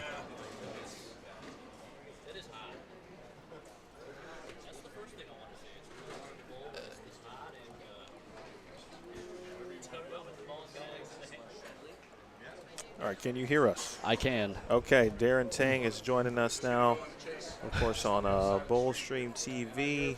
Give me 1 second, Mr. Tang. Get out of that. Let's get out of that. Let's close out of that, and voila. Darren Tang on your screen as the 2024 CBE 10K Classic champ. First of all, congratulations again. Thank you. Correct me, because I don't remember why you had to miss last year. I thought it was the elbow injury. And so you went in 2022, you went in 24. I know when anybody comes back from injury, it can be a very difficult thing. So describe your process to even get back to a point where you felt like you could win after that injury. Yeah, I've been struggling for a good while now. I actually told Bree Cote that I hadn't bowled a good event since Team USA trials, and we all know when that is. So this one felt really good. Yesterday actually felt really good just to be able to bowl well enough to lead. And then obviously winning is always sweet, so it feels pretty good. But the process to coming back, it's been tough. The body just starts doing things to account for what you're unable to do because of the pain. So I've been, unfortunately, through the tour season, I don't know how to describe it. It's just different out there, but we got to do different things, and my body picked up a lot of bad habits. I've probably had 10 sessions with Mike Jazz now. I want to give him a shout out. I actually was thinking about not even bowling this week because I bowled the Bowler's Journal in Vegas on Wednesday. I shot 590. That was my fifth squad and my lowest squad. I felt awful physically, and we just kept it simple. He pushed me to bowl, and I said, you know what, you're right. This is what I do for a living, so I got to go out and do it. If anything, even if the result doesn't go well, it's going to be a learning process, or a learning experience. But kept a couple of simple thoughts, and here we are. The ability to kind of conquer what looked to be a tough pair, right? And then the pattern really started to kind of show itself. It was a tough pattern. Obviously, you made it look pretty solid yesterday. Yeah, I'm bowling here for the second time. I'm starting to see that this place likes certain things, and I fortunately have a couple of bowling balls that I threw last time, and I brought them this time, and they look just as good as the last time we won. Shout out to Brett. He's a great player. It was an honor bowling against him, major champion. You can't shake your head at that. So great bowling to Brett. But yeah, those same balls look good in the same parts of the lane, so I knew what I was working with. Unfortunately, a little bit handicapped. You saw that second game. You know, I had a big lead, so I was staying as patient as possible. I was banking on the fact that I could throw at least a couple of strikes in a row and kind of get away with shooting 2-0 maybe, but wasn't the case. Definitely having a hard time catching it like I used to be able to. So that's a work in progress. But like anything else, it's just stepping stones and trying to go in the right direction. What did you see in the difference from 5 and 6? You obviously came from 3 and 4, bowled really well.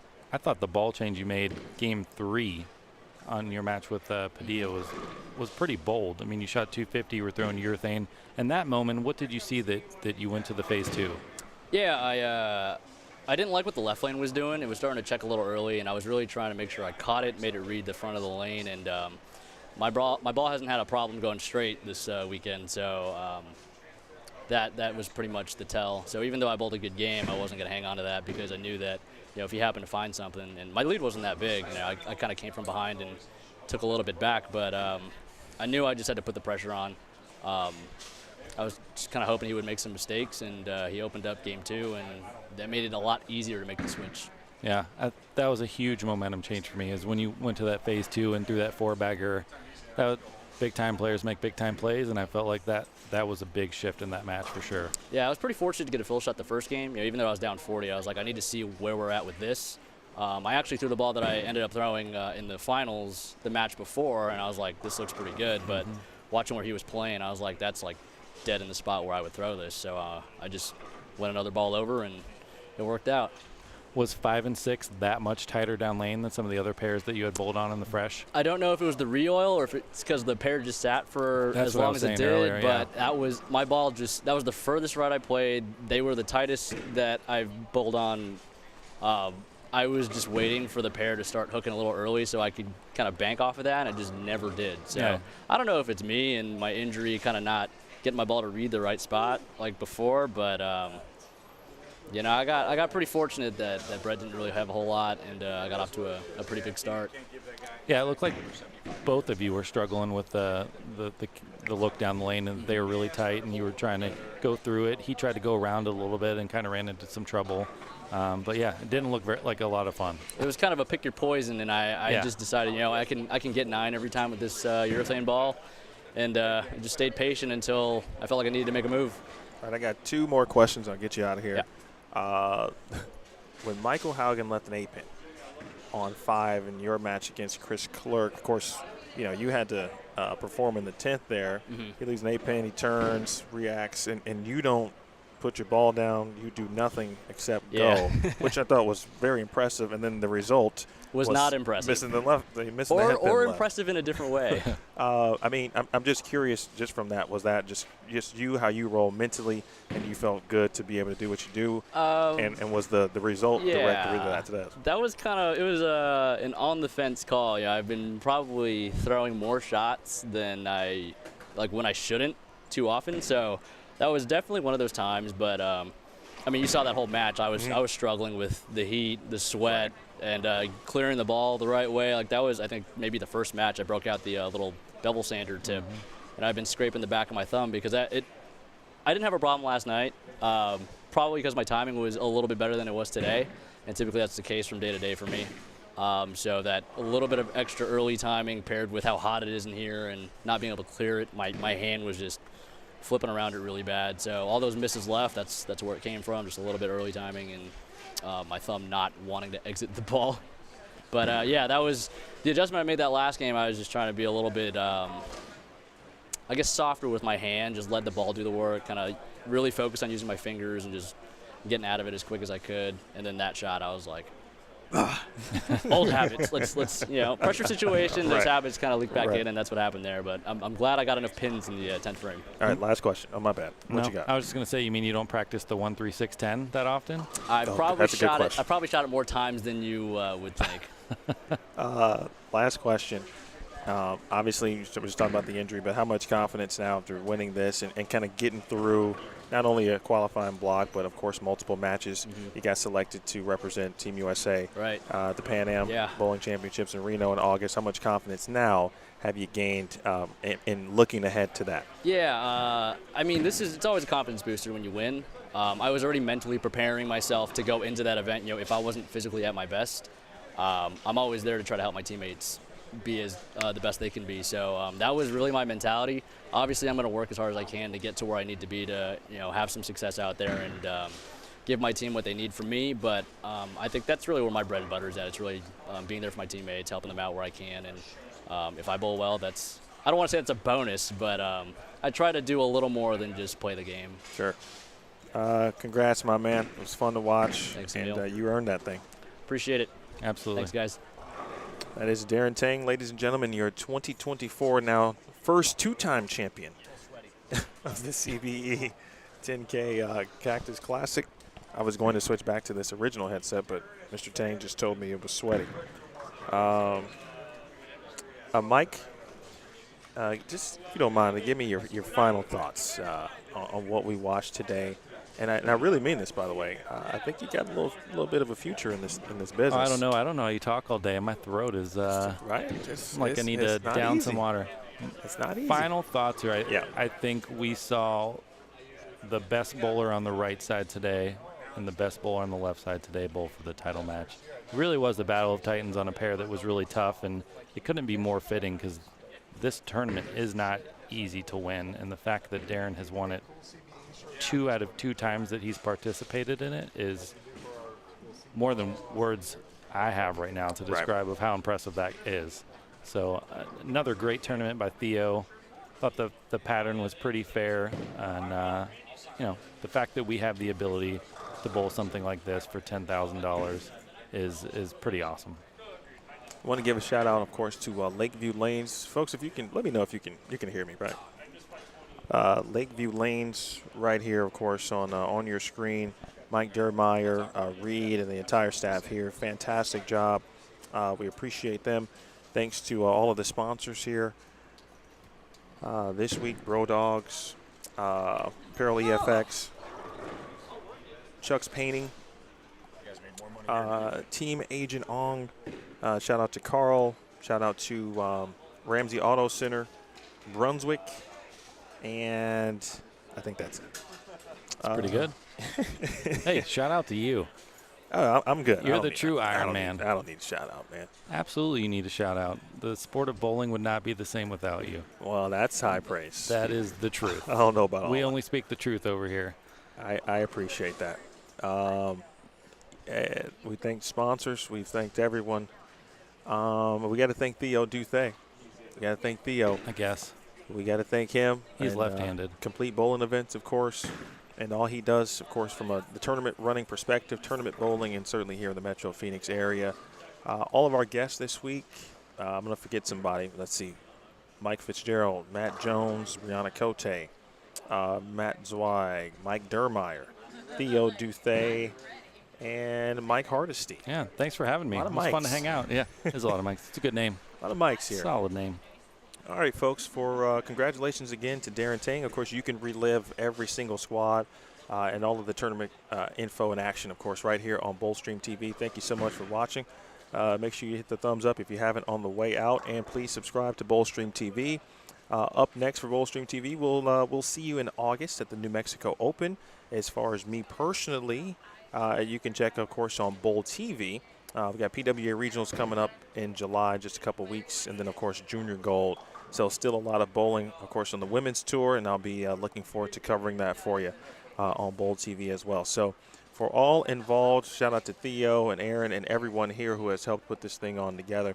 My name is Emil Williams Jr. We say so long for now. This has been a presentation of the 2024 CBE 10K Cactus Classic. Darren Tang, now a 2-time winner of the event. It's been a presentation of said event. You watched it live and only on Bowlstream TV. Folks, be safe, be well. Have a great night.